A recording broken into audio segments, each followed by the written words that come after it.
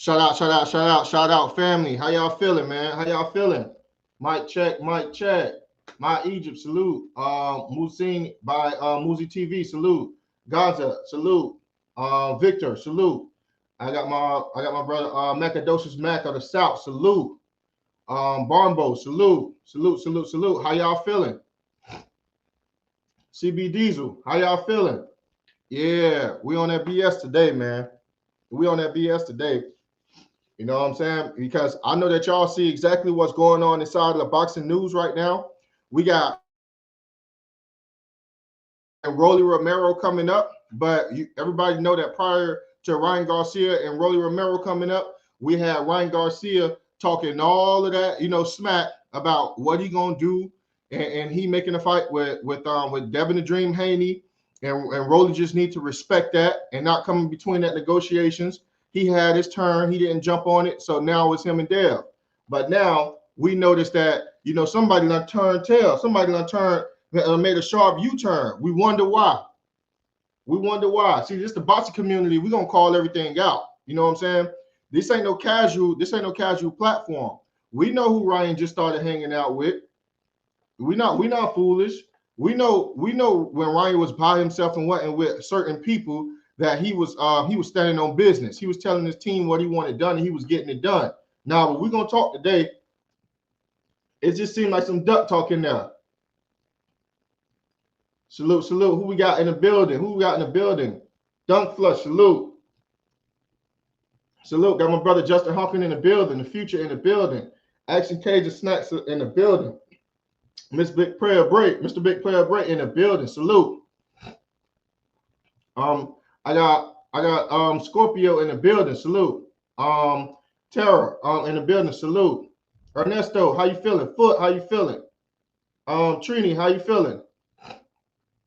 Hey, I want y'all to come in as you guys are coming in. We're waiting on some more of our people to come in. I want you guys to go ahead and look at the top right-hand side of the screen, smack that X so that you can smash the like button if you're on the mobile device. We're going to get cooking. As you guys know, this content is not free. However, you can pay for this content by smashing the like button. By smashing the like button. You smash the like button by following these instructions. You look at the X at the top right-hand side of the screen, press the X, wait till it goes down, press the thumbs up button until it goes back and come back into the chat. We appreciate you guys. Love you guys. Let's put our way. Let's get cooking. How y'all feeling? Blue, what's going on, great brother? What's going on, great brother? How you feeling? Nah, man, we on one. We on one. Man, listen, man, we got to delve deep into this, huh? The lies in the sport of boxing. Today is the day the lies in the sport of boxing has to come to an end. You feel me? For sure. Sheila Contreras, peace and blessings to you, queen. How you feeling today? Blessings to the queen, man. Blessings to you, queen. I see you out there doing your thing. Competing. Brooks, what up, though? How you feeling, great brother? How you feeling? So we got to get into this, man. The lies, the deceit in the sport of boxing, it must come to an end. Finally, it has to come to an end. It's too much. Sure. It's too much, right? Deceiving the fans and the fans accepting deceit. To be deceived is ridiculous at this point in time. You understand? You can't sit there and lie to us. You understand? And tell the people. And then here's the issue. I told A-Side this earlier when we talked before we got here. My issue is that is that I had.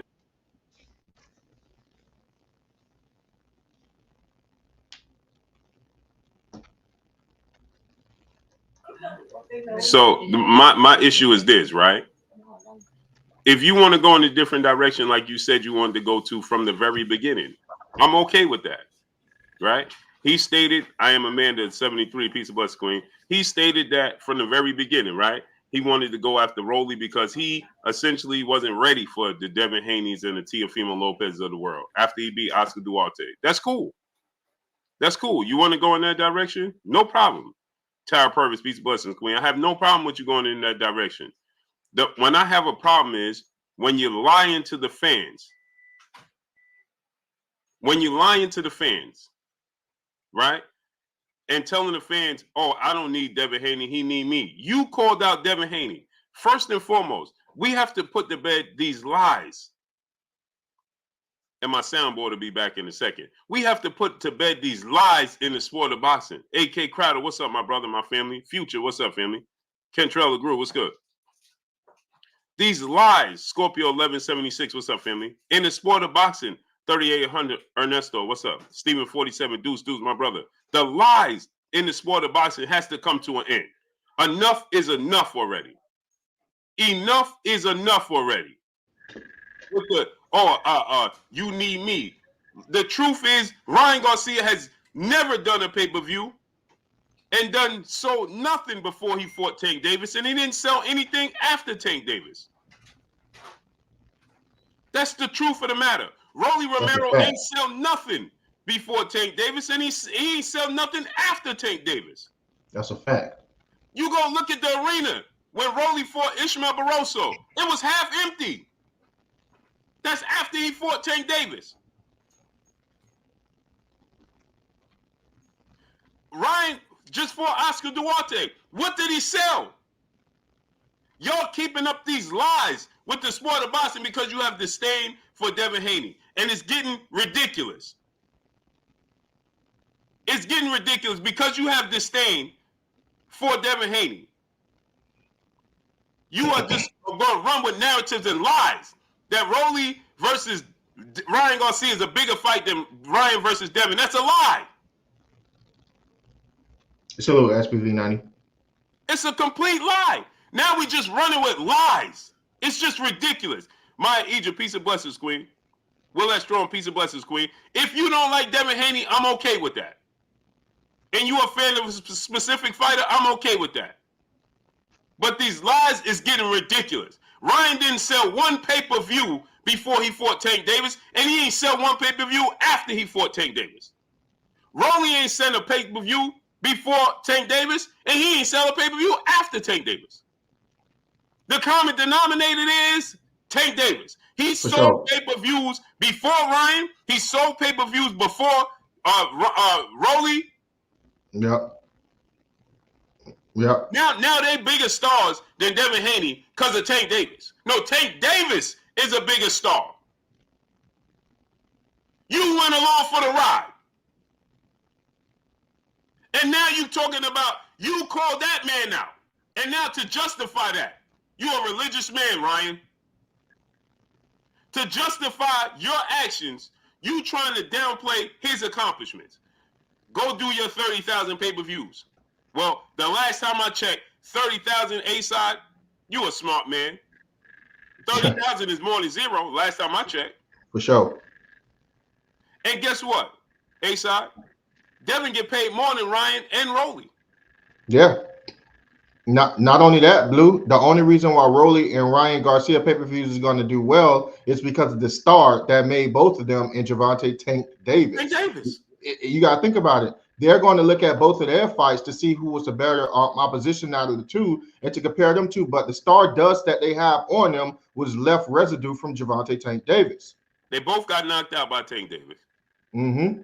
They both had performances after that. I like Ryan's performance against Duarte, but where was that fight at? How big was it? Where did it take? What numbers did it do? What are we selling here? Right. And the worst part about it all, you did a poll. Devin Haney was not calling out Ryan Garcia. For sure. Ryan Garcia did a poll talking about, should I fight Devin Haney or should I fight Rolly? Rolly said, I ain't even fighting you. I had no interest. Devin said, why you got to put up a poll when we both free? Let's make it happen. You put up a poll talking about, I want to give the fans what they want. The fan, when you put up a poll with you and Rolly, the fans voted for Devin. Then you took to social media and you lied. Yep. And you took to social media and you said, if this fight don't happen, it's going to be because of Devin Haney. Now you took a run with Floyd Mayweather. You took a run with Floyd Mayweather. I told y'all, Asa, didn't I tell everybody? I said the moment he was with Floyd Mayweather, it's a conflict of interest for Floyd Mayweather. He ain't going to make the fight. It works two ways. He could He could take a jab at Bill Haney. And Light Eyes, what's up, family? D-Boy Dev, what's good? He could take a jab at Bill Haney. Claymore Rain, what's up, family? Scorpio 1176, Johnny Elegant, what's good? Asai, you put the link to your channel in the chat? Because I didn't see it. Yeah, I did. You put it in there? Put it in again so I can pin it. Yeah. Controller Groove said, laugh him out. This is crazy. What's crazy, bro? I think he probably saying what's going on right now in boxing. I think he probably saying what's going on right now in boxing. Yo, let me tell you, man. I was on the phone with Blue, and Blue said, "Yo, A-Side, they gotta hurry up and make that Devin Haney fight." You know, I'm excited about the fight with Ryan. I'm talking about the fight. He said, "Yo, they gotta make that fight." He said, "It won't be good for if other parties, let's just say other parties want Ryan after his contract is done with Golden Boy, and he was to have a loss on his fight from Devin Haney. His star power will shoot down.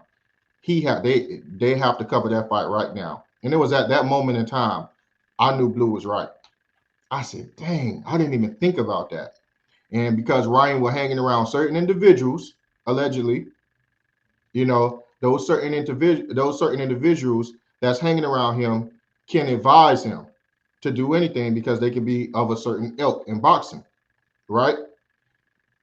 The moment Blue said that, and then he laid down online for us, if he was to win, then it's possible that he would have to stay in a contract with Golden Boy against Devin Haney because they made him a champion. But if he was to lose, then, you know, the other parties that was interested in Ryan Garcia with only one loss may not be interested in him with two losses to the two biggest young stars that's in the lighter weight division. It was once Blue said that, I said, "Man, we're not getting this fight, man.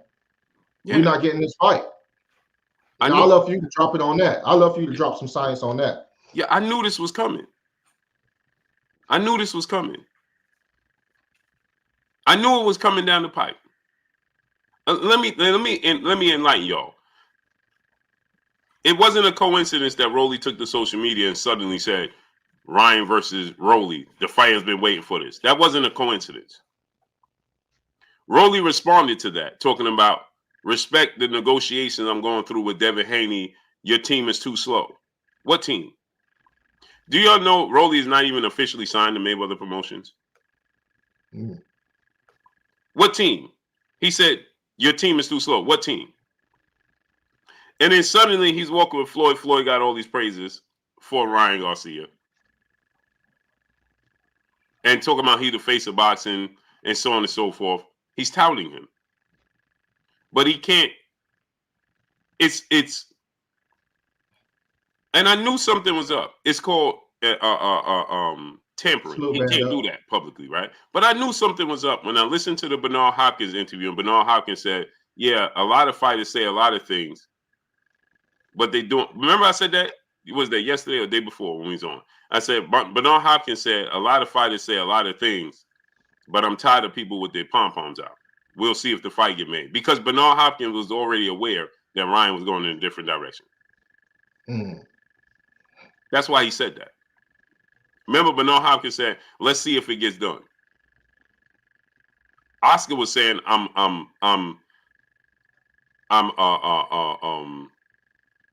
he was optimistic that it was going to happen. Bernard was like, "Let's see." Bernard knew. That's why he said that. Ryan was just trying to look for the words to tell y'all that he was going a different direction and didn't want to make it obvious that it was him and Floyd had this conversation and he was going in the direction of fighting Rolly. And again, like I said, you want to go in a different, be a man and stand on your square. For sure. Hey, bro, I'm fighting Rolly. You know, I changed my mind, I'm fighting Rolly. And take those arrows as they come. Don't try to put it off on Devin Haney. And act like because Devin Haney don't sell and Devin Haney needs you and you a bigger star and Rolly. Man, stop the nonsense. Vietnamese style. You said Rolly ain't no joke. Who you got in a fight? You know, who would you rather put your fighter against to secure a win? Rolly Romero or Devin Dream Haney?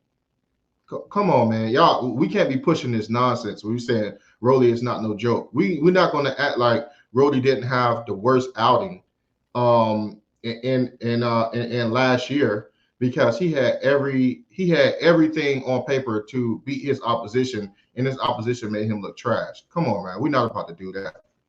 Now he's not no joke. I gave Ryan all types of props. For sure. That's what made me mad. I was just on here with Claymore the other night. Yeah. I was just on here with Claymore the other night. Yeah. You know, Claymore, am I lying? We were just on here giving Ryan all type of respect, saying what type of man, he's a man. He mold himself into a respectable man. Yeah, I'm we sitting there talking about how he took the business. He took the business in his own hands, though. I'm gonna say this though. Dub C, what's up, family? I'm gonna say this though, A-Side. He still took the business in his own hands.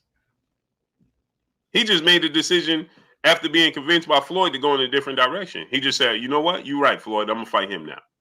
He still did a boss move.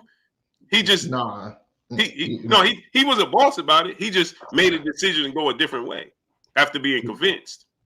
You see what y'all saying right now, right, chat. See, Blue is still training me. I'm not the older lion right now, right? So I still go after certain kills that I don't need to go after. No, Blue. No, I'm going. Hey, this is a kill that I want to go after with because I made this point with Claymore, right? Here's the thing. Tank and his team, you see what I'm saying? I had got mad because I said, if you knew what direction you was going in, why punt fake? Why try to have us believe one thing when you know for sure that you're not even doing that very thing? Claymore tell you I said that, right? Here's the thing. I have no problem with you changing course. I have no problem with you changing direction, right? Once you change course and you change direction, be a man about it. If you're a boss, stand on that move by your lonesome. Say, nah, man, I'm making this decision. I decided to sit down with my team. We thought that this would be a better route. I could save Devin Haney for another day.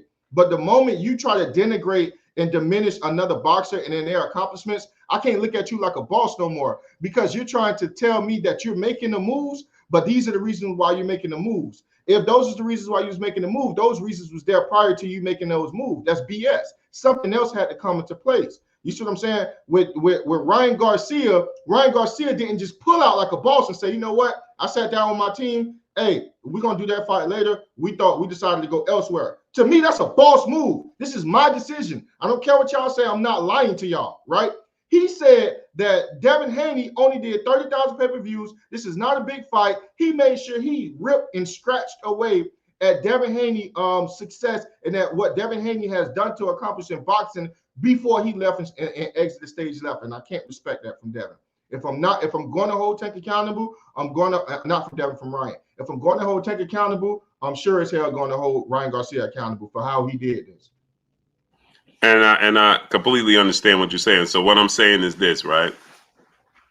Is that he's still being a boss in the sense of he's still going to make the decision against his promoter's wishes, because Oscar and Bernard want him to go in the direction of Devin Haney.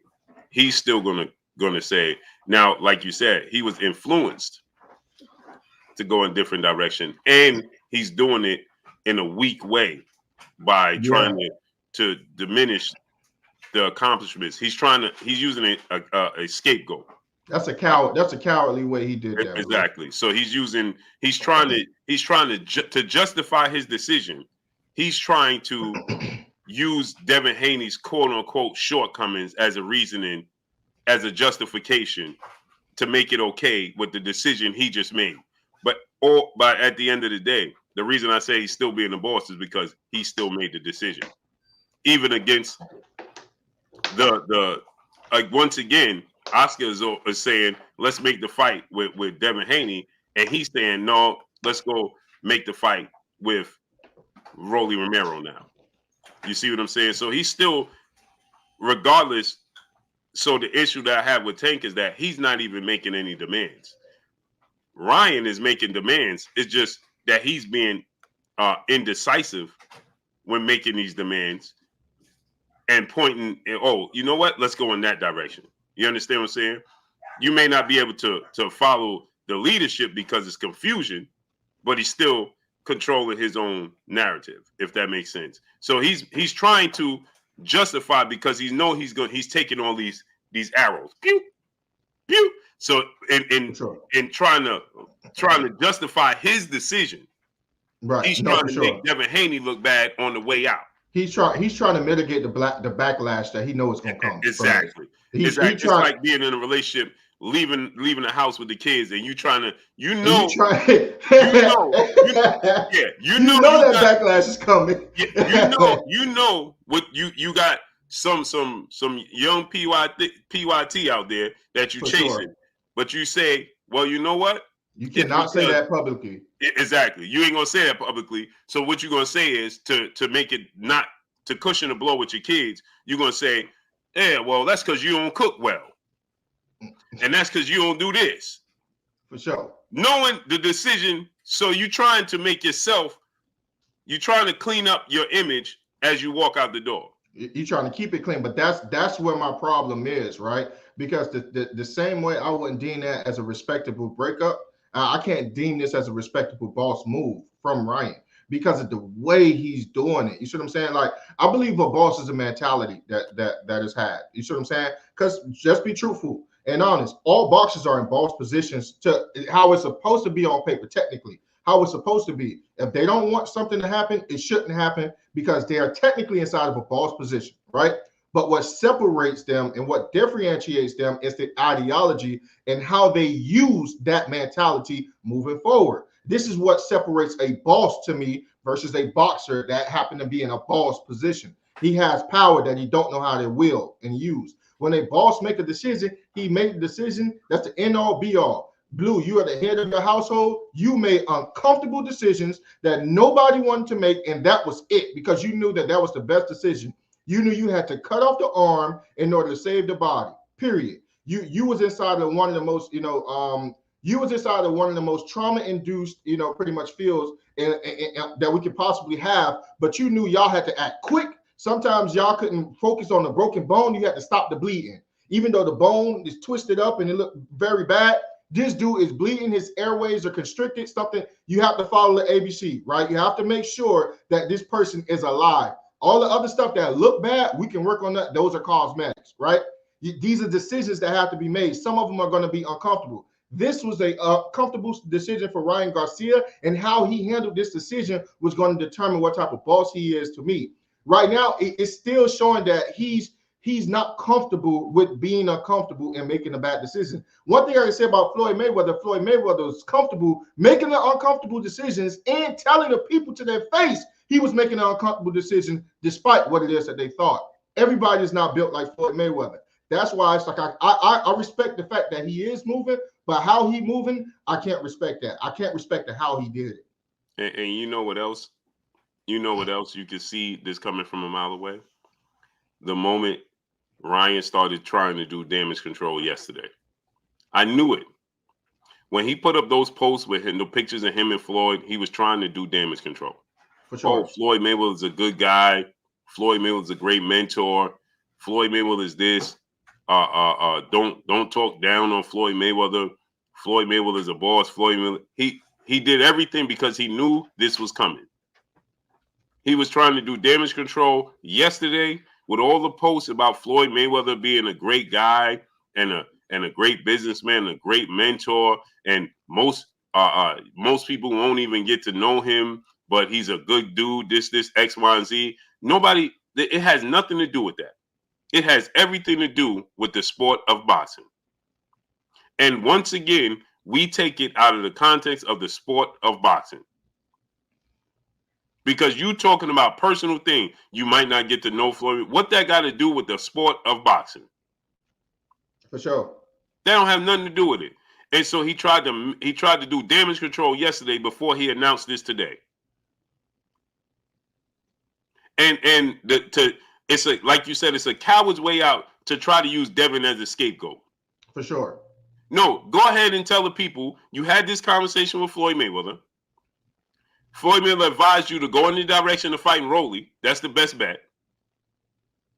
He promised you how much money you're gonna make with selling the fight, how Rolly talked X, Y, and Z, the same way he did Tank with Rolly. right? And remember, Tank wasn't happy with the Rolly fight. He like, man, they forcing this fight on me.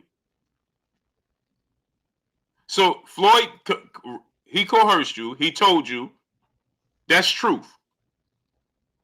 He would run. You could tell from his decision. I told y'all when that video came out, that audio. I told y'all the moment he asked Floyd, they asked him, and Floyd said, "Oh, he could do what he wanted to do." He ain't say it was a good fight. He ain't say, "Oh, that's a good fighter." He didn't do none of that.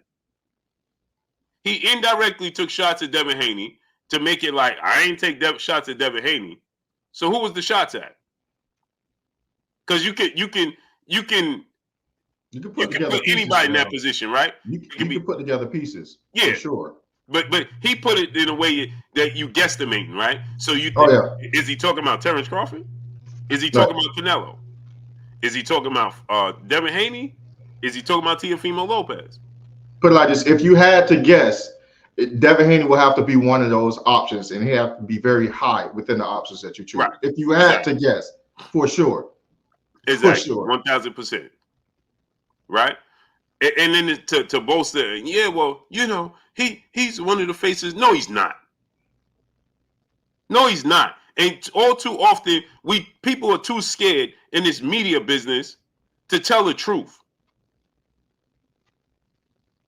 They scared to tell the truth.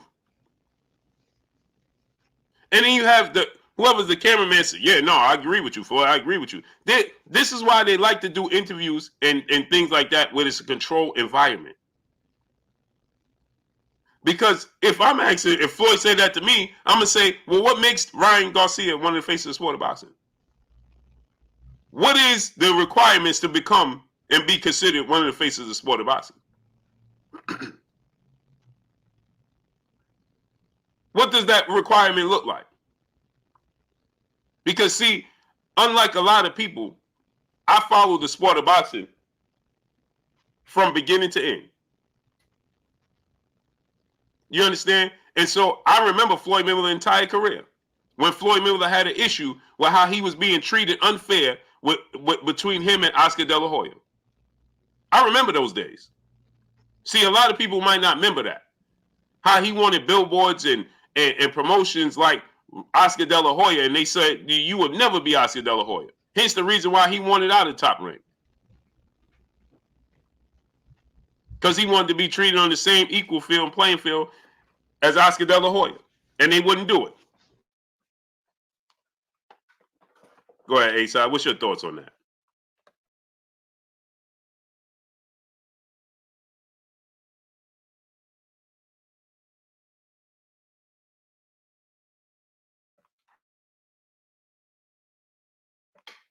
Hold on 1 second, people. Hold on 1 second. Let me fix this soundboard.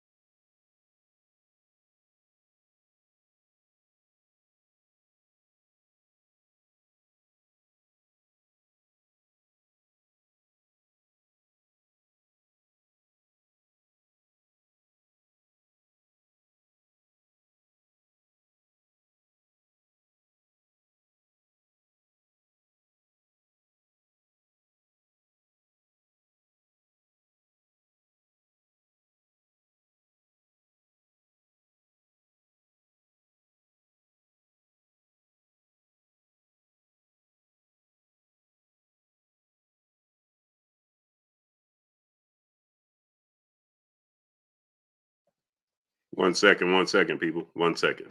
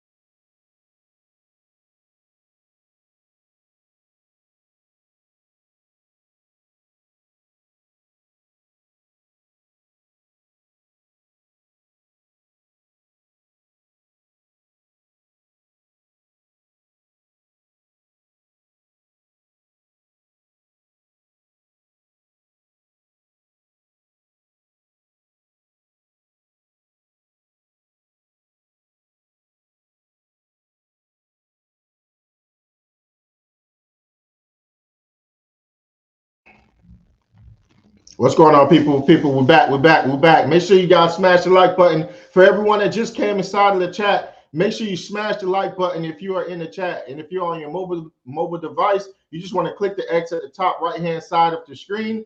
Then you want to go ahead and make sure the chat go down. Press the thumbs up button until it goes black. Then come back into the chat. However, this content is not free, but you guys can pay for it by smashing the like button. Pay your admission, less work. Yes, sir. You can hear me? Yeah, I hear you good. Okay. Can't really hear me. We're back, family. We're back. Salute to my brother, Mr. Big Play Bray, brother in the super chat, dropping that Cinco on us in the super chat. Salute to my great brother, dropping that Cinco on us in the super chat. He said it's time for Dev to move on from Tank and Ryan. They obviously playing games. Dev shouldn't say Tank or Ryan name anymore. Agreed, great brother. Agreed. I agree with you. Let's get all these super chats out the way. Disgusting. Go ahead. But that's the place it has come to. That's what it has come to right now. You understand what I'm saying? You can't say Boxer's name in the sport box. Nope. That's disgusting. Luis Luck, my brother in the super chat, dropping that Cinco on us in the super chat. He said Rolly should be forced to rematch that 65-year-old that whooped him. Agreed. Everybody talking about Devin should have a rematch with Lomachenko, but nobody wants to see Rolly instantly rematch Ishmael Barroso. Ain't that something? Dwayne Moore, brother in the super chat. He says, salute, Blue, salute, A-side, salute to you, King. We appreciate you 1,000. Salute, great brother. Yes, sir. Yes, sir. Hold up. Salute to my great brother, Robert Chandler, brother in the super chat. He said the 2024 Frank Martin Ghosting Award goes to Ryan Garcia. Yo. Yeah, it's getting really, really ridiculous at this point in time. Really ridiculous at this point in time. Salute to my brother, Robert Chandler, in the building, in the super chat. Dropping that half a duh on us in the super chat. He said, Blue, I love Mayweather, the fighter, but do you think he's having a positive impact on the sport of boxing and making big fights? No. And I love Floyd Mayweather. I said this to Keith Thurman at one point in time, right? And I said, do you think the Floyd Mayweather effect has a negative effect on the sport of boxing? And he said, how could it have a negative effect? Perfect. Appreciate you, big boy. He said, how could it have a negative effect on the sport of boxing when they making millions upon millions of dollars?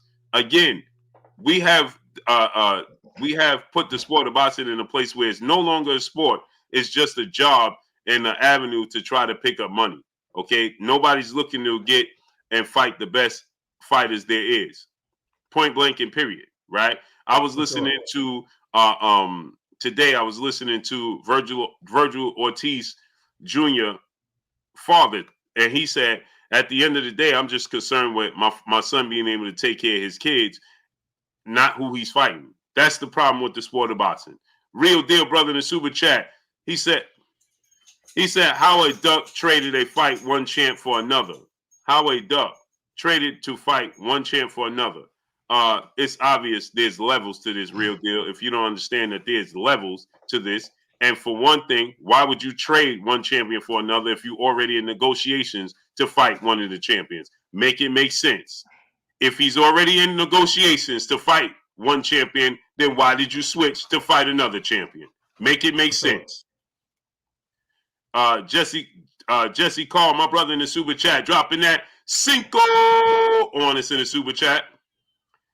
He said, I'm shocked Ryan has a history of doing this. I'm not shocked Ryan has a history of doing this. It's terrible. Terrible. And I was giving Ryan Garcia all types of what are you talking about? For bossing up, right? Man. Yo, it was like a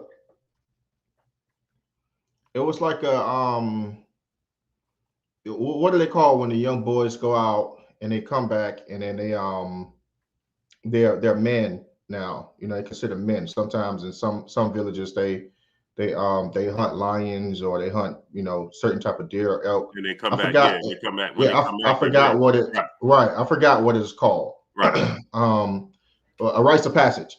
It was like we were saying a a rites of passage in boxing with Ryan Garcia, and if done the right way, he could have echoed that throughout the generations. He could have made it okay for other boxers to to feel comfortable with taking their rites of passage from their team and becoming the helm of the team, becoming the spearhead, letting them know exactly what they want inside of their career. Even though it would have been uncomfortable, them seeing Ryan do that, especially at this age, and making certain moves. It could have blew up boxing in a certain way that could have helped. But now I got to retract all that stuff, man. He's and the problem I has is, don't try to convince us. What he say? Don't piss on my leg and tell me it's raining. Yeah, for sure. That's where the problem lies. For surely Sean, what's up, nephew? Fit for life, Doc in the building in the super chat, dropping that Cinco on us in the super chat. He said if Rolly's could not take Barroso's punch, he will not be able to take Ryan's punch. Agreed. He didn't like the power from Ishmael Barroso, but this is the difference, right? He gonna feel like Ryan Garcia is susceptible to get knocked out more so than Ishmael Barroso. He wasn't willing to exchange with Ishmael Barroso. He gonna be willing to exchange with Ryan because he think that only one punch all he need is one punch because he feel like Ryan is chinny. So he gonna feel like once I land one punch on him, I'm gonna get him up out of there. Salute to my brother Professor X, my brother in the super chat, dropping that half a dub on us in the super chat. Salute to my brother Professor X, dropping that half a dub on us in the super chat. Salute, Professor X. Salute. Appreciate you, Professor X. And see, here's the thing. I know that you said that you don't mind his outing last time with Duarte. I don't mind the first half of his outing with Duarte. I love the fact that that he kept him away, kept him at that distance. But he can't play those type of games with Rolly because if Rolly start to pour it on you, you can't get hit with too many of those shots. You see what I'm saying? Rolly himself can't get hit with the shot as well. So that's what's going to make for an exciting fight. I'm just going to keep it. I'm just going to keep it 1,000 with you. The fight IQ is not going to be that high inside of that ring. So that's what's going to make it fun. The fact that they both are explosive punchers. They both can knock each other out at any given time. It's a sock 'em bop 'em type of fight that is bound to ensue to happen in order for one of them to get out of that ring. I don't see it going the distance with both of them.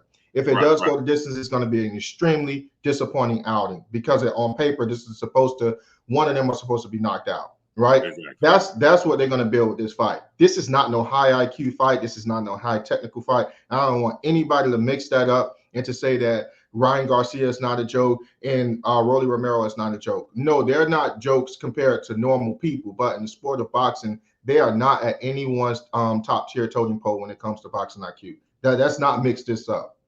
And that's where the problem comes in. We have gotten Snipe B was good. We have gotten confused with confusing high quality fights with commercial fights. For sure. Thank you. That's what happens. Thank you. That's what happens.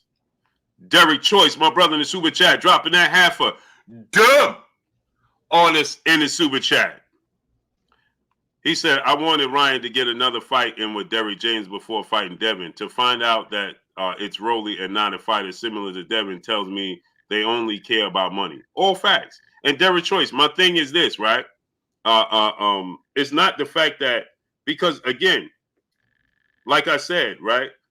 When they talked about him fighting after the fight with Oscar Duarte, and he said, oh, I'm not focused on Devin and Tio yet. I'm going to have another fight, Rolly fight.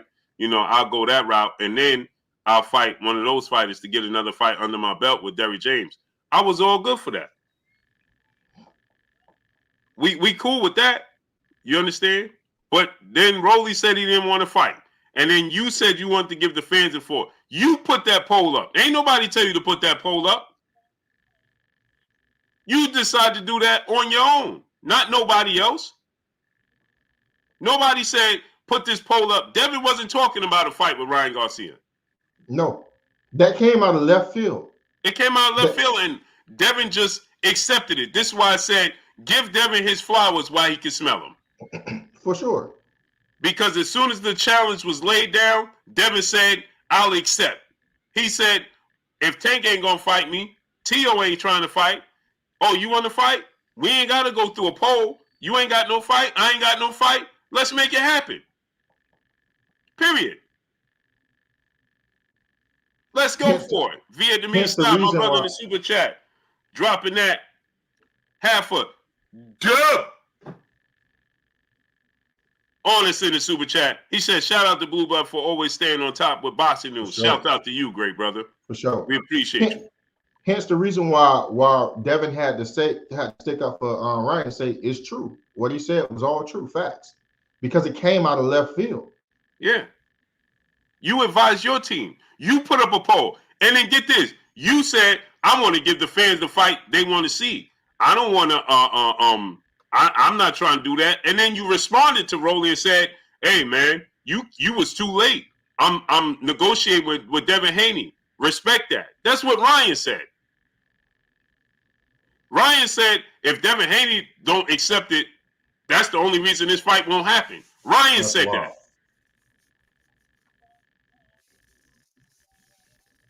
Devin Haney ain't called for this fight. Ryan did. Salute to Dub C. Well connected, brother in the super chat. Dropping that Cinco on us in the super chat. He said, Blue, you called it, but just think about if Ryan fights Devin, it does a 800K to $1 million pay-per-views. Devin destroys Ryan. Now Devin and Tank looks different. For sure. Mm-hmm. For sure. Because that's taking his team biggest claim to fame. What are you going? Yep. Hold on. Oh, let's see. Nine and dude, what's up, family? Nine again. He said, Nine and dude said, salute to Ryan and dude in the super chat. We appreciate you. He said Ryan's a fraud. That's how it's looking. He made himself look absolutely extremely bad for no reason. Hey, Blue, I would be remiss if I don't say this. We're gonna have to let the brothers on tonight to cook about this. No, this sure. Can't. We're gonna have to let the wolves out with this. They scratching at the bit to come out with this one. I mean, the brothers, the brothers letting me know like, hey, side, y'all gotta let us up on this one. Yeah. So for sure, we letting the wolves out today, for sure. Okay, brother, my brother in the building in the super chat, dropping that half a dub.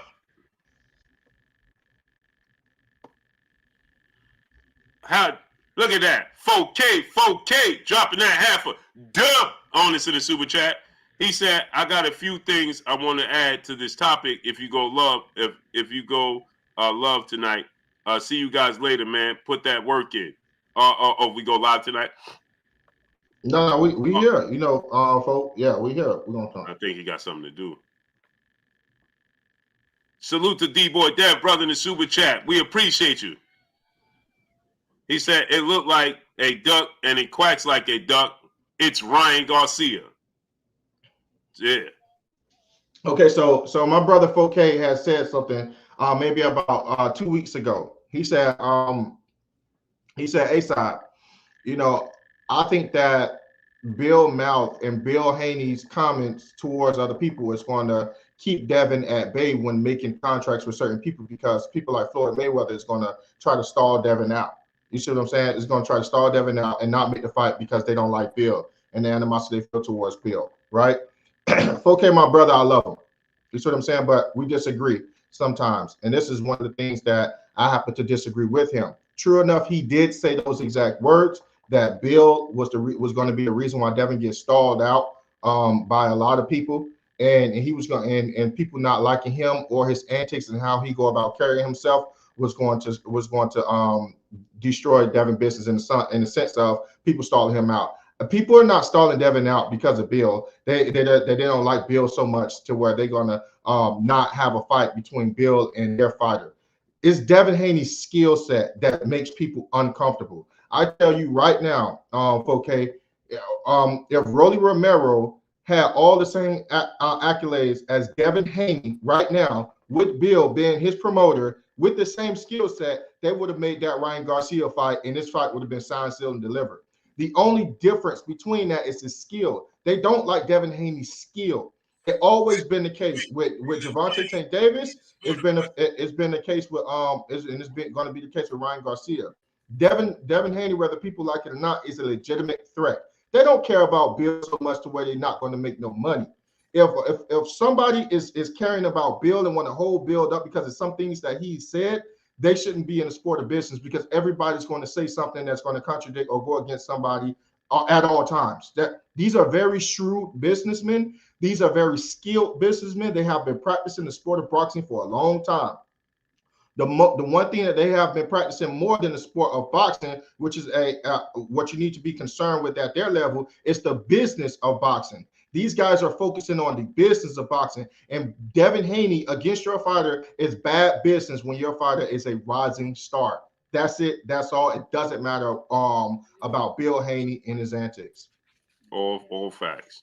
Black Wolf, brother, in the super chat, dropping that half a dub on us in the super chat.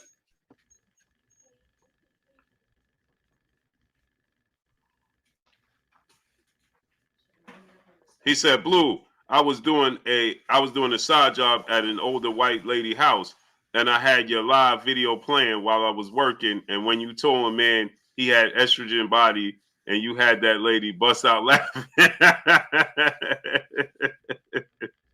Yeah, too much estrogen, man. Not enough testosterone running through these dudes' bloods, man. They born in a different era. This is a different era. I don't know where they come from, bro. I can't relate. I can't relate, man.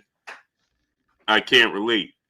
I was on a post that somebody put up that said BG said something about Lil Wayne, and instantly everybody came, man, BG, you cancel. They don't even know their personal relationship. They talking about he canceled. Salute to my brother Omari brother in the super chat, dropping that Cinco on us in the super chat. He said the hate for Devin Haney is really getting diabolical out here. It's crazy. Yeah, wow. Ryan called out Haney, and he should have stood on business. All facts. For sure. All facts. He called that man out. And then this is Omari, this is the problem. He called that man out, and then because he did a 360, and because he changed his mind, he gonna try to make it Devin Haney and try to water down his accomplishments. He gonna try to downplay Devin Haney as a fighter and his accomplishments because he changed his mind, talking about you need me, I don't need you. No, you called that man out. He didn't call you out. And the truth be told, again, that's why I said we got to start telling the truth. Ryan Garcia has a huge social media following. He don't have no boxing presence. Let's keep it 100. Charles Edward Cheese. What's good with your cheese? He don't have a boxing presence. Let's keep it 100. He did no pay-per-views before Tank fight, and he did no pay-per-views after Tank fight. How many tickets did the Oscar Duarte fight sell? He fought Emmanuel Tagle in LA, his hometown. How many tickets did it sell? Boss fan full-time brother in the super chat, dropping that Cinco on us in the super chat. He said, how's Rolly going to get through that taco shell defense? I don't know. Because it cracks easily. That's why. Yeah. It's absolutely amazing. Context and perspective, brother in the super chat, dropping that Cinco on us in the super chat. He said, I tried to be unbiased about the boxing stuff, but it's starting to look like there's a plot against Devin. Am I tripping? No, you're not. You're not tripping at all. And then you have fans come out here trying to justify it. That's the worst part about it all. They trying to justify this. I saw somebody on the Boxing Voice talking about, man, you got to give Floyd credit. Give him credit? What are we giving him credit for? Ness said we giving him credit for stopping the fight from happening? What are you talking about? Give him credit? Man, make it make sense. Larry Lopez, brother in the super chat, dropping that Cinco on us in the super chat. He said they clicking up on the young warrior Haney, and they all gonna come up short. This should make you more of a fan of Devin Haney. Because as a real fan of sport of boxing, this should entice you to be a fan of Devin Haney. If this don't show, he ain't the dream no more. He just what they said. He a nightmare. For sure. D-Boy Dev, brother in the super chat, Saving Crying Ryan, a film made by Floyd Mayweather.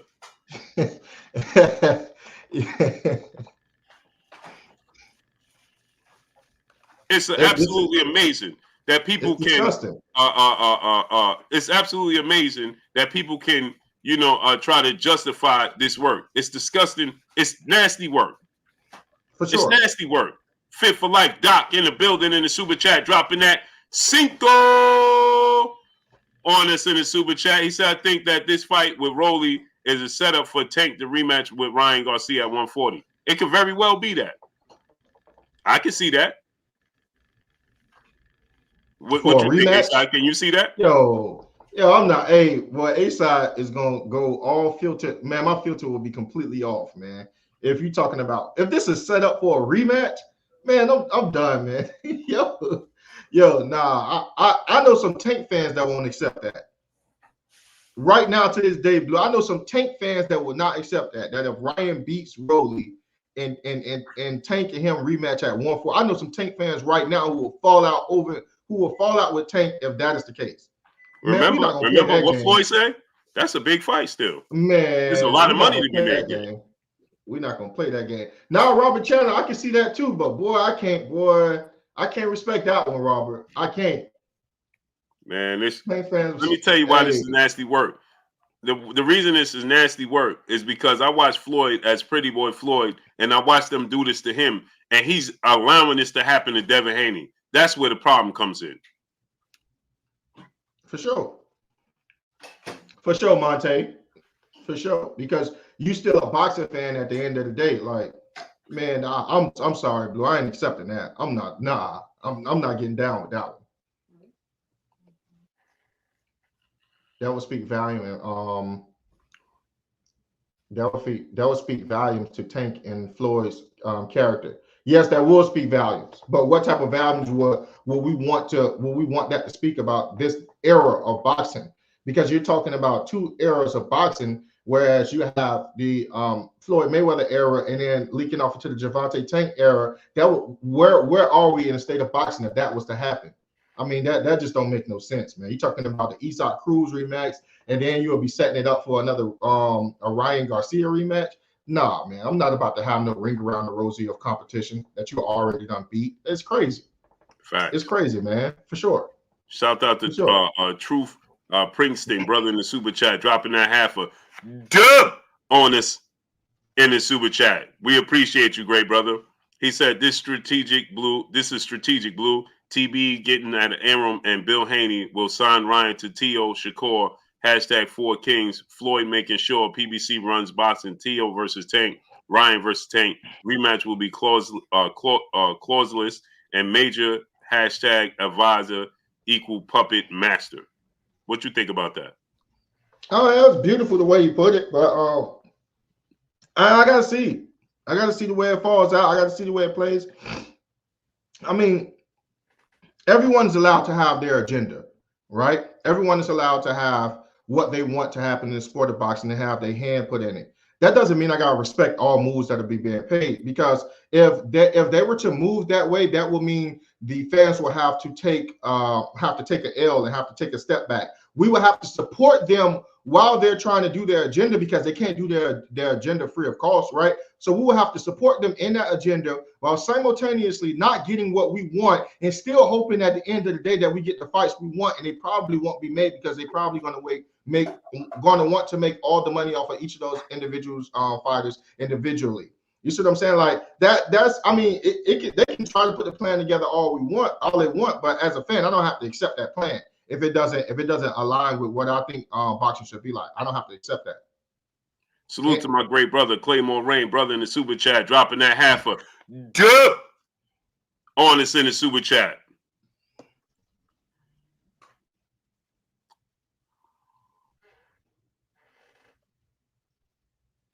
He says, shout out to the community. Ryan is just staying true to his nature and to what got him to the big stage, which was a combination of boxing and social media antics. his credibility has asterisk on now. All facts. For sure. And I see what you said in the chat, Claymore. You right, 1,000%. 1,000%. You know that and that's what I was saying about the comment, the super chat before last. Like we're not. Hold that thought, A-Side. D1's boxing brief. How about you click the link? Since you're saying that we trying to push it, you dudes are not fans of sport of boxing. Take boxing out your title. Why do you have boxing in your title? Take boxing out your title. If the real can't recognize and identify the real in the sport of boxing, you shouldn't have boxing in your title. Take the boxing out your title. You are not a boxing fan. You are a fan of a specific fighter. You have disdain for Devin Haney because he wants to be great. It is absolutely nasty work and disgusting work when you see a guy trying to be great and try to fight the absolute best there is to offer, yet you out here talking about we trying to push hard for Devin Haney to be a superstar, yet you don't mind backing a fighter who has never done a pay-per-view outside of fighting a guy who did multiple pay-per-views and a superstar in Gervonta Tank Davis and hitching his wagon to his. Never did a pay-per-view after the Gervonta Tank Davis fight. Wasn't making more money than Devin Haney before he fought Gervonta Tank Davis. Didn't make more money after he fought Gervonta Tank Davis against Oscar Duarte than Devin Haney. Didn't sell out an arena like Devin Haney did without Gervonta Tank Davis. But yet you trying to tell us that we are trying to convince the world that Ryan Garcia is a superstar, is not a superstar, but Devin Haney is a superstar. So what qualifies Ryan Garcia to be a superstar since Floyd Mayweather said he wanted to face it in the sport of boxing? Please tell us. We'd like to know. Salute to the brother. And while you think about that, we're going to go on to the next. Salute to the great brother Mike H, brother in the super chat, dropping that half a duh on us in the super chat. He said, let me ask all a question. Why are we acting so surprised? This is Ryan's first time pulling this. This ain't Ryan's first time pulling. This is a reoccurring act. Fool me once, shame on you. Fool me twice, shame on us. No. So here's the problem, is that we clearly see he was coerced into this position. That's where the problem lies. And not only did he do that, but then he's trying to blame Devin Haney as for the reasoning as to why he's not fighting. To try to tell us that, that Rolly Romero is a bigger fight, and then try to take a shot at Devin Haney and say that Devin Haney only does 30K pay-per-views is a lie. It's a lie. And I like your A-Side, he only did 50 pay-per-views. Now they believe in Ryan saying he did 30 pay-per-views. Which one is it? Which one is it? J Pitty City, my brother in the super chat, dropping that Cinco on us in the super chat. He said, what does Haney do now? There's several options. Does he stay busy and go for Matias, Hitchison, Sandor Martin? Does he wait for Tio or Ryan Roley winner? I think he goes. I would say go after Sabril Matias. That's the next fight that I would say he have to take some respect from him, because Sabril Matias got a lot of steam on him. There's a lot of people that's saying Sabril Matias is the hardest hitter. He'll beat Devin up and stuff like. He need to take that from Sabril Matias, because that will keep it real boxing. Champions fighting other champions that other people deem that are bad. In the words of Bill Haney, Motor Scooter, you go ahead and you take that real fight and you take that that championship belt from him. And then when they look up, now Ryan only got 2 champions in there. Jermaine Ortiz or Teofimo Lopez, and he will have a Devin Haney unified, and then he will have a belt from Rolly Romero. There will be no more running at that point. There will be no more running at that point. So I believe that will be the second greatest move to do. And the problem is, right? This is the problem, right, A-Side? The problem is that people want to say that we are, trying to push the Devin Haney narrative, right? Sure. All of these fighters, right? Now, get this. People have said that Matias is the boogeyman. Now, Devin's going to fight him, beat him. And the first thing he's going to say is, well, Matias ain't beat nobody. Yeah, for sure. He already had a loss. They're going to say that. And guess what? Matias don't sell, right? Yep. So now Devin does a fight with Matias. It don't do big numbers. Well, guess what? Devin, you see, Ryan and Rolly did more numbers than Devin and Matias. Yeah, but that is a more quality fight. But Rolly. It's a more quality fight. He's gonna get zero credit. The same way I'm telling y'all now, and I'm telling you here as I stand. He's going to get the same amount of credit Terrence Crawford got for being Victor Postal. Yeah, right. Same exact scenario. It is the A-side. When I tell you it is a carbon copy of the same exact scenario, right? They said Victor Postal was the boogeyman. He had all these knockouts. He had the Eastern European style, right? They said that Victor Postal was made. Matias quit. Lucas Matias was the machine, the boogeyman. He made the boogeyman quit. And then Danny Garcia ran from Victor Postal. Then Terrence Crawford knocked him out, and we act like it never happened. That fight absolutely never even happened. He put hands and feet all over. I promise you, it's going to be the same exact thing with Devin Haney and Subriel Matias. See, but that's what threw me off, though, Blue. What threw me off is we already got one. Look at SPV 98. Who Postal beat? Who did Subriel Matias beat? Now tell us SPV 98, because if you can't tell me who Subriel Matias beat, I'm going to block you. What high profile, what big name did Subriel Matias beat? And if you can't give me one or two, I'm going to block you. Now, how about that?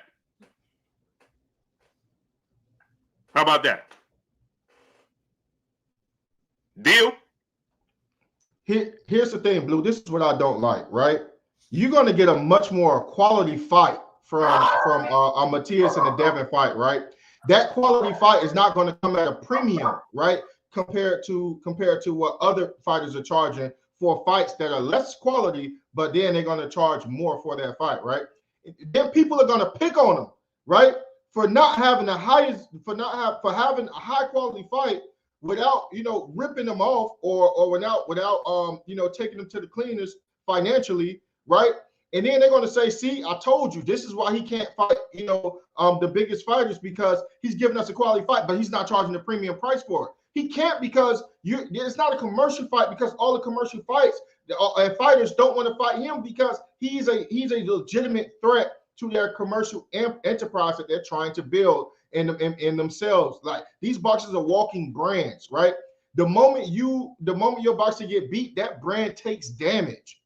And some damage is so bad that you cannot come back from that. And no one wants to play that game with them. No one, let's be honest, no one wants to play that game with Shakur. I'm being 1,000% with you. These are fighters that will absolutely destroy your rising stars, right? But I don't like that people see exactly what's going on. They know exactly what's going on, and then they diminish it. You get what I'm saying? Then they try to make excuses for it, of why it should happen to this person. That's exactly my stance. Don't try to diminish it. You see exactly what's going on. Salute to Vince in the super chat, dropping that cinco on us in the super chat. He said they almost blackballing Haney at this point, and then pushing this BS narrative that it's because he doesn't sell on top of it. Shameful. All facts. All facts. Tekken Do 6, brother, in the super chat, dropping that half a dub on us in the super chat. Salute to Tekken 26, dropping that half a dub on us in the super chat. He said, yo, Blue, you're the real deal. You be at the amateur fights. You look exactly the same. LOL. Appreciate the picture of my son and me. Salute to my brother Tekken Do 6. I seen him last night, man. Hey, you posted on Instagram, bro. Tag me in it, please, great brother. Salute to Tech and Do 6, man. Let me rent you up, great brother. Hey, fun fact, Blue. Fun fact, right? The fellas asked me, were you getting on last night? I was on the phone with the fellas, and yo, when you text me that, I bust out laughing. Y'all automatically thought about the night that you went there. Your friends was looking for you. Yo, you just went off it. Yo, I automatically thought about. I was like, yo, we not getting on tonight. You're like, I'm like, trust me, we not getting on tonight. Fact. Yo, that was so funny. Yeah, I seen Tech and Do 6. I seen him last night with his son. Blessings to you and your son, great brother. Much love to you and your son. Hey, my people, I need y'all to smash that like button, man. I need y'all to get the likes up.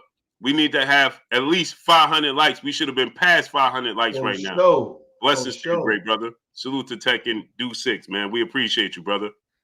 So everyone that is in the chat, we definitely going to need you guys to smash that like button. Like I said, this content is not free. However, you can pay for this content by smashing the X at the top right-hand side of the screen. If you're on your mobile device, click the thumbs up button until it goes back, then come back into the chat. Also, make sure you click that link that's in the chat and support your boy ASAP for more knockout content. We appreciate you guys. Thank you guys. Smash the like button. Let's show boxing that there are still boxing fans in here that love and respect the sport, and we're going to support channels that love and respect the sport. Salute. Simply Fact said Haney is not top 10. Okay, cool. Who is top 10 then?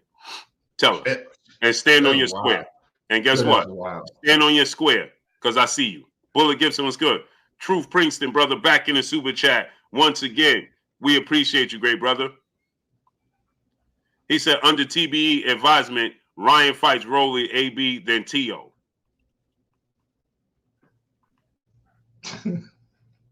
Is that out of the... No, because I saw it just now.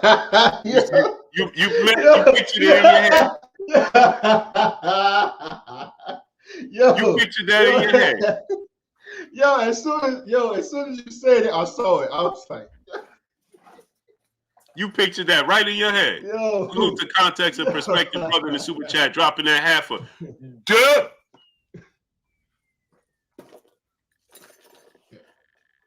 Honest in the super chat, he said people are really letting Ryan get away with telling Dev to fight Hitchison while he fights Rolly. How is Devin being held to a different boxing standard than Ryan? Because there's a lot of disdain for Devin Haney. That's why. It's a lot of disdain for Devin Haney. And they don't even know why. They can't tell you why.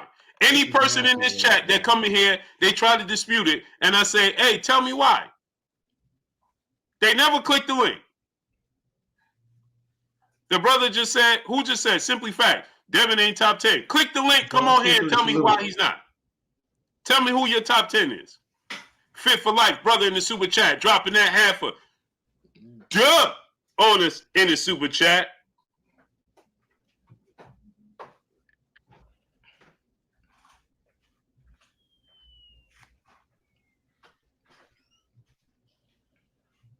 Salute to my brother Fit for Life, dropping that half a dub in the super chat. He said, I can guarantee TBE is petty enough to help Ryan beat Rollies.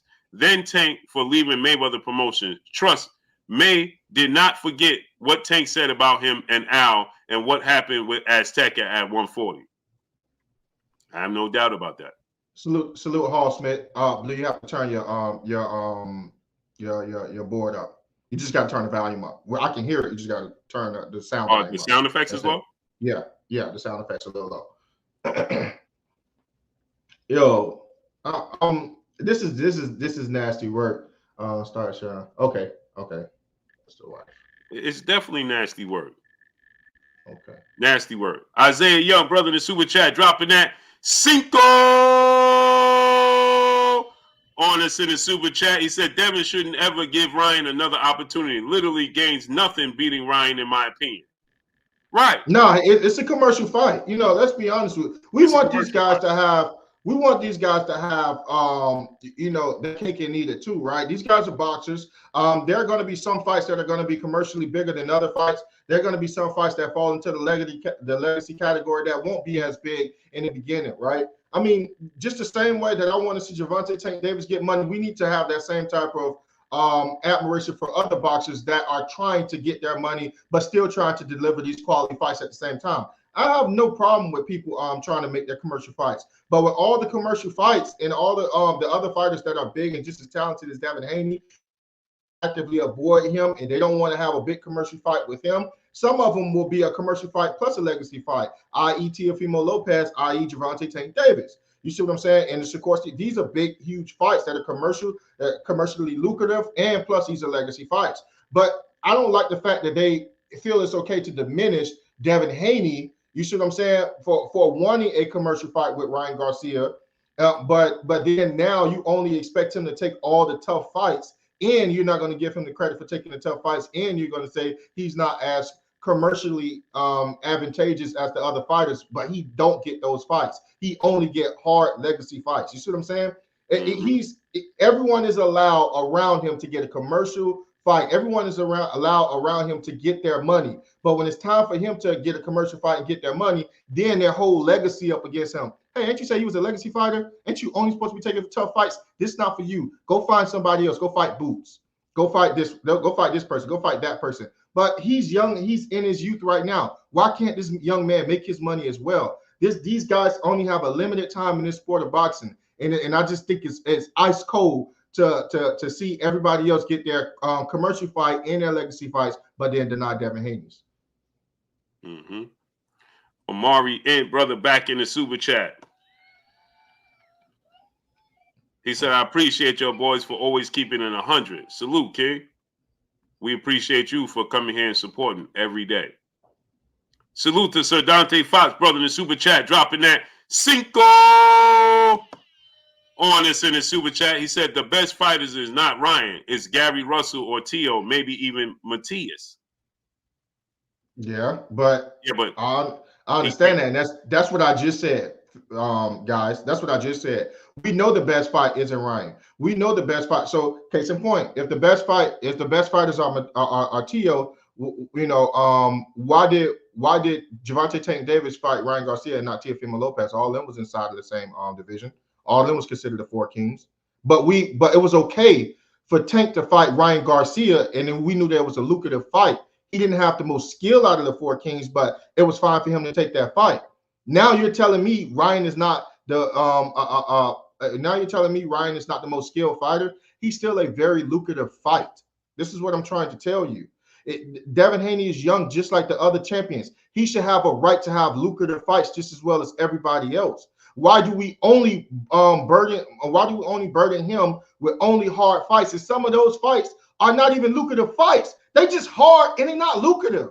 Like, y'all don't see these biases that you guys have developed for Devin Haney. I literally just said that in the next super chat, supported exactly what I said. Gary Antoine Russell, right? As a hard fight, as a hard out for anyone. Why is Devin Haney named the only name that's linked to Gary Antoine Russell? Now, Blue, have you heard anybody else name be compared to Gary Antoine Russell and say that they need to fight Gary Antoine Russell? Because all of them only Devin Haney. All of them is in and around the same division. Ryan Garcia, Teofimo Lopez, Gervonta Tank Davis, Shakur Stevenson, and Devin Haney. These only one name that I hear linked to Gary Antoine Russell. Nobody else. So when we sit up here and we're trying to, because most of the time we calm. Most of the time it's cool and collective. But this is what I'm talking about in the sport of boxing. Everybody always say, Tank get the most hate or Shakur get the most. No, we're seeing the hate right now. I don't see Tank name linked with Matias. I don't see Teofimo Lopez name. You know what? Teofimo Lopez name and Matias is linked. Outside of Teofimo and Devin, nobody else get called for these fights. Nobody. It's getting to the point now where it's getting ridiculous. This kid cannot have a commercial fight at his prime, and he's giving you guys quality fights. When can he have lucrative fights? It don't make sense. This is ridiculous, man. And check this out, A-Side. Look what Oscar De La Hoya just came out and said. He said, while lots of eyes will be on Virgil Ortiz tonight, and they should be, don't miss the co-main event. Golden Boy's newest soon-to-be superstar, O'Hari Davis. He wins tonight. He gets Rollies for the world titles. So you've been left out in the cold. You've been hoodwinked. You've been bamboozled. Wait. So is that fight even happening? Now look at that. Now look at that.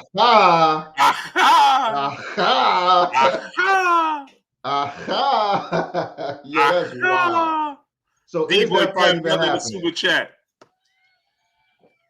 Once again, he said, and then he offered up Africa to fight Devin. Nasty work. All facts. You see it. You can see it. It's so blatant. You can see it. You can see it. Why Africa is never ever linked with Ryan Garcia. Never. He's never linked with Ryan Garcia. Africa is never linked with Teofimo Lopez. Africa is never linked with Gervonta Tate Davis. They got a relationship. And Shakur Stevenson, they got a relationship. So naturally that's gonna be out. But never. Yo, this is wild, man. I'm about to go use the restroom real quick, Blue. All right. Father Zaya, brother in the super chat, dropping that half a dub.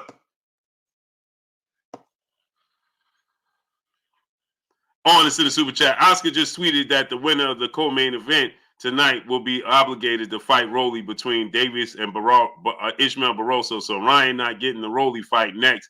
Bad look on Ryan. Haney versus Matias. Yes, sir. Yes, sir.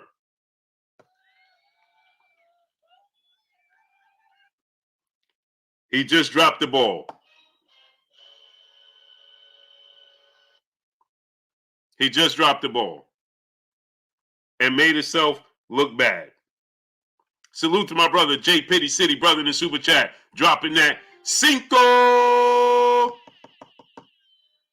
Honest in the super chat. He said, even at Tudor, the superstar Sam Ryan is ducking, and that's his guy. But he's blaming it on Mayweather. He said it's his second time stepping on Haney. All facts. All facts. And check this out, J. Pitty City. West Philly tour, what's up? Hoya Ahunu, what's good?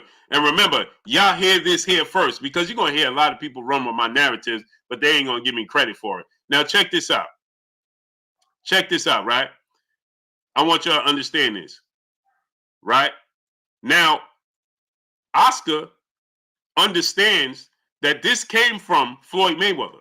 He understands that Ryan changed his mind based off of Floyd Mayweather. What you think Oscar gonna do? What you think Oscar next move gonna be? To give Rolly and Ryan what they looking for? To give Floyd what he looking for?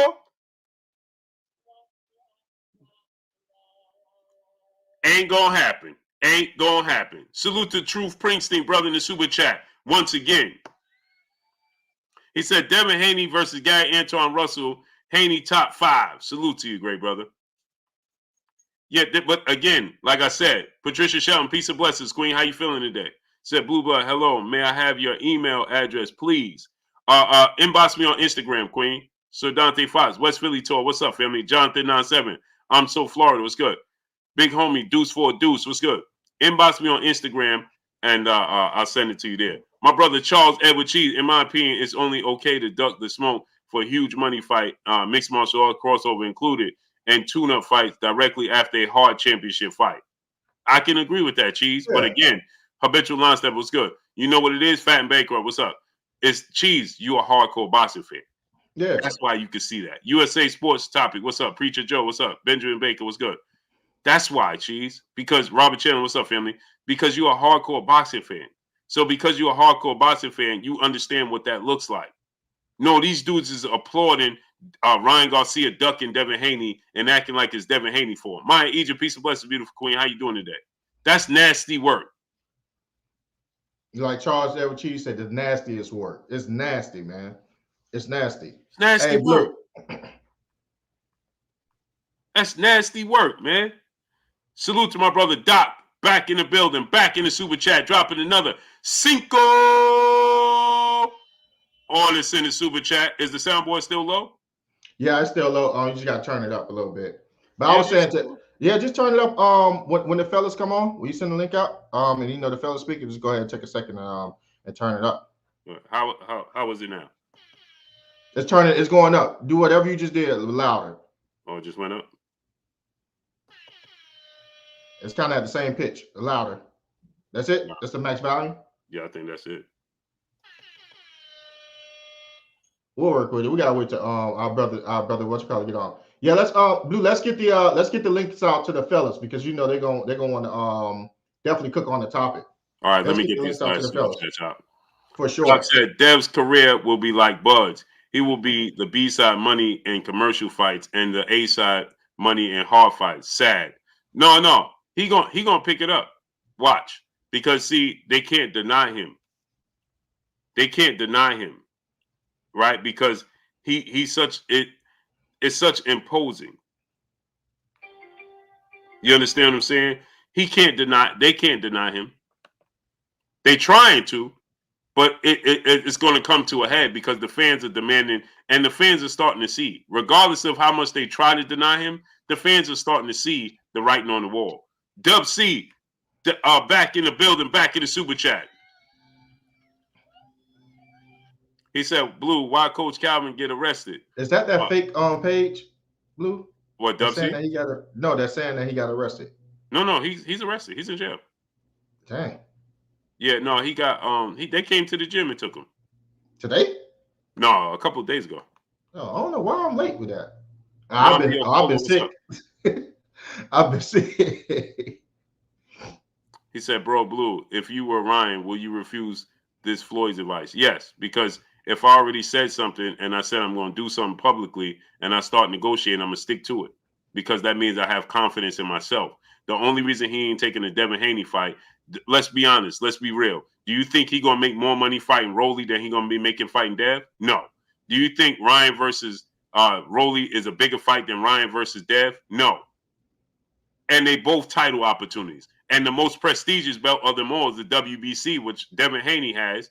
Rolly has the WBA, and he barely won that. And I raise you this, Blue. I raise you this. If Ryan want his path back to a Gervonta Tank Davis, it's through Devin Haney because Devin Haney name is synonymous with Tank name right now as the two biggest rivals in the sport of boxing outside of Canelo Alvarez and David Benavidez. So if Ryan Haney wants a shot at Gervonta Tank Davis again and stardom, he has to go through Devin Haney. Nobody want to walk through the fire though. Yeah. Nobody wants to walk through the fire. Yeah. And I'm saying that because of a comment that was stated earlier, whereas they said that when Ryan Garcia beat Rolly, it'll be set up for a rematch for Gervonta Tank Davis. You can see in the chat that will leave a bad taste in a lot of fans' mouths. Even Gervonta Tank Davis fans' mouth. I'm talking about fans that are really Gervonta Tank Davis fans, not these fanboys. I'm talking about the fans of boxing that just happen to have Gervonta Tank Davis as their favorite, but they still hold him to the standard of boxing, right? Those are the fans that I'm talking about when I say fans. Right? They even said that they wouldn't approve of that. But I guarantee you they will approve if Ryan Garcia was to go in a bout with Devin Haney, beat Devin Haney, take his strap. That will be a legitimate route. That will have some legitimacy for a rematch with Gervonta Tank Davis. Namdi said it will be a bigger fight with Dev after Rolly versus Ryan and Ryan get the belt. I thought Floyd said belts don't matter. See, these are the conflict that we have. I need y'all to smash the like button, get the likes to 500. Now belts matter. We can't have it both ways. Do belts matter or do they not? They definitely matter. They always have. Right. So now belts matter. So take the easy route to get the belt. But y'all said that Dev was the email champion. Y'all said that you can't give him the credit he deserves because he took the easy route. Jamal Robinson was good. Make it make sense. Which one is it? So now he has he's choosing a lesser of the two to assure he gets a belt. No, Doug. What's up, hold on. Larry Lopez, what's up, family? Go ahead, ASAP. No, 1 second, not for you, bro. Oh, so you which one is it? Which one is it? We can't have it both ways. We want to have it both ways. We want to have it. Belts don't matter when it's a specific fighter that we like. then belts do matter when it's this specific. Like, we can't have it both ways. It's getting ridiculous now.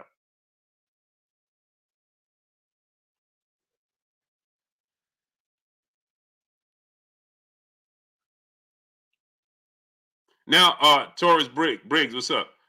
Now remember this. When Rolly just said, "Man, I want to fight Adrian Broner," everybody was like, "Man, that's a good fight. Let's make that fight happen. That's a good fight." Now imagine if Devin say he gonna fight Adrian Broner right now. Imagine the backlash he'll get. Jesse R, what's good? The standards he's held in such a Lawrence Brazier, what's up? His standards, Trill Savage 1, what's up? His standards is so high that y'all don't even realize it. Y'all don't even realize it. Imagine if Dev said, "Hey man, I'm gonna fight Adrian Broner." Y'all be like, "What? Oh, this dude is cherry picking," because you don't even realize how indirectly you putting them so high on the pedestal. Yvonne Houdini III, what's up, family? You don't even realize it. Blade Brown, what's up, family? James Thomas, what's good? Texas 16 South, what's good? Sherrod Ward, what's good? Y'all don't even realize that. Now imagine if Devin would have said, "Man, I'm looking for Rolly over Ryan," y'all would have said he ducking. Man, this dude trying to take the easy route to the belts again. That's what y'all would have said. Now it's okay. Which one is it?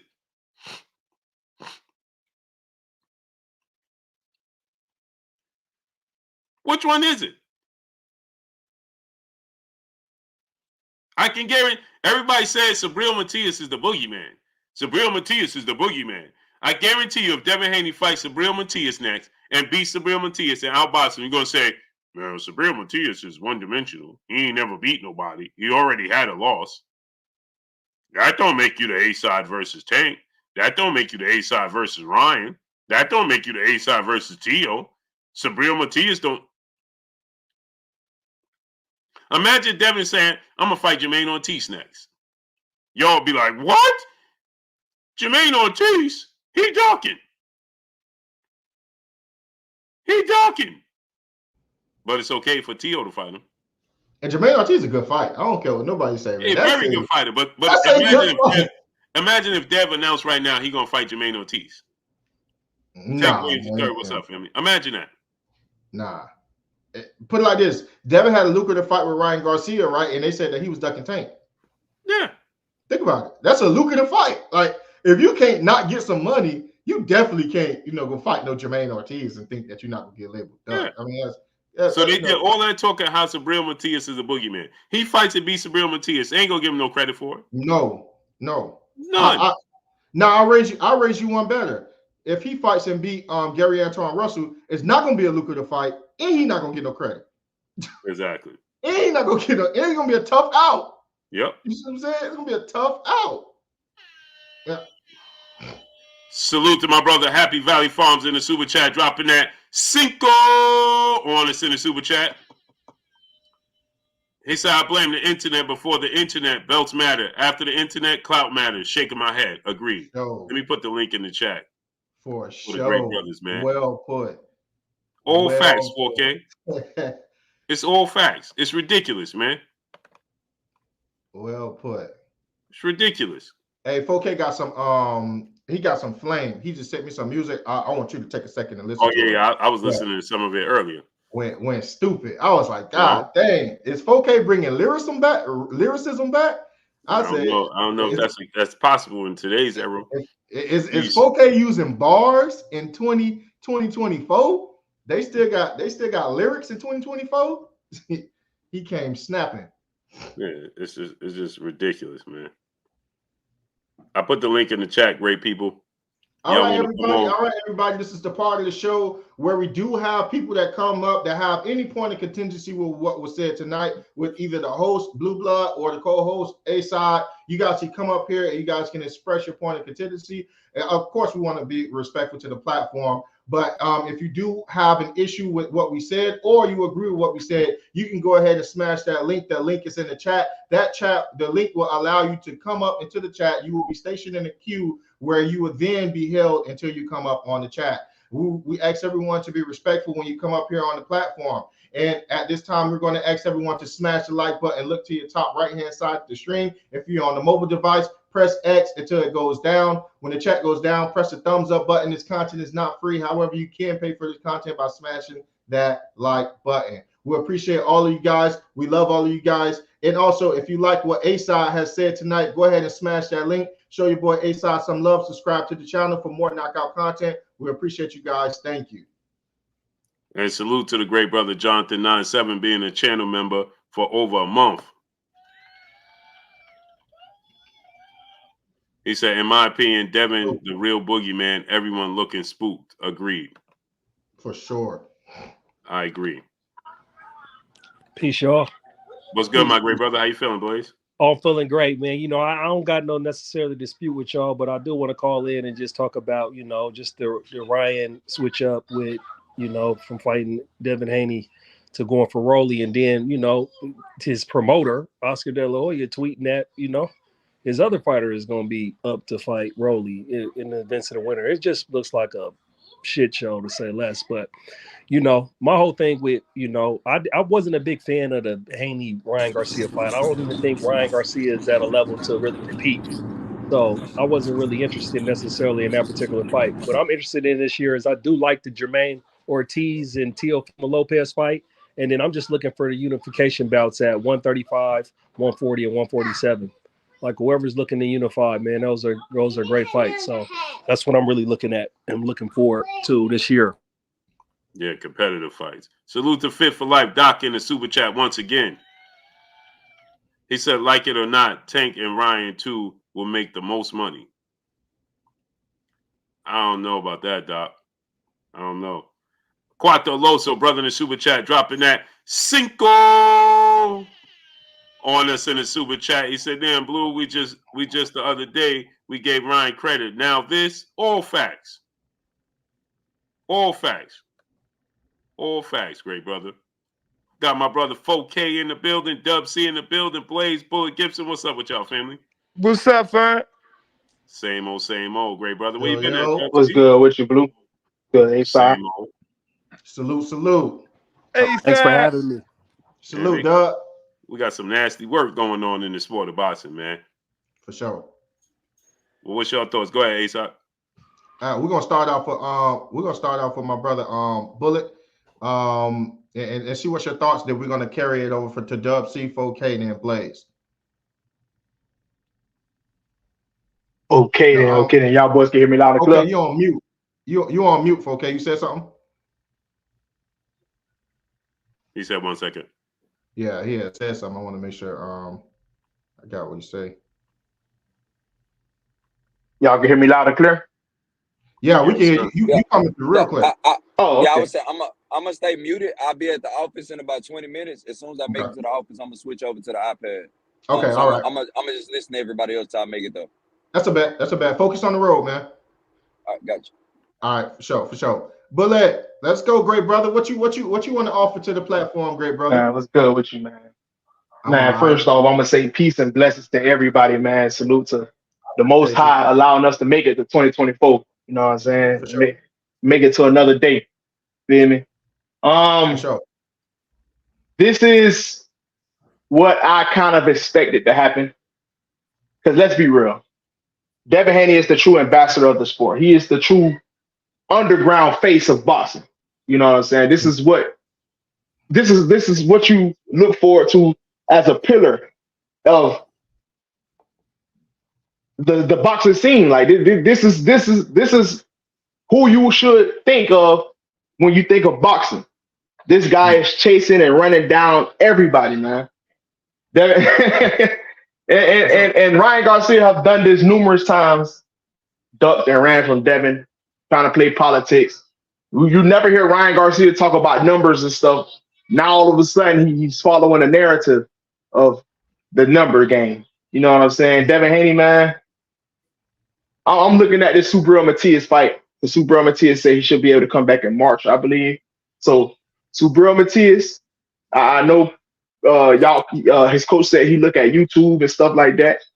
Make sure you tell your manager that you want the Devin Haney fight. Don't duck this man. Don't run. 1000%. Now I agree with that, and I hold tight to those thoughts, Bullet, because we're gonna come back. I want to get my brother Blaze. Blaze, what you think about the topic tonight, great brother? Yeah, like I said, what I think about it is like, I wasn't necessarily too enthusiastic about a Ryan Garcia Devin Haney fight. I mean, I think it was be for a money grab. I don't think Ryan Garcia is that competitive as far as an opponent, Sure. and so.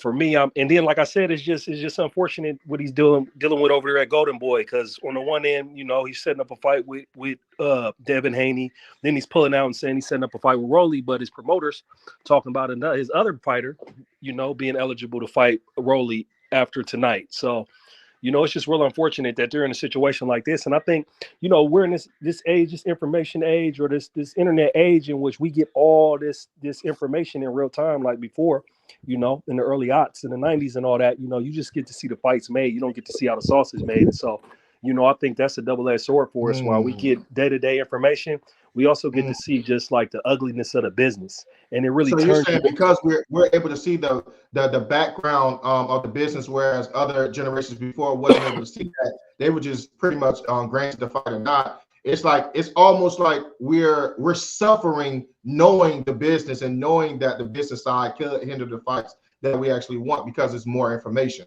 Absolutely, it's more information, and it's just like day to day. Like we're caught up in the rumor mill until we get substantiated facts, right? So we all got opinions, and we got opinions about stuff that we don't necessarily get the facts to. And so everybody gives their opinions, everybody, and all of this. And so we get caught up in just seeing the process and behind the scenes in between these fights. And I think I never thought about that. I never thought about that. You're right.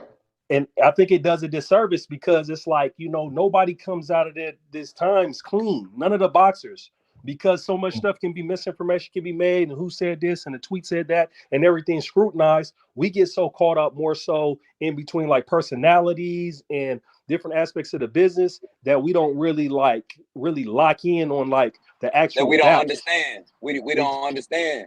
Yeah. Yeah. And so, especially when we don't understand the aspects to the business too, like the promotion, like how much power the fighters got. So it's like, I try to keep up with the business, and I really like, Devin Haney.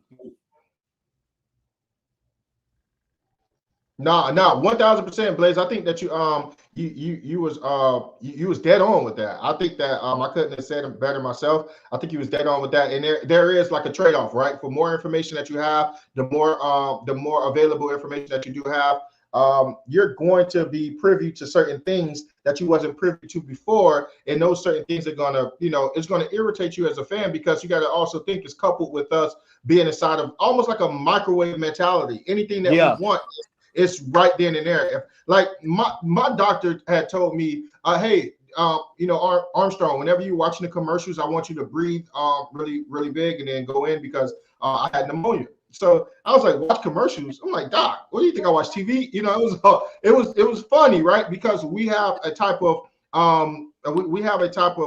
society right now where everything is really quick, very instant, right? Yeah. If you want something, sometimes Amazon can get it to you the same day, depending on where you're at inside of your city, right? So with these fights have not moved in a sense of what the times that they're made very quickly. See, that is the difference between MMA and boxing. Boxing, you're bombarded with so much action that you seem like you're getting action all the time. You don't really have the time to even get caught up in the business because you're getting action every other week, right? With boxing, there's such huge gaps and huge laps in between, and because we're privy to the information, it seems as if we're moving, and it seems as if boxing is going on, a lot of nothing is going on, and a lot of nothing is being talked about. Because we know the information that's coming out, but then we're also guessing what the information is truly is that's happening now.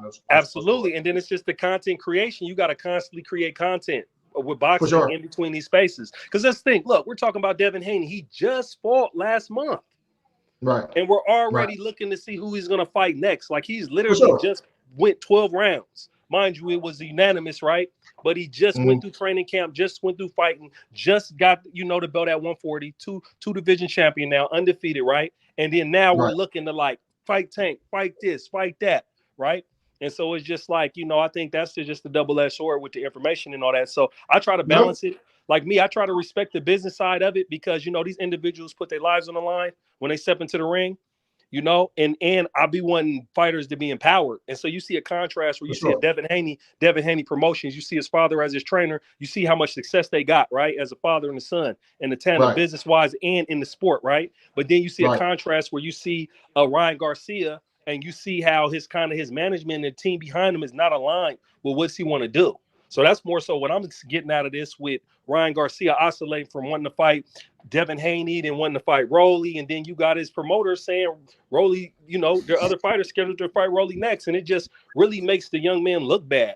And it's just more like that drama. It's just really just the social media, internet drama. And check this out, Blaze. Check this out. When we knew what fight was coming after Hector Garcia, we didn't hassle Ryan. Because Tank, we knew that Ryan Tank was next after Hector Garcia, and it was cool. It seems as fans in the sport of boxing, we just want to know what's going to happen next, and we're good. It's the not knowing for us that gets us antsy. Let me go ahead and get this super chat real quick, and then next we're gonna go ahead to Dub C. All right. Thanks, A-Side. What'd you say? I just said thanks, A-Side. Oh no, man, no problem, man. Hey, A-Side, I'm gonna go last, A-Side. Huh? You want to go last? Okay, yeah. We'll go to Claymore next. I'm last, Doug. We got Salomon Ebanks in the super chat with the dub. Salute. Ryan Garcia will lose against Devin Haney. Easy fight. Solomon, you got to think about it. Like Ryan Garcia, technically on paper he's supposed to lose, right? But Ryan Garcia do have a rare talent, and his speed is definitely exceptional. His speed is on the level of Devin Haney's talent. I think their talent is on the same level, right? But their fundamentals and their boxing ability and IQ is not on the same level.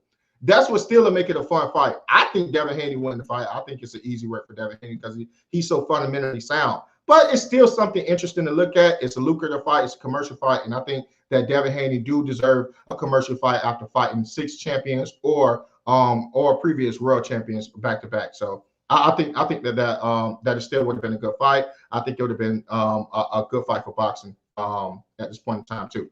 So we got Claymore, my brother. Matter of fact, salute to Claymore. He's one of my favorite people on the panel. We disagree, we agree all the time. He's a great brother. The guy is very smart. Claymore Rain is in the building. What do you have to say about the topic, Claymore?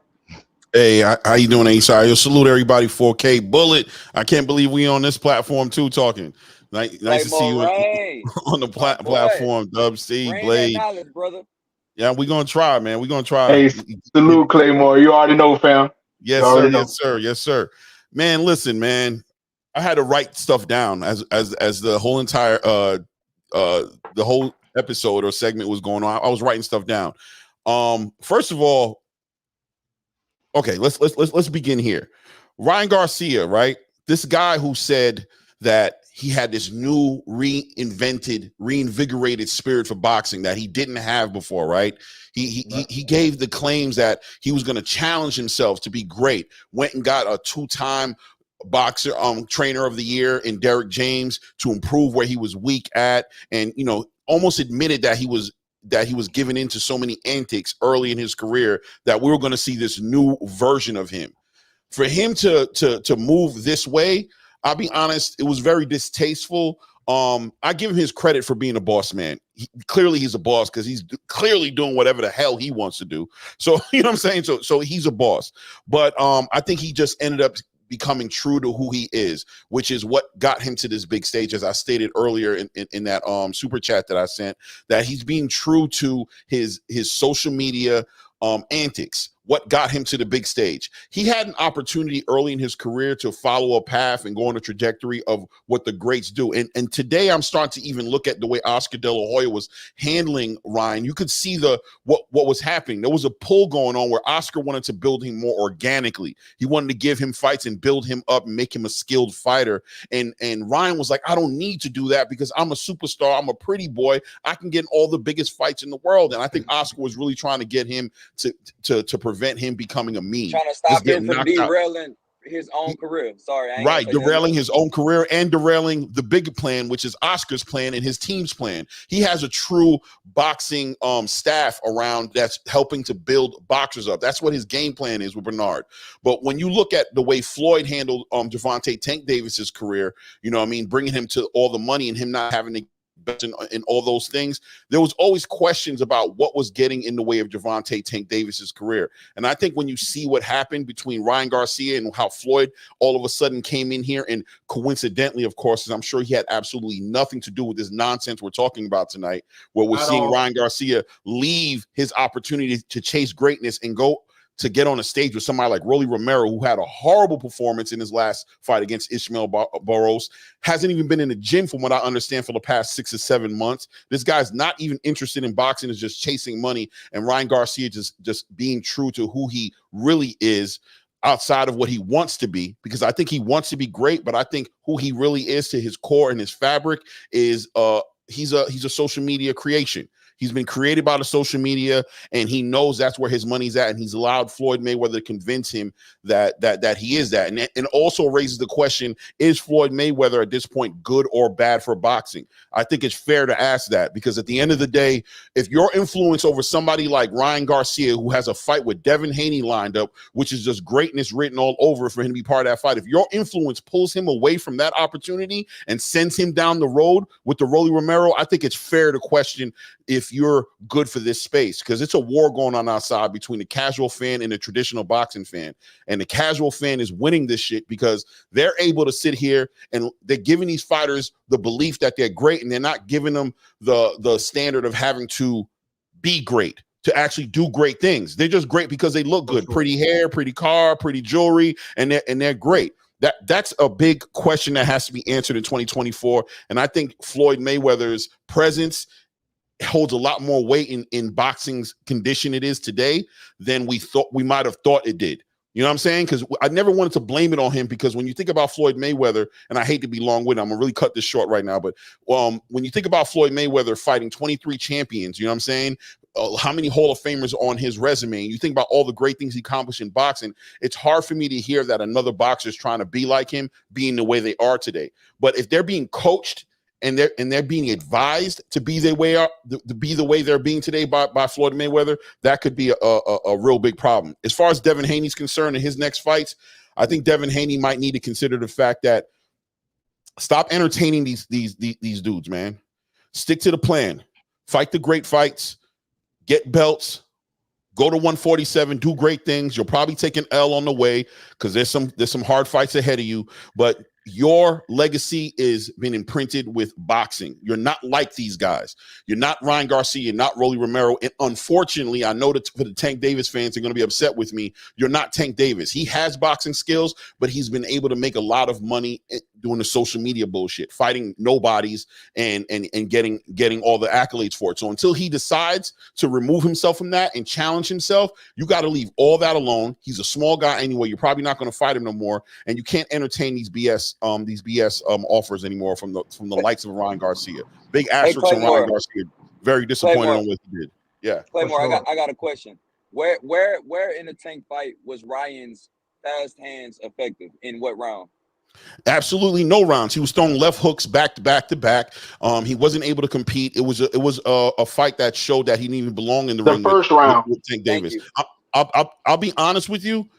Where I thought Tank Davis would get credit, for fighting Ryan Garcia fought so bad that night, I couldn't even give Tank credit for fighting Ryan Garcia. By the end of that fight, it was like, that's what's up. That doesn't mean nothing. Because, everybody started throwing it in our face. Oh, he fought Ryan Garcia, though. Like, yeah, but did you see the Ryan Garcia who came to the ring?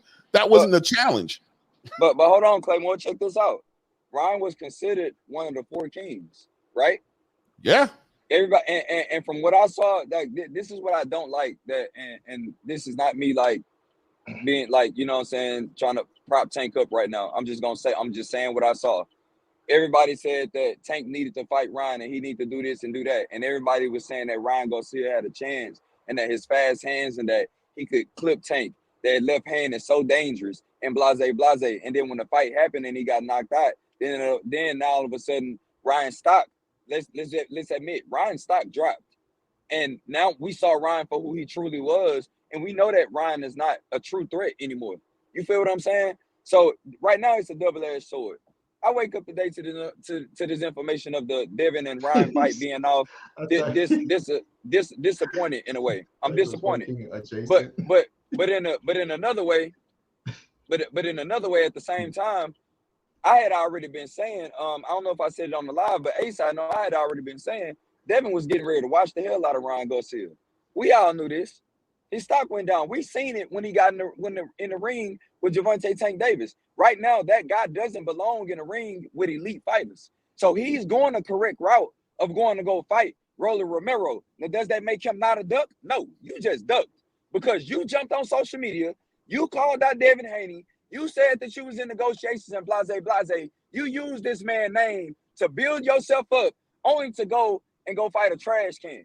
To go fight Rolly Romero, the man who just got punched down by a 55-year-old senior citizen a couple of months ago. You get what I'm saying? 4K, that is so on point, and that's why I said Devin needs to stop entertaining this crap, because I know what Devin was doing. He said, you know what? I'm not on this trajectory, but let me go get this bag. If this boy want to call me out, he got a fan base. He entertained it. He said, I'll play in that side of the field, and I think he got burnt for doing that. He wasted a lot of time that he could have been focused on negotiating real fights and real opportunities for himself, and he let this dude play with his face, man. You know what I'm saying? My mom used to say that all the time. I don't play with kids, you know what I'm saying, for a reason, because when you're playing with kids, it's a good time until they start to disrespect you. And now you're starting to realize, like, damn, I opened the door for this kid to play with my face. Don't play with these kids, man. Ryan Garcia really never earned a right to fight you for what you have on the line. And then to throw that little 30,000 pay-per-view bullshit at the end of his little tweet, that was poor, low etiquette, low class bullshit that he did right there. Throwing that little we'll get you 30,000 pay-per-views with Here's the thing, and Claymore, right? Here's the thing. Right, if Ryan had issued the challenge out like that, with Devin Haney being who he is and being a legacy fighter who he is, and he had not accepted that and used that as an excuse before ever entertaining Ryan Garcia, then the fans would have to have held Devin Haney accountable, because you don't know if Ryan Garcia is being serious this time. You don't know if Ryan Garcia really want that fight. You don't know if Ryan Garcia see that he sees something in you that he could possibly exploit. People were stating that Devin Haney don't fight young fighters that are in their youth, that are in their prime, that have the length and that have the speed that he has. Devin Haney did exactly what he was supposed to do. I mean, we're saying don't let somebody play in your face right now because hindsight is always 20/20. But we didn't know if Ryan Garcia and Devin Haney was going to go the distance and sign that paperwork and actually make the fight. Devin Haney did exactly what was right, which he pulled his card. He called his bluff. And now that we see that Ryan Garcia, although he seemed serious before, he is somebody that can be persuaded to do something else. So moving forward, there's a pattern that is established with Ryan Garcia that other boxers are not going to take him as serious, because they have seen this pattern happen before, time and time again, with Ryan Garcia. Now, with Devin Haney, with Devin Haney, what are you guys saying? You know, he needs to move on. He needs to do this. He needs to do that. Right. You had a point that you made where you said that he needs to go up to 147. He needs to. No, I believe he do need to fight Matias, and I believe he do need to hold these dudes accountable. Boxing needs to be in a point where it's uncomfortable. It needs to, because right there you separate it. You make a division. You make a divide inside of boxing. You're going to have the commercial side of boxing, and then you're going to have the side of boxing that seems primitive, but it's the old boxing, the real boxing. Well, yeah, I call it the traditional boxing. The traditional boxing. I don't want that divide. I want Devin to stay at 140. I want Devin to fight Matias. I want Devin to unify. I want him to make it uncomfortable until they have to fight him. These fans are sick of this commercialized BS. We're not going to stand with it. You do not let an organization be infected by something that you don't want inside the organization. You completely eradicate that. And the way that you do that is you make sure you stick your foot on their necks, you stay on their necks, and real fight fans need to let them know we're not going to accept this. You have a real champion, and that champion is a legitimate champion. You guys have had all your commercial fights. Now bring your commercial earnings, winnings, and casuals to a real fight, and let's test you. I love what 4K said. 4K said that speed was not inside of that fight with Gervonta Tank Davis. You want to know why that speed wasn't in that fight with Gervonta Tank Davis? Because he did not have the necessary fundamental IQ in order to make that speed count for him when it was supposed to count for him. He needs to be pressed against elite fighters so we can know exactly who is elite, not because they pretty or they smile reaches a certain way and their bone structure is set up a certain way, but because they can actually get in there and fight to the level of their talent. Now I got my brother. I was just gonna say real quick, 100% I agree with you, and actually pull back a little bit on what I was saying, because yeah, man, don't leave the space, stay in the space and take the space. Because if you just walk away and leave it, then you letting them have it, and once again the narrative just moves further away, we lose. So stay in that space, dominate, bust all their asses, and force them to look stupid when they're not fighting you. Force them to look crazy. I agree with you 1,000%. I got my brother Dub C in the building. Dub C in the building. This guy got a great amount of boxing wealth, man. This dude has taught me a lot in boxing. I love what he say, man. It's some of the times that he say some stuff, it be so early. I'll be like, Dub, are you serious? And man, I'll see that stuff coming to fruition. This is my great brother, Dub C. Dub, what you got on the chat? Dub everything you know. and 4K to a Dub everything you know. We forgot to add that in. Okay, I was boxing amateur before you was born. For sure. Man, see, this is what everybody overlooking, right? First and foremost, right? That fight got canceled because of Mayweather. Like, it ain't no ifs, ands, buts about it. First and foremost, Ryan fights Devin. Mayweather don't get no money from that. Ryan fights Rolly. Not only do Mayweather get paid, but you got to look at the bigger picture. First and foremost, Ryan fights Devin. The fight do say 800,000 to $1 million pay-per-view buys, right? Mm-hmm. Devin destroys Ryan. Now, not a lot of the casual, a lot of the boxing fans that don't know who Devin Haney is, but know who Ryan Garcia is from TikTok and Instagram. Now they're tuning into Devin Haney, who just destroyed their fighter, Ryan Garcia. A lot of people be talking down on Ryan Garcia now because Tank knocked him out or whatever. But this is the same fighter that everybody was talking highly. A lot of people was talking highly of some years ago.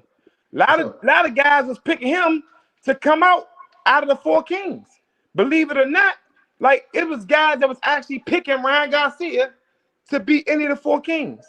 Now that he got exposed, and a lot of people been like the stuff he had problems with. He been had problems with footwork. He just stationary. He can't cut the ring off. Like these are things that he been having problems with, but people wasn't seeing because he was fighting the water boy, the guy that washed your car.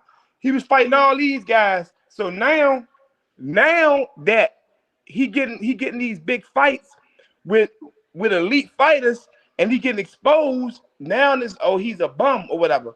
But this is what you fella realize. If Ryan would have fought Devin, this is why Mayweather didn't want that to happen, period.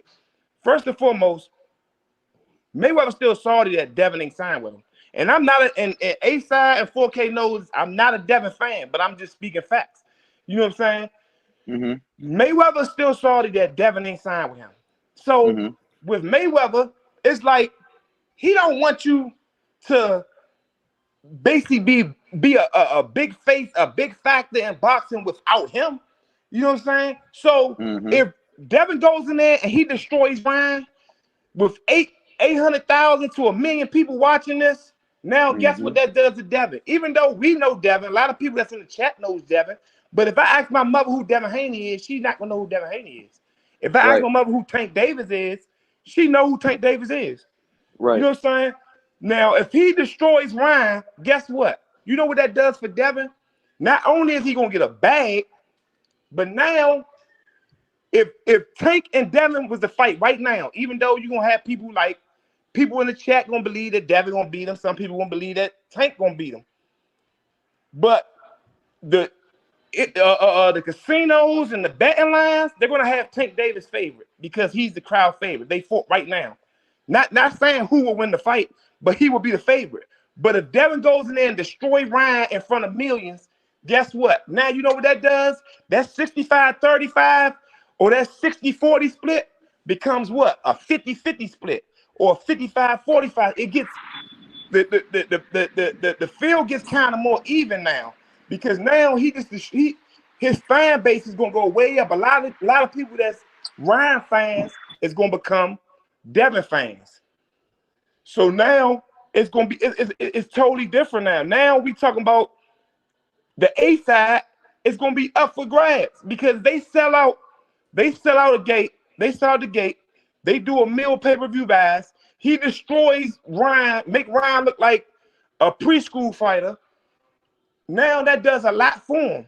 You know, of course he got undisputed and he has the accolades, but when it comes to the fan base, we know that Ryan has a bigger fan base because of everything he does outside of boxing. And like I was telling A-Side on the phone, boxing is not boxing back in the 90s and the early 2000s, whereas though you had to beat somebody to be the face or to be a factor in boxing. Now it's what you do outside of boxing to make your value go up.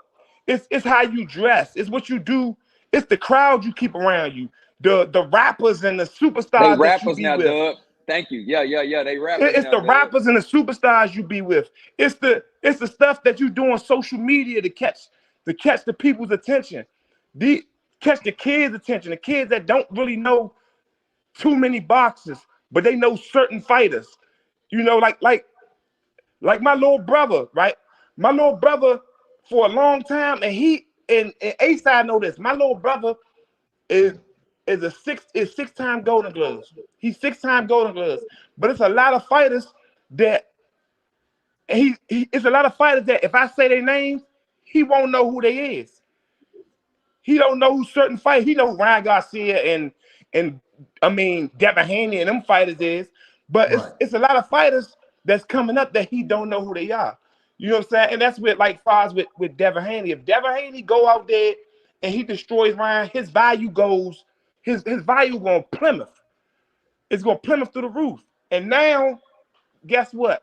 Now Mayweather is going to be real salty because all these things that Bill was saying and all this stuff, now all this stuff is going to be, it's going to be brought to light. You know what I'm saying? Now Devin might become the A-Side. We don't know. Depends on how the fight go. It's possible that he could, if he go out there and he destroy Ryan and they sell out and it's a million people, they got 1 million pay-per-view buys, he could become the A-Side. No, for sure. Yep. And with him doing that, it'd be a huge fight. Yes. So of course Mayweather don't want that to happen. I mean, why would he want that to happen? You know what I'm saying? He now not only is Mayweather gonna get some money off this fight, but now the fighter who he basically created, now he's still the A-Side. Now he still holds the cards. You see what I'm saying? Like I told A-Side and 4K this a long time ago. Devin needs, now neither one of them don't really need each other, but Devin needs Tank more than Tank needs Devin. If Tank fights Devin and Devin destroys Tank, man, Devin will be the face of boxing. Now Devin paydays is gonna be out of this world. For sure. So of course they're gonna start the fight off. Like I told them, I believe that Tank should have. This is my belief. I believe Tank should have fought him at 135. Like not back when he first was calling him out, because of course the fight it wouldn't have been as big. Of course, like anybody can call people out all the time. I had people come on I heard one dude come on the panel and said Tank made 90 million in the Ryan fight. I had to get off. I got up off this joint. I remember that lie. I told ASAP, I said, I'm gone. Hey, we laughed about that for about 3 hours. I'm gone off of that, man. Hey, and you text me right away. He said, did he just say 90 million? I said 90 million. I said, I'm gone, man. I'm not even, I don't even want to hear it. But and he knows, like yes. And when they called me yesterday, when 4King and ASAP called me yesterday, I was just debating with my little cousin who boxed. I was debating him about Tank, right? And I was upset because I met Tank back when Tank was nobody. When people when everybody didn't know who Tank was, but the DMV area, you know, when he was still chasing strippers down stadium. You know what I'm saying? Like, I met him back then. You can pull it up. You can get anybody on the panel to pull this up. When he fought my homeboy, Golden Gloves Amateur, you put up Jarrell Hurst versus Gervonta Tank Davis in Rosecroft. That is on YouTube. Like, I met him back then. You know what I'm saying? When nobody knew about Tank. I know Tank can box. Tank really can box. Tank ain't just power. Like, everybody think Tank just a knockout artist, but he can't fight. He's not Deontay Wilder, you know what I'm saying? Thank you. Tank really can box. He's like, but however, at going to 140 and fighting Devin at 140, I mean, yeah, to me, I feel like he's going to be at a disadvantage. He's going to be at a disadvantage because in stature, Tank is a little guy. Like, I know no matter how much knockout power and all that stuff you say, if you don't knock a guy out, guess what? You got to go 12 rounds with this guy. And Tank is a little guy. Like, he's 5'5". He's small in stature. Even when he's out of shape, you know what I'm saying? He's still a little guy. So I believe that he should have fought Devin at 135. I believe at 140, without a rehydration clause, it's gonna be pretty hard. The fight gonna be totally different. If he don't clip him and it goes 12 rounds, man, I just can't see. I can't see Tank outscoring Devin because Tank is not he don't have a lot of activity. Meaning he don't throw a whole bunch of punches. You know, Tank, if you watch Tank like the last 5 fights, Tank ain't the same Tank. He don't fight like he fought in the amateurs. Tank fight now, he set traps. His whole style, he set traps and he counters. He set traps and he counters. So if you let somebody outscore you for 7 rounds, do you think, or the first, say 6 rounds, we would say 6 rounds, do you think Tank can come back from that and actually build his activity up where as though he's going to outpunch Devin? You know what I'm saying? He's going to throw way more punches. He's going to outscore Devin. Like, that's what I'm saying. It's a different fight now. So, of course, they're going to do everything in their power to not force that. Like, they don't want Devin to go in there and fight Ryan, man. That, like, he's going there and fight Ryan, destroy Ryan, which 9 times out of 10 he probably will. That's going to build him up. That's going to boost him up. Now he might become the A-side. Dub, I co-sign everything you're saying, man. I think it's clear as to why Ryan, even when Ryan was trying to set up the fight with Devin in the first place, in my mind, after that Ryan Garcia fight with Oscar Duarte, I think people in the chat and maybe everybody on the panel might agree that we understood that he had things to work on and that we weren't expecting him to challenge himself with somebody too crazy. We expected him to go after the low-hanging fruit, which would have been Rolly Romero at that time. You next after Claymore, 4K. Just hop right in. Oh, my bad, 4K. I'm gonna say real quick then. No, go ahead. Claymore, my boy, he got it. Go ahead. Yeah. Okay. Yeah, I'm saying after, because I'm about to do my thing for a second. Hey, okay. You next right after 4K. Just jump right in. All right, I'll hold it down. I'll hold it down until you come back. All right. So Rolly, I expected Rolly Romero to be the next guy he was fighting anyway. Rolly had a belt. I thought he was very beatable for Ryan Garcia, but I understood that after I watched that fight, and I always say this, when somebody gets a knockout, like Deontay Wilder, for example, who'll go in a fight and lose every single damn round until he knocks a dude out, it just puts the rest of the match in perspective, right? Like, oh, he was just setting them up the whole time, blah, blah, blah. We all know that there was a lack of skill set there, and that's why he was losing those rounds. With the Ryan Garcia, Oscar Duarte fight, I was like, yo, he still has to do work with Derek. But I can see what Derek was working with him on, but I didn't expect him to challenge somebody too crazy. So Rolly Romero was the natural choice, in my opinion, for him to go with. So I can see why, if Floyd Mayweather is advising him now, that Floyd Mayweather be like, look, bro, I don't know why you picked Devin. Devin isn't who you should be fighting right now. You're supposed to be fighting Rolly. Take that belt off of him because he's the easiest guy to beat up right now, and he has a belt. So go get that belt off him. We could do Devin later. I could see that, right? But Ryan still has to be held accountable for jumping out the window and putting that challenge out there. Putting that challenge out there to Devin Haney and being honorable to it and be like, yo, we all thought it was crazy. Like, yo, we gave him so much credit because we knew more than likely he was going to get spanked. So we're like, damn, homeboy aiming for the greatness, man. Give him his props, bro. He going for the hardest challenge out there. So there's an understanding there. But like I said, what I pull from it more than anything is Floyd Mayweather's influence. I'm like, oh, see, Floyd, and I have to question, is he good or bad for boxing? You know what I mean? Like at this point, seeing what he's done with Gervonta, who still has a super promising, he's had a great career. He's a great boxer on the eye test, but we haven't seen him in the fights that we want to see him in. And why hasn't that happened? Well, that's the only thing that I agree and disagree with you with about Claymore is whether Floyd is good for boxing or not. Floyd is good for boxing. He's definitely good for boxing. He's one of the greats. Business wise, when we talking about bringing in revenue, he's gonna. Sorry, let me read this real quick. I be engaging with the chat, and I'm gonna come right back here because the same guy. Let me say what I disagree with you though with Claiborne.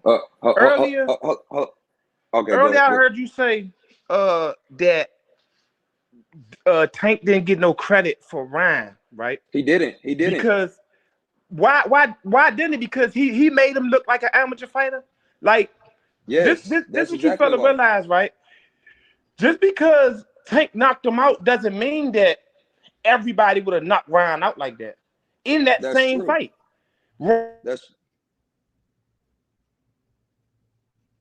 He went out. Is everybody? Am I the only one not hearing him, or is that? Yeah, I don't hear him. Tripping? Wow, Dub, you went out. Hold on. Okay, I was next. So let me go ahead and let me get off real quick, Dub. And Claymore, that's not against you. No. And I already agree with the direction you're going into a little bit. I am. So go ahead though. So here's my thing. I called this out 2-3 weeks ago, and I like to brag sometimes. A-side, go ahead and cut that camera off.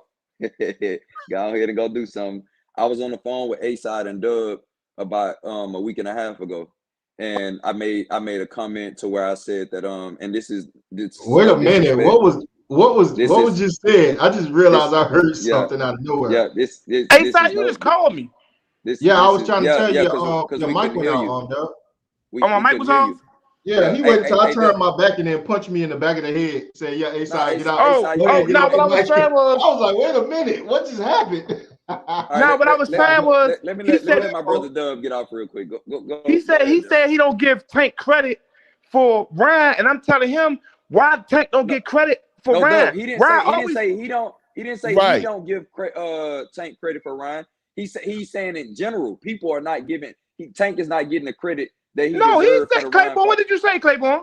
What I said was what 4K said. I said that Ryan is not evolved so much as a boxer, and the way he's performed that he doesn't even Tank suffers from it. That Tank beat him, but people don't even want to give him the credit for beating Ryan because Ryan isn't who we thought he was as far as skill set wise. As far as who he was just a one-trick pony, a left hook, and he was easy to figure out. So even Tank suffers from Ryan Garcia's shortcomings as a fighter. That's what I was saying. I like the way you said it. I like the way you said it the second time. The first time You said to Claymore, you were saying like you said once I've seen that performance from Ryan Garcia, it was like, all right, but I really can't give you the credit because it was like, all right, you know, it was good, but you know, he wasn't pretty much on your level. That's how you said it the first time. But the way you just said it the second time, I can see how you put that together with after that performance had actually taken place, he suffered more because of the lack of skills that he had. So I see what you're saying right now. I'm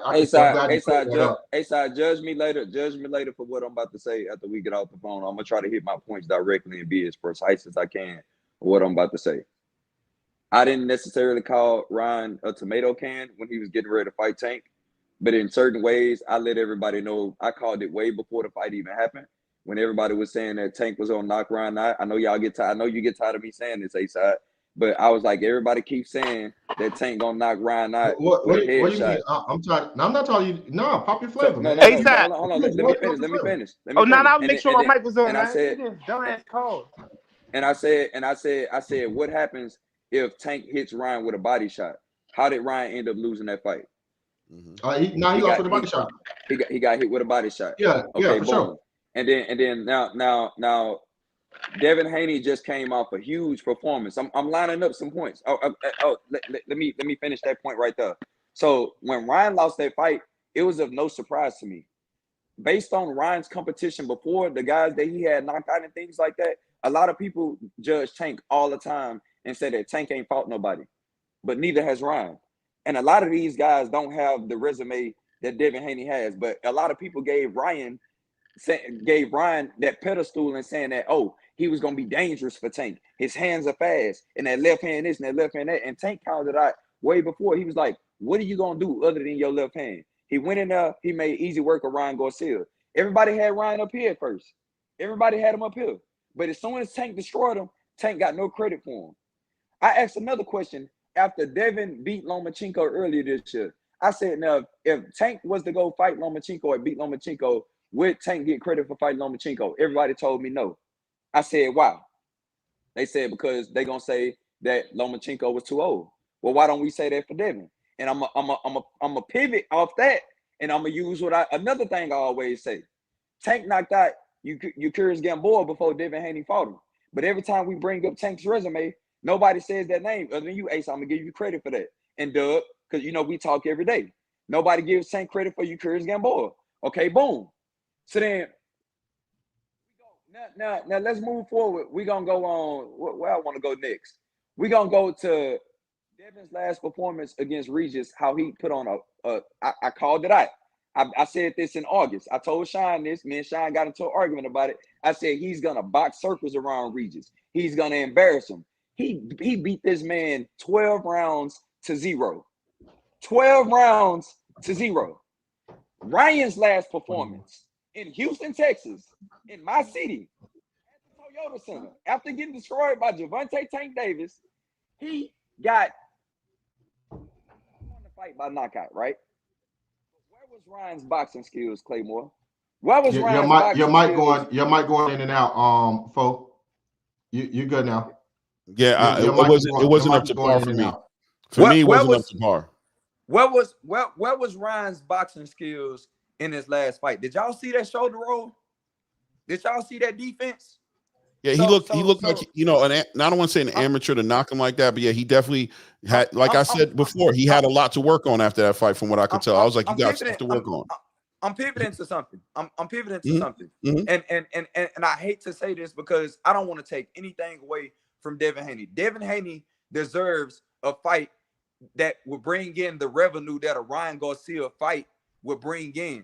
But as far as competition, Ryan Garcia at this moment, in my opinion, y'all can call me crazy for saying this, but he does not belong in a ring with an elite fighter such as Devin Haney. So he's getting his ass saved right now.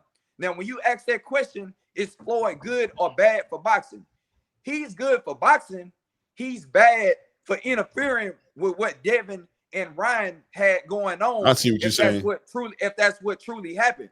But I also said this 2 weeks ago on the phone with Ryan, with my brother A-Side and with Dub C. I said this. I said, and this is no disrespect to Bill Haney whatsoever, but I said these words. I say, hey man, I say Bill do a lot of talking, and Bill rub a lot of people wrong. Bill is a great promoter for his son. Bill is a great father. Bill say a lot, and I said I was like, it's gonna end up ruining some of Devin's opportunities and things like that. It's gonna scare some people. You feel what I'm saying? Or it's gonna offend some people. So Floyd being who Floyd is, if Floyd is doing what people are accusing him of getting involved and stopping this fight with Ryan and with Devin, let's go back to that interview after Devin put on that showcase of everything that Bill Haney said after that video, as far as comparing his son to Floyd and saying that Floyd didn't even do what Devin did and blase and things like that. Men have egos. You don't think that man was sitting back watching that? So then if he did come and interfere, what do y'all think the reason was? Let's not be in denial and say that that's not the reason. That's the But reason. Mayweather And was that's doing no the same disrespect. thing That's coming not up. saying that Bill Haney did anything wrong. I'm just lining everything up for the timeline for what led up to today. Now we not getting the Ryan and Devin fight. Now we putting it on Floyd. We putting it on Floyd. I'm not really putting it on Bill. I'm just telling y'all why it happened. We putting it on Floyd if he has something to do with it. But I'm gonna give y'all my last point. When has Ryan not been a commercial fighter? All right. When has Ryan not got on social media and in his amateur career? That his ass couldn't afford? In his amateur. Wait, when he was an amateur, he was a big name though. I'm almost done. I'm finishing up. Ryan has been this commercial guy for the longest. He's been this Twitter guy. He's been talking himself up. And then when we put him in a ring with an elite fighter, it gets showcased that he's not what he says he is. Ryan just fought that guy, Oscar Duarte, and the defense was horrible.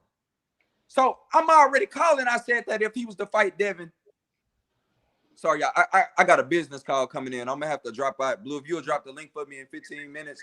Yeah, I got you. I'm gonna have I wanted to address something you said. Okay, but it's cool. I can stay for 5. Hold on, let me send this text. I'm gonna put that call. Yeah. Hold on, let me get this super chat. Box fan full-time brother in the super chat dropping that Cinco on us in the super chat. He said Ryan hands are fast on Instagram, but in the actual ring, only his left hook is fast, but he throws it at the same speed. Tank timing and IQ slowed him down. Jermaine 419, brother in the super chat. He said Floyd pulled a boss move on Bill. Why would you applaud that? Yeah, that was crazy. Every day, it just shows the lack of fans in the sport of boxing. The sport of boxing is always in a bad place. You have these fans. The fans in boxing, they act low level. Fans in every other sport carry themselves with high regard. They carry themselves with pride. Fans in the NBA, fans in the NFL, fans in the MLB, fans in hockey, they carry themselves with high regard. Right? With pride. You understand? Only fans in boxing will applaud something as such. Only fans in boxing will have disdain for somebody they don't even know, to the point where they applaud them getting done wrong. Imagine getting LeBron James getting done wrong in the NBA and Celtic fans applauding it. They got more pride than that. Salute, Chris. They carry themselves better than that because they are actual fans of the sport. Hey, Blue, you heard what I said, Blue? What's that, Doug? Did you hear what I was saying about far as the whole Devin and Ryan thing? Yeah. No, I was listening. Yeah. Brother Jermaine 419 back in the super chat, dropping another Cinco on us in the super chat. He said, Jake made Ryan quit. That trumps anything Dev can do to Ryan. What are you dudes talking about? Little Bill talked too much, so Floyd flexed on him. You see what I'm talking about? Right. It's nonsense. How that trumps anything though if Devin stops him too? If Devin stops him too, then how could they didn't fight? So how could that trump anything? Even if Devin beat him up, even if he boxed, because Tank didn't to me, Tank didn't really outbox Ryan Garcia. Ryan Garcia landed right into Tank's traps. So if somebody put on a boxing clinic with Ryan Garcia, that's another way that he beat Ryan Garcia that Tank didn't do. So it's just you can't have a conversation with a non-boxing fan. I'm not gonna say he ain't out boxing though, because I would say to me, he didn't really like put on a boxing clinic to Ryan Garcia. He didn't do that, but right. But I'm saying, if that's what I said, he set traps and what he did was he capitalized on Ryan Garcia's mistakes. Yeah, for sure. And guess what? But if y'all look at if you look at the interviews, what he kept saying, that he was gonna set him up. He kept saying you gonna try to land that left hook, and I'm gonna set you up. He kept telling him that. Exactly what happened. Right. And Ryan threw the same punch 4 times straight. Yep. And back to back. And then when he stopped him, he threw a left hook, right hook, and he was out of position. He was hesitated. Yeah, and then got caught. It was picture perfect. It's exactly what Tank said it was going to be. But that's why it may be an interesting fight with Devin Haney and Ryan Garcia, because Devin got a box as opposed to just relying on power and traps. He actually has to box him, so you may see more engagement. You may see more opportunities for Ryan to actually capitalize on Devin too. So it could have been fun. It could have been a different fight. You know, he could have got him out of there in a different manner, and I'd love to see it. And remember, Blue, I said the same thing you said in the group chat today. Hold on 1 second, Dubsy. Ariana, peace and blessings, Queen. How you feeling today? Tim TV 212. What's up, great brother? Go ahead, Dubsy. The same thing you said today about far as boxing becoming a clown show. You remember I said that a month ago about now, like, don't nobody hold their favorite fighter accountable, like, to nothing. Like it don't matter what they do, everybody gonna come up with an excuse of why this fighter did this. Instead of like holding them accountable, like how back in the days, like and I remember A-Side asked me this a minute ago. He said, "Man, who was your favorite fighter all the time, right?" And if he remember, I told him, I said Evander Holyfield, and he was like, "Why Evander Holyfield?" I said because Evander Holyfield fought everybody who he had to fight. Win, lose, or draw, that man fought everybody. You can't take it from him. Like, from Michael Moore to Riddick Bowe to everybody he had to fight. That's why he wore Warrior on his trunks, because he fought everybody. Hey, what I miss? Not much. Absolutely. You ain't missed too much. But I wanted to rebuttal something you said though before you get off. You know who else was like that, Dubsy, though? Huh? Sean Porter. Yeah, Sean Porter for everybody supposed to for too. Yeah. So you gotta look at it. A lot of fighters. They talk that stuff like they want the best fights, but you got fighters that they won't even give a chance because they are a big risk and they're not going to get the reward is low. Like, prime example, Antoine Russell. You don't see nobody sending Antoine Russell no contracts. You don't see nobody calling him out. Like, they don't give guys like that a shot. And we all know that Antoine Russell was any of them in 140. Win, lose, or draw, it makes a good fight. Boy. Hey, hold on real quick, Doug, before that, because Fo had said something. I want to make sure I touch on this. You had said that if Tank was to fight Lomachenko, that people were saying that they wouldn't give Tank credit for fighting Lomachenko, right? Blue, did you say that? And you no, Fo, I'm asking you what you. Blue said it. Listen, Fo. This is something that you had just said just a second ago. I just want to make sure that I'm clearing up what you just said, that I heard it the correct way. No, I'm saying that Blue said that. I'm telling you who said it. I'm saying Blue said that. Fair enough. But what I'm telling you is I'm rebuttaling your point though. Even if Blue said it, I mean, it could be coupled in. I'm just asking you, did I get it right? Is that what you had just said? That people weren't gonna give Tank credit for fighting Lomachenko? For Lomachenko. Yes, that's what I said. Okay.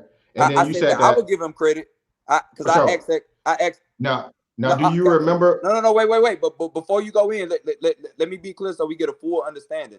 When I asked y'all that question a while back, I said, hey, so would Tank get credit for fighting Lomachenko after Devin and already fought him? And Blue said no. That was in Blue opinions. Blue said no. And I said, why not? And then Blue explained why not. And then that was it. And I left it alone. So that's why I said what I said. Fair enough. That's fine. Me and you spoke on the phone. right? And we spoke on the phone plenty of times. And I had stated that, yes, Tank will receive credit from me if he beat Lomachenko, because I can't give Devin credit and then not give Tank credit for beating Lomachenko. Am I right or right? And then same thing with Yuriokis Gamboa. You cannot give Devin credit for beating Yuriokis Gamboa when he beat Gamboa after Tank. Is that correct? Right. I gave you credit for that. I told you. So this is what I'm saying. So this is what I'm saying, right? So we are in a place where we're giving Tank credit, right? And we're not splitting up and saying that Tank shouldn't get credit for this, he shouldn't get credit from that. I'm talking about from me and you, right? As I understand it, right? This is where I disagree with you. You said where Ryan Garcia is right now, Ryan Garcia don't belong in the ring with Devin Haney not too long ago. Like it's almost as if like you're not going to give him an excuse, or you're not going to give Devin credit to be inside of the ring with Devin Haney. I'm going to give Devin credit for beating Ryan Garcia. I'm going to give him credit. Okay. I'm just saying that Ryan is not as elite as he's making everybody. Fair enough. But what I'm saying is he is a commercial fighter. Tank had his commercial fight with Devin. I don't think it's fair to say that Ryan Garcia, after he had got beat by another elite fighter, which is Tank, and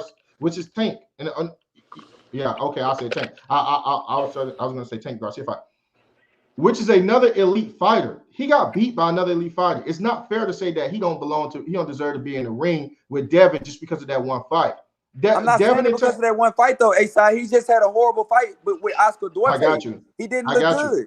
But here's the thing. He is a lucrative fight right now. It is lucrative. But still, what I'm saying is he's in an era where people are going to want to fight him. I think that everybody who has an opportunity to fight a Ryan Garcia should take that opportunity to fight Ryan Garcia, and that extension goes to Devin as well. For the money, not the skills, though. I don't care. What I'm saying is when you said that you don't think that Ryan Garcia deserved to be inside of the ring with the Devin Haney, it's like, man, who cares? This dude, listen, his name is being built up, right? And I like what Claymore said. His name is being built up, and you said this too. You said he's a commercial fighter, and he got all of this pull in boxing, right? None of the accolades. Somebody needs to absorb that. You get what I'm saying? In my opinion, I believe somebody absolutely needs to absorb that, because Ryan Garcia, for me, he got a lot of pull right now.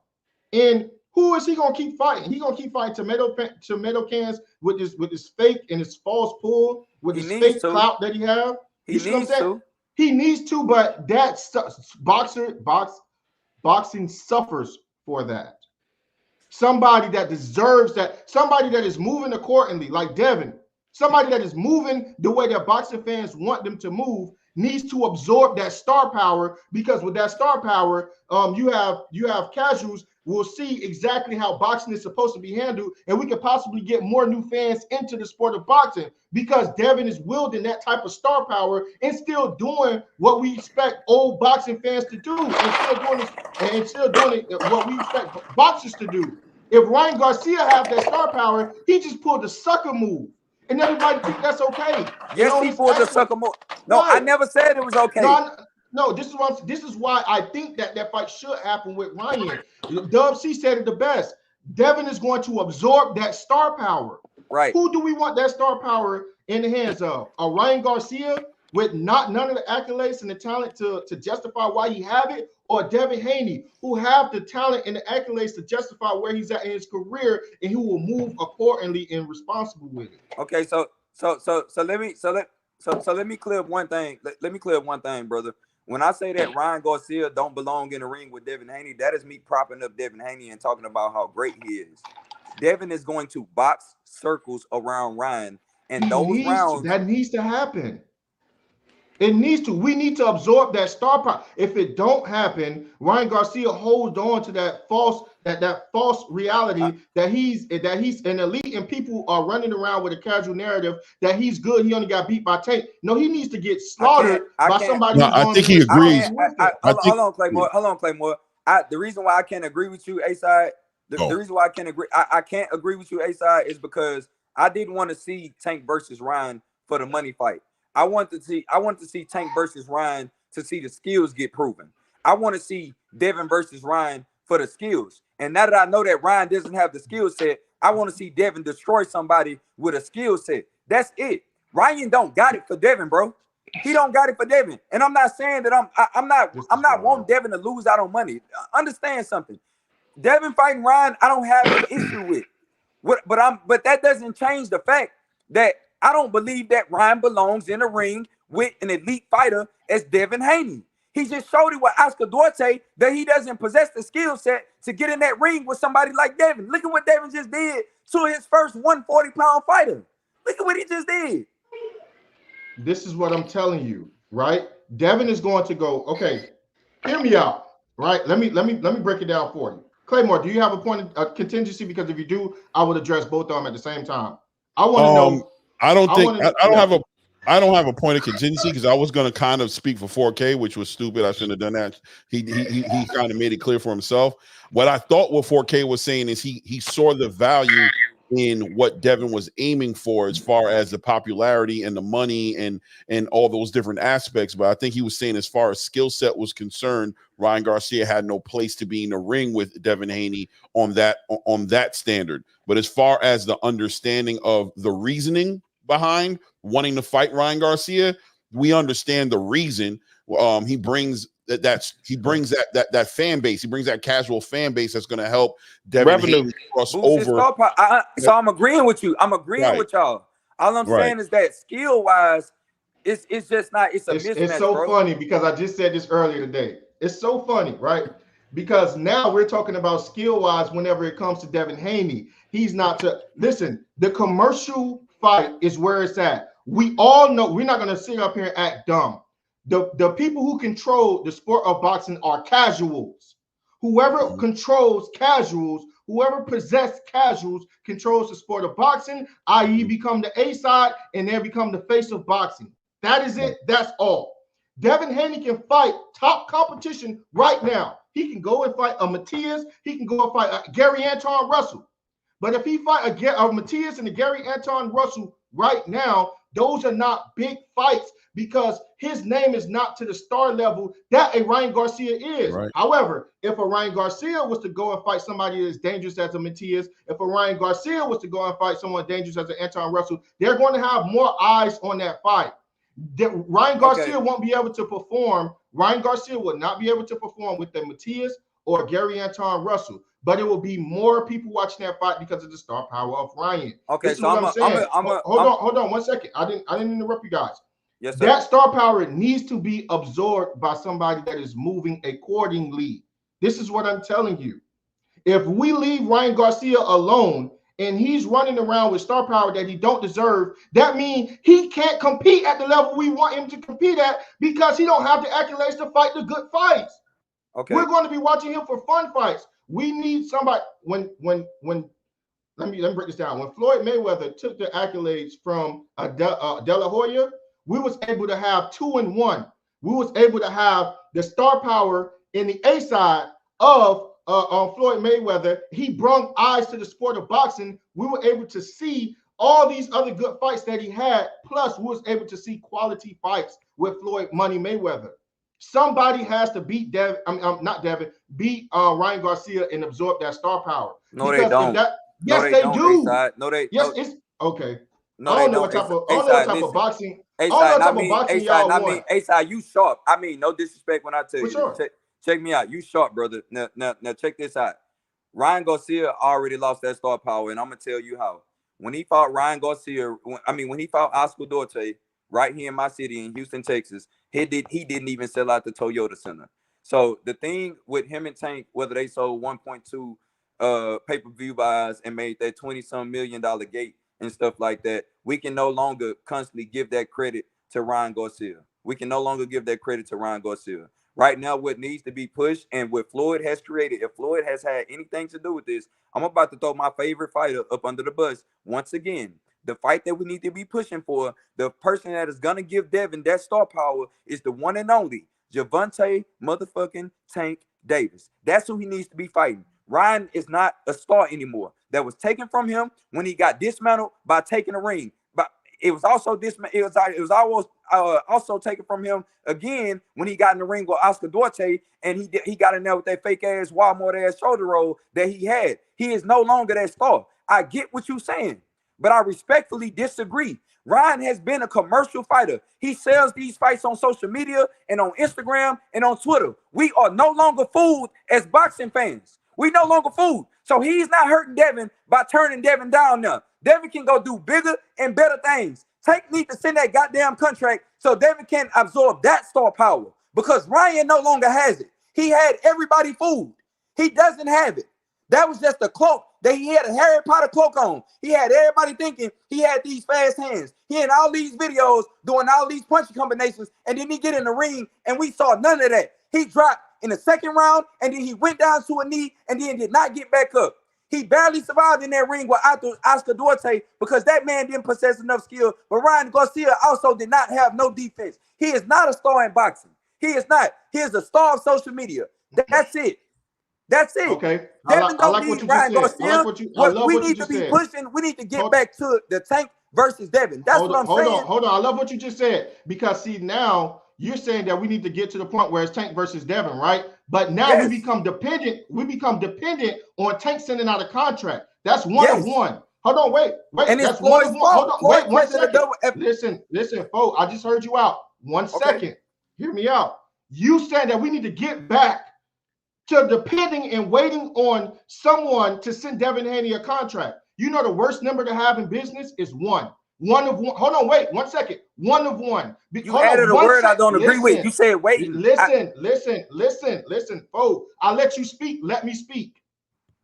The worst thing to have in business, boxing is a business, is one, because you're dependent upon one. You just heard what Dub C just said, and it made perfect sense. If Devin Haney will have the right commercial fight, it will boost his stardom. This is what you're not understanding. Listen. It will boost his stardom. You're saying that Ryan that Ryan Garcia don't have stardom. He lost it. That's what you just said not too long ago. He don't have that no more against Oscar Duarte. You gotta stop. You gotta stop cutting me off, great brother. You gotta listen, because I'm gonna get to my point. I'll let you speak. Just stop cutting me off. Let me speak. This is what I'm telling you. When he get inside of a fight with Ryan Garcia, people are going to watch that fight because they want to see Devin Haney and Gervonta Tank Davis fight. They're going to juxtapose and look at each other's performances. That's where that star power lies. They are going to compare. Everyone is clamoring for a Gervonta Tank Davis and Devin Haney fight. Dub C just sat up here for 30 minutes and said that if he do get that fight, he is going to garner so much star power. That right there would have ensured his rise. He would have risen. It doesn't matter about Oscar Duarte. People would have been looking at performances versus Tank versus performances versus Devin. That would have put him inside of a position strategically for the fans and the casuals, the people that move boxing, to push a Tank and a Devin Haney fight.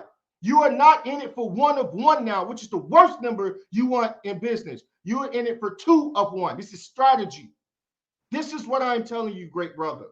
He got the star power from a supernova in Gervonta Tank Davis. That dust is all over him.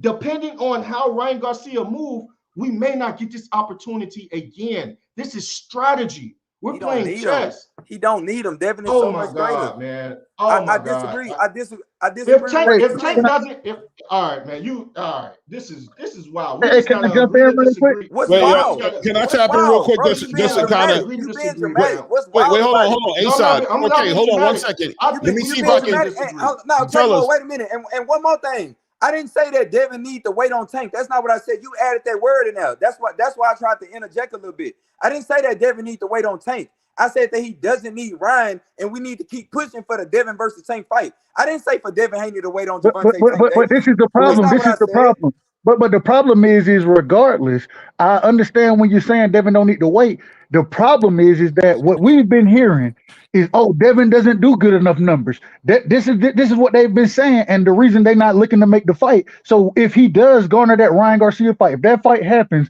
and they do any type of decent numbers, it shows that this can be a big fight, and it kills all those narratives. That's what we're trying to do when we're saying that this fight needs to happen. That's the facts. And so when you sit here telling me Devin don't need Ryan, no, he don't need Ryan. But according to Tank's team and whoever else you will talk about, They according to them, well, the numbers ain't gonna make sense, so we can't make the fight happen. We can't make it happen if the numbers don't make sense. Well, when Devin does good numbers with Ryan, then the numbers make sense, and then they can't duck the fight no more. They can't duck the fight no more. I can't see his name. Who am I talking to right now? The one Dub right side. It's Dub right side. Dub right side. Dub right side. Okay. I just want to know. I just want to make sure. Okay. I think the confusion no problem, is, my brother. No problem. I think the confusion is, I think what 4K saying is Ryan's not that guy necessarily anymore. I think he's saying based on past experience with Ryan and what he's done in the past with Tank Davis is being given a little bit too much weight on his ability to help somebody like Devin Haney get that accolade that he needs to attract somebody like Tank Davis to not put emphasis. I think Devin does need a fight like you guys are describing that's going to give him those accolades, that's going to help him be more attractive to a Gervonta Tank Davis. But the question might be, is it necessarily Ryan? Is that the direction? Is Ryan the direction that he needs? Emphasize on needs to go through to get Claymore, that. Claymore, listen. Everybody wants the Gervonta Tank Davis and Devin Haney fight. I'm going to stand 10 toes down. If I had 100 toes, I'll stand down on it. And I'll make 4K wipe his eyes again. Listen, everybody will compare those two That's why I wipe my eyes. I mean, no disrespect, I got you. brother. I need coffee. Listen. Everybody wants to see that fight between Devin Haney and Gervonta Tank Davis. Everybody. That fight will be used as a litmus test. Everybody will want to see how did Devin Haney fare against Ryan Garcia. I don't know how I can say this in any other way. Y'all, if we're saying that Ryan Garcia have no star power, no residue, all his star power is gone, it's BS. You want to know why it's BS? Because Floyd Mayweather is pursuing him. He has to have some type of value. What are we talking about right now, fellas? If he don't have no value, and if what you guys are saying is true, no promoter will be interested in because he's done with. He won't have no value if he get beat by Devin Haney. Then you won't see no Floyd Mayweather pursuing him. This is BS. I'm telling you guys right now, it's a strategic move. If Devin Haney fights, Matias or something like that, they're going to say, who did Matias beat? He can garner so much star power from fighting Ryan Garcia. We all know that. And I'm not going to act like I don't know it. No, I agree. I agree. Hold on 1 second, fellas. Let me get these super chats. Salute to Pegu Petit, brother in the super chat. Much love to you. We appreciate you, great brother. Salute to my brother Blade Brown, brother in the super chat, dropping that half a dub on us in the super chat.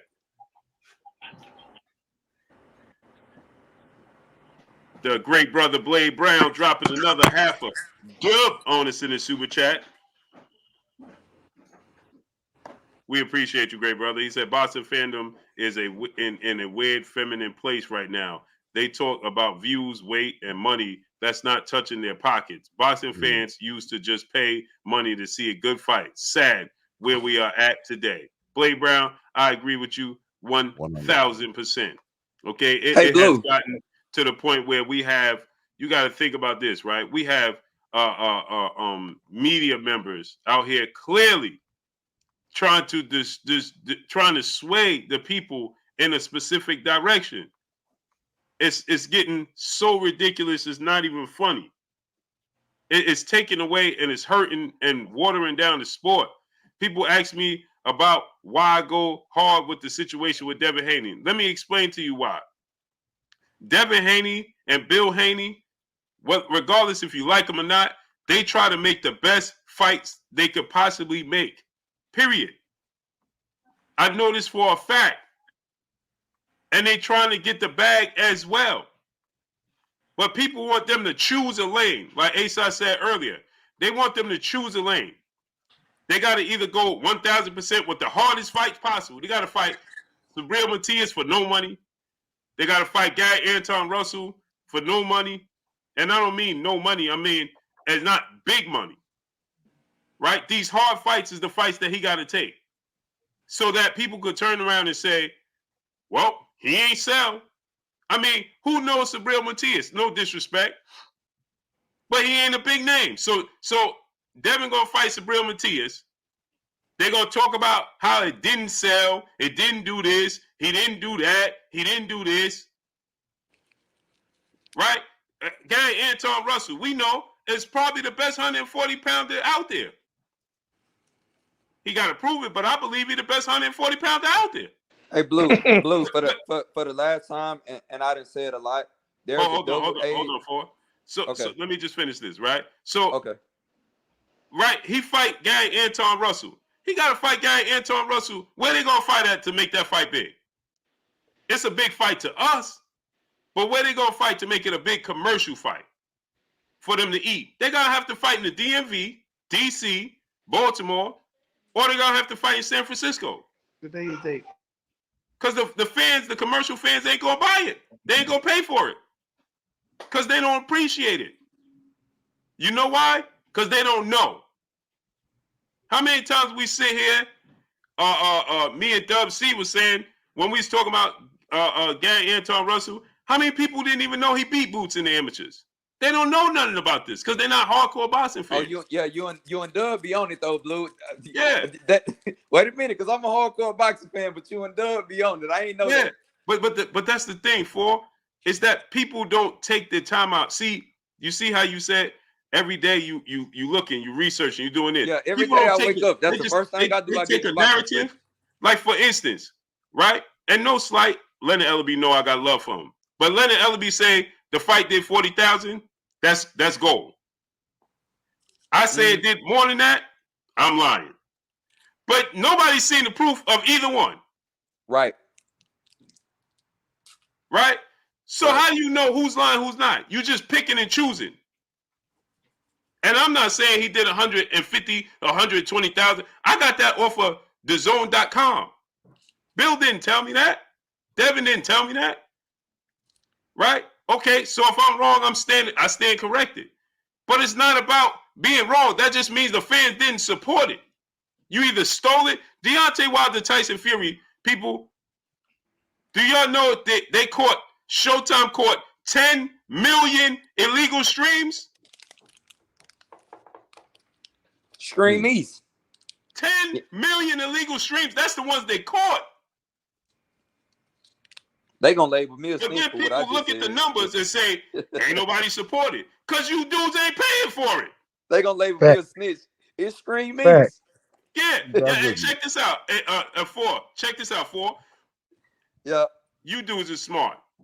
I don't know the numbers. But what is a percentage? What is 5% of 10 million?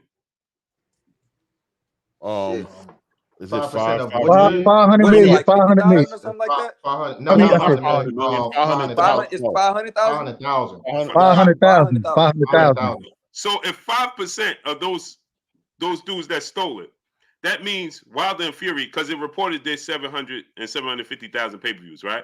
So if the other 5% of the 10 million that stole it actually paid for it, that means that fight would have did over 1 million, 1.3 million pay-per-view buys. Way more than that. The amount of people you think stole the fight. Exactly. But I'm saying that's the reports that Showtime caught that they took down. Right. That's the ones that they caught and took down. So imagine if 5% of the ones they caught actually had to pay. Just 5% of it, not all of it. Just 5%. Y'all said 500,000 plus the 750,000 they did. That's almost another 600,000. So you add that with the number they actually did, it's over 1 million. But that's the mark we always go by. That's the measuring number we always go by. 1 million pay-per-views is the number. So imagine if that fight actually, Wilder and Fury did 1 million pay-per-view buys. So it's not that people ain't interested in watching, it's they ain't interested in paying. There's a difference. So people going to watch the fight, they just don't want to pay for the fight. And things like what Ryan Garcia did today is the reason why people are not wanting to pay for the fights. He's been that guy though, Blue. He been this commercial guy. But that ain't the point. That ain't the point though. That's not the point. The point is this. This is the point, Blue. The point is this. They're saying now, you have half the panel is saying that, that Ryan Garcia doesn't have any star power and Devin Haney won't gain from fighting him because his star power is gone. Like, that is not true. It's not diminished. It's not gone. And here's what I'm saying. The strategy in fighting Ryan Garcia is that people are going to want to watch his performance versus Gervonta Tank Davis' performance. And if they watch both of them two performances, they're going to put pressure on Tank to make a fight with Devin Haney. It's the a one measuring thing stick. So it's a measuring stick. It's like A-Side saying, it's unfortunate, right?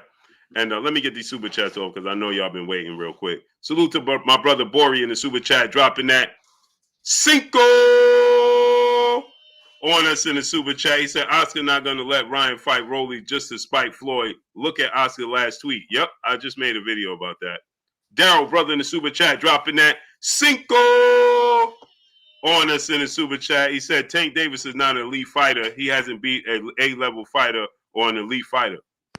He's an elite fighter based off of his talent. Whether you think that the people around him that he hasn't beat isn't elite, but Tank Davis is an elite fighter, in my opinion. Right, based off of the fighters of his era, right? Sure. Outside of the names, the marquee names, the Shakur Stevensons, the Devin Haney's, Teofimo Lopez's. Outside of those names, right? We're just trying to see where he fits in with the other elites. Those guys, right? Sure, outside of them, crazy. I don't see, unless Tank Davis just simply goes to a weight class that is just out of his, he just goes a step too far.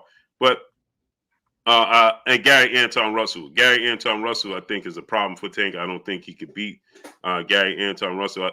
Let me not say I don't think he can. He can beat Gary Anton Russell. I favor Gary Anton Russell in that fight. I think Gary Anton Russell. That'll be a tough fight, Blue. But I saw some holes in Gary Anton Russell's defense where he can get caught at. I think that Gary Anton Russell, because he's young, he's still. You gotta remember, he not getting a lot of exposure. He don't get a lot of. Ain't nobody raising their hand to fight him. You know what I'm saying? So he ain't garnering the experience. But he did turn down the championship fight. Now he did turn that down. So but the reason he turned that down, according to Gary, is that. What was going on with the fam? Yeah. He wasn't focused. He was out. Yeah, I understand it. I understand it. Hey, chat. Real quick. I just want to say this. Hold on. Let me say this real quick. Let me get the super chat, and then we could go ahead and finish cooking.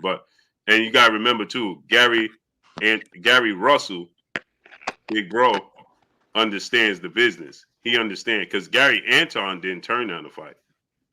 Gary Russell agreed. Gary Russell said, "Nah, you ain't focused, you ain't ready, we ain't doing it." You know what I'm saying? And Antonio had just lost too. So hey, Blue. Huh? And on top of that, his hand, he was still trying to fight with a messed up hand. His brother told him he wasn't going to fight. Yeah. So he was mad about that. Yeah. Russell, I gotta say Russell, Junior did the right thing. You know what I'm saying? Like. Because he know the business. He take a loss. He ain't healthy. He ain't focused. He take a loss. Now, we don't want to fight you anyway. Now you just gave me an excuse not to fight you. I still think he would. I still think he would have beat Puello though. I still think he would have beat him even in that situation. But that's just my opinion. I think so too. But you can never be sure. Hey, Blue, I got a question for you, man. Hold on. I got a question for you. Hold on one second. Oh my God. NH2 brother in the super chat dropping that Cinco on us in the super chat. He said, "Why are we surprised by this? Before his latest fight, Ryan told us he was gonna send Shakur a contract, but right after the fight, he called Rolly out in the ring. Yeah, because remember, Shakur said it got to be at a catch weight, and it got to. He don't want him to have no advantages, so on and so forth. And Ryan was like, I'm not doing catch weight. So the whole possibility of the fight was shot down right then and there. Have we ever seen a fighter stalled out like they trying to stall Devin out? Have we ever seen this? Yeah, we saw Gary Russell Jr. get stalled out like this. The difference is the position that Devin has been put in with Bill, opposed to Gary, and Gary is more. He's more. What's the word I'm looking for? He's like, he's not very vocal. Yeah. You know what I'm saying? He ain't gonna be on. He a serious guy. Gary Russell Jr. is serious. He ain't got time for the antics. I mean, if we get him on here, if to know him, he cool. You know what I'm saying? If I say he come on here, he gonna talk his talk, but to just seek it out, that's not him. You got to get it out of him. You got to force it out of him. You can mention his name 1,000 times, but if you're not recognizable, like if somebody say something on here, he'll see it and he might respond, but he might not respond unless I poke the bear. Hey, Blue Fo got dropped. He something happened with StreamYard. Oh, they dropped 4. They want to see if you put it's a storm over here, bro. Oh, you just gotta put the link back out in the chat. I know some other people wanted to come up and chat, but I'm ready to get active. Oh, you know me, Blue. I'm about that action. I'm about that action. I'm ready to get active. Like the conversation it slowed down. Oh, you got it again. Yeah. Hey, Blue. Nah, hey, Blue, hold on real quick. Hold on real quick, Doug. Nah, man, I can't let this one slide. I gotta wait for my brother 4K to come, and then we back on it. Me and my brother 4K. I can't let that slide. Doug was trying to ask me. Who was trying to? Oh, that was Bullet. Bullet, what you was getting ready to ask me? Yeah. I was about to say because people keep saying Gary Antoine Russell. Gary Antoine Russell, and I like Gary Antoine Russell as well. But I remember, I believe it was in 2021, like a little bit after the pandemic, because remember Gary Russell Jr. so-called, turned down the Devin Haney fight. And I remember the brothers was like, well, we got the big brother, the little bigger brother, Gary Antoine Russell. And then Devin Haney was like, what's up? I remember. And then Devin Haney was like, let's do it then. I could go up to 140 for you as well. And then like a couple days later, Gary Antoine Russell was like, nah, let me get my feet wet and all that stuff first.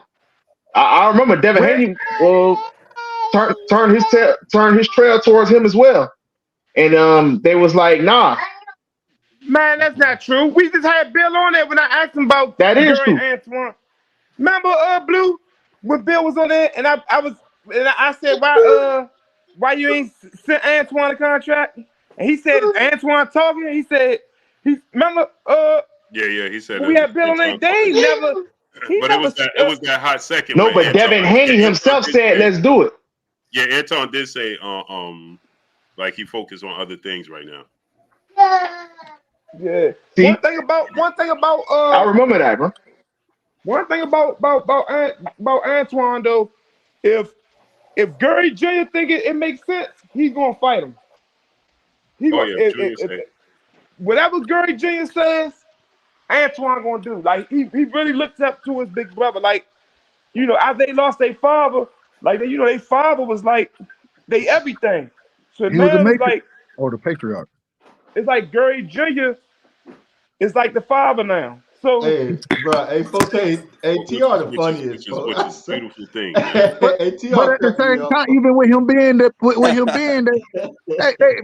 they stalling, bro. They stalling Devin out. It's ridiculous. What they doing right now is ridiculous. And the problem is that I have with all of this, instead of saying, man, these niggas ain't trying to fight, instead of saying that, well, everybody want to say, well, Devin need to move up to fight Boots. Then he need to fight Boots, or he need to do. How is everything on Devin when he trying to make the big fights happen? And these niggas they ducking, they not making the fight. They don't want to be in the ring with him.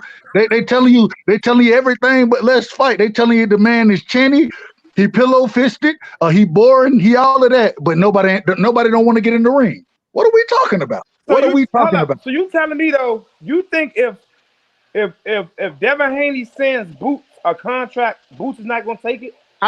No, I'm telling you that when Devin is fighting at 140 right now, y'all telling me that Tank too small to fight Devin, but y'all want Devin to go up 7 pounds to fight Boots. I don't think.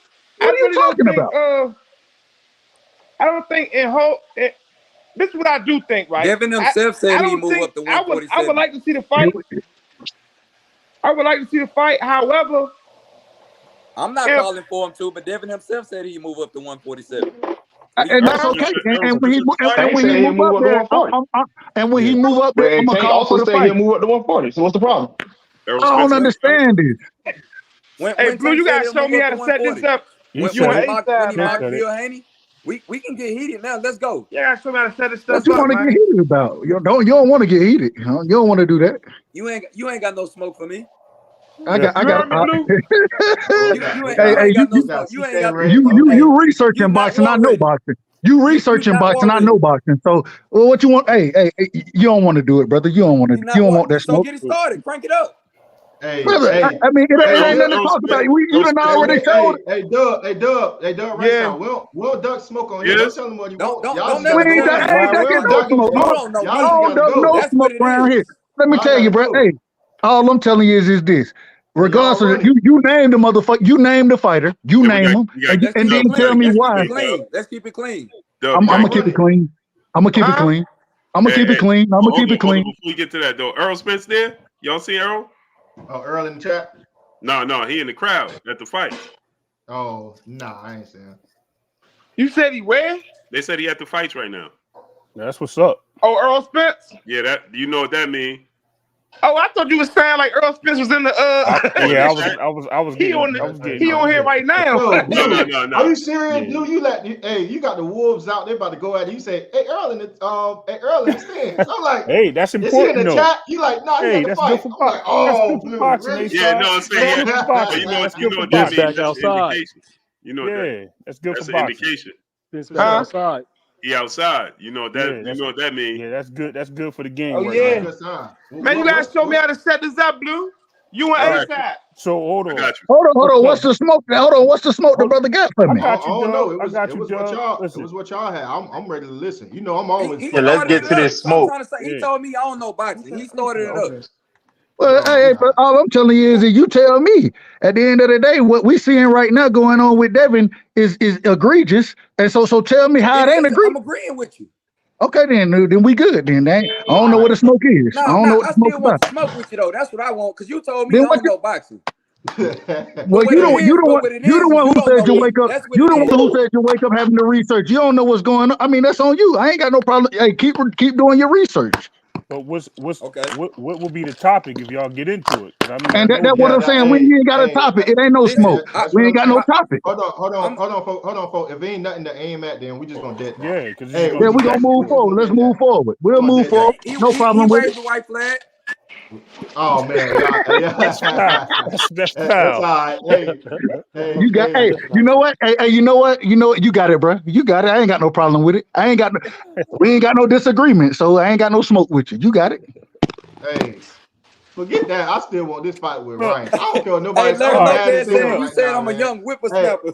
yeah, no BS. Hey, A side. folks. I think I understand why you want the fight with Ryan, right?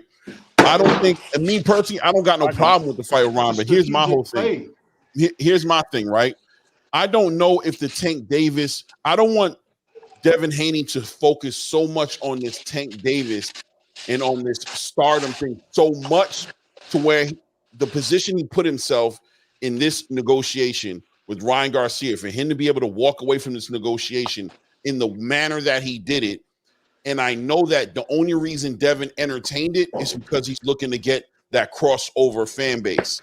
If they're going to play with him like that, and all of a sudden, especially with the way Ryan Garcia ended his tweet, saying that go get your 30,000 pay-per-view. So he let it be known, you need me for what you're trying to get. Hold on, Devin play needs more. to He change said what?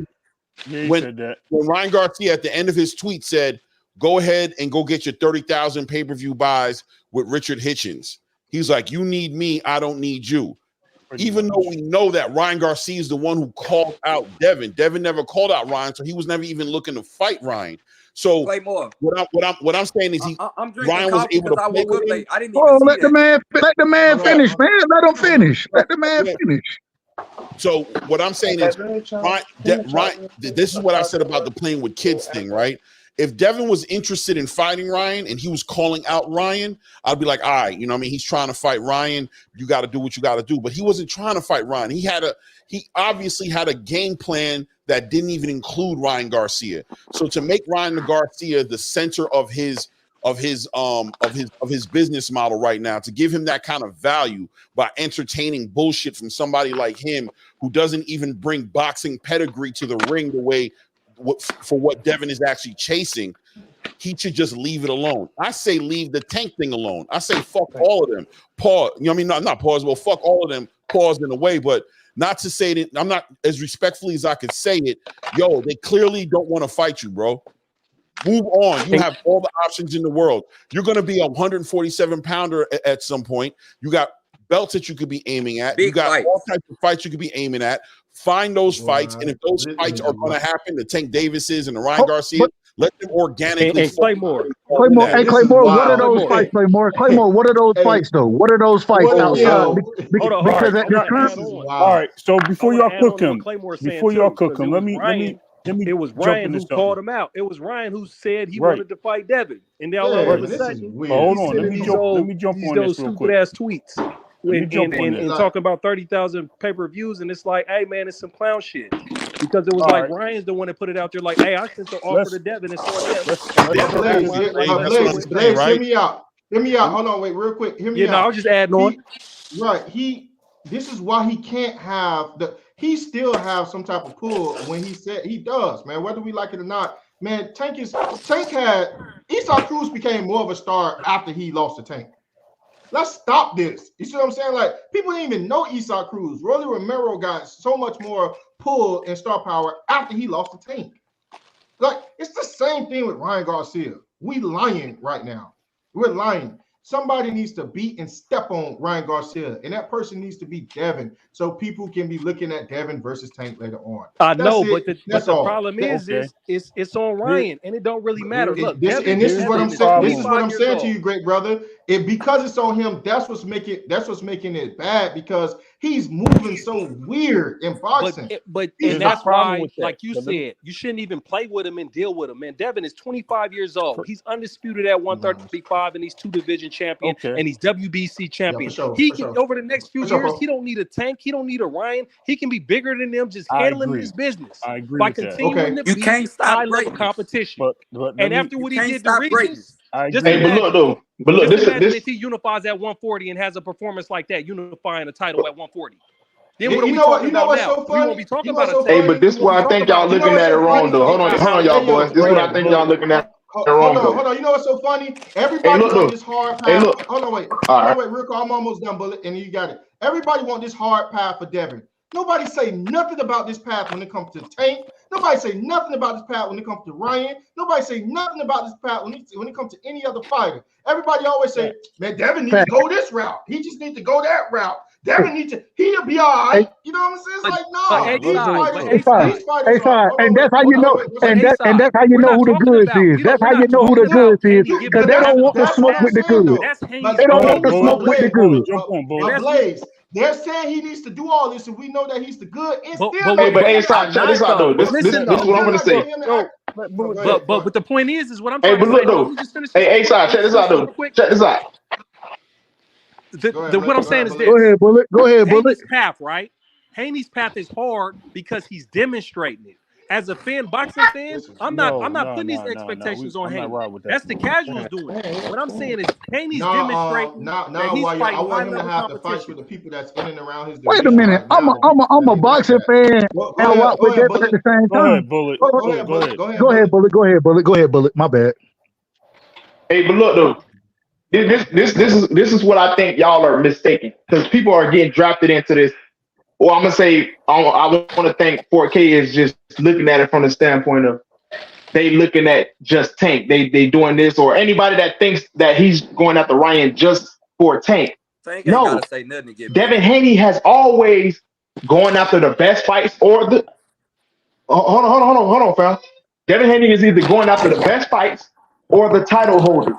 And he wanted to fight Tank because that's a big name to be on his resume, bro. Like the legacy thing that we all look at. Okay, boom.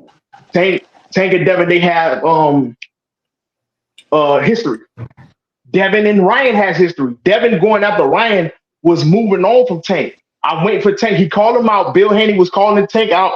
Tank didn't answer the call. Okay, good. We leaving it alone.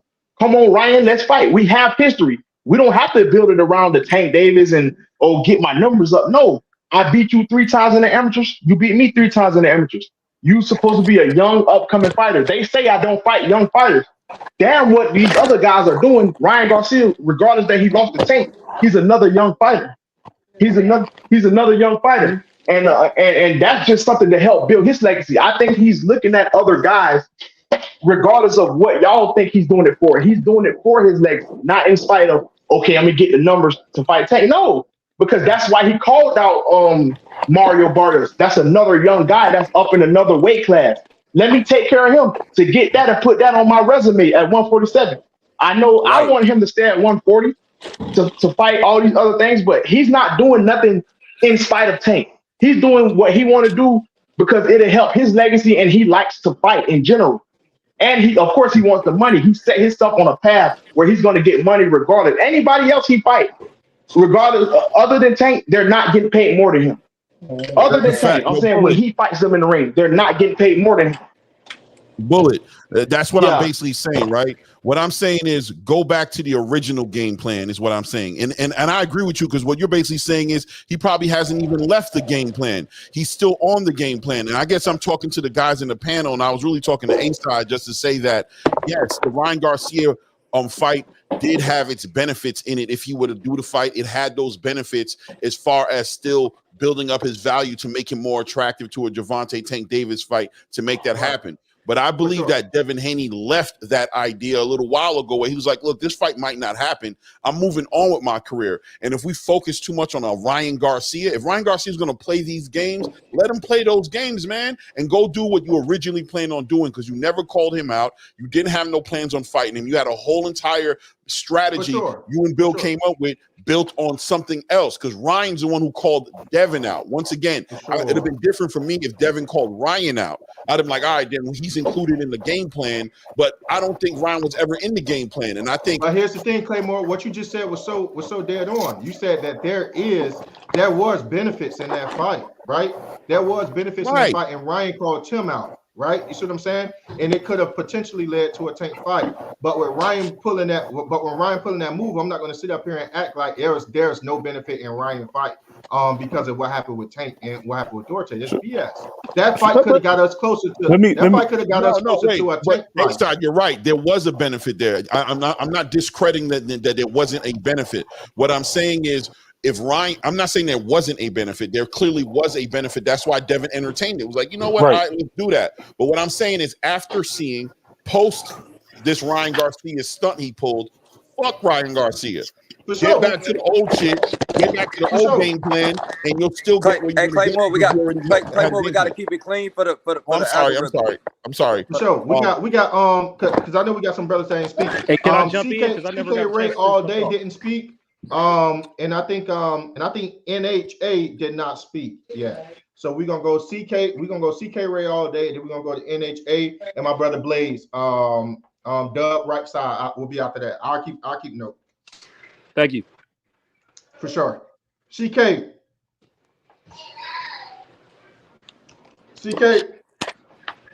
You're on mute, brother. You're on mute. Take yourself off mute, brother. You're on mute, great brother. I think the brother probably doing something else. NHA, salute, great brother. Go ahead. Tell us what you got to add to the plan. Shout out to NH, man. Shout out to NH. Salute to everybody in the panel. Yeah, man. Like I said, I mentioned in the super chat, but I don't know why anybody's surprised by these antics by Garcia. I mean, it's on par with what he does. This is what he does. He calls out people. He gonna send contracts to this person, that person. This is a fight I want, and only to go somewhere left. I mean, it's like everybody forgot. Like, he actually called Rolly out, like right after he knocked old boy out.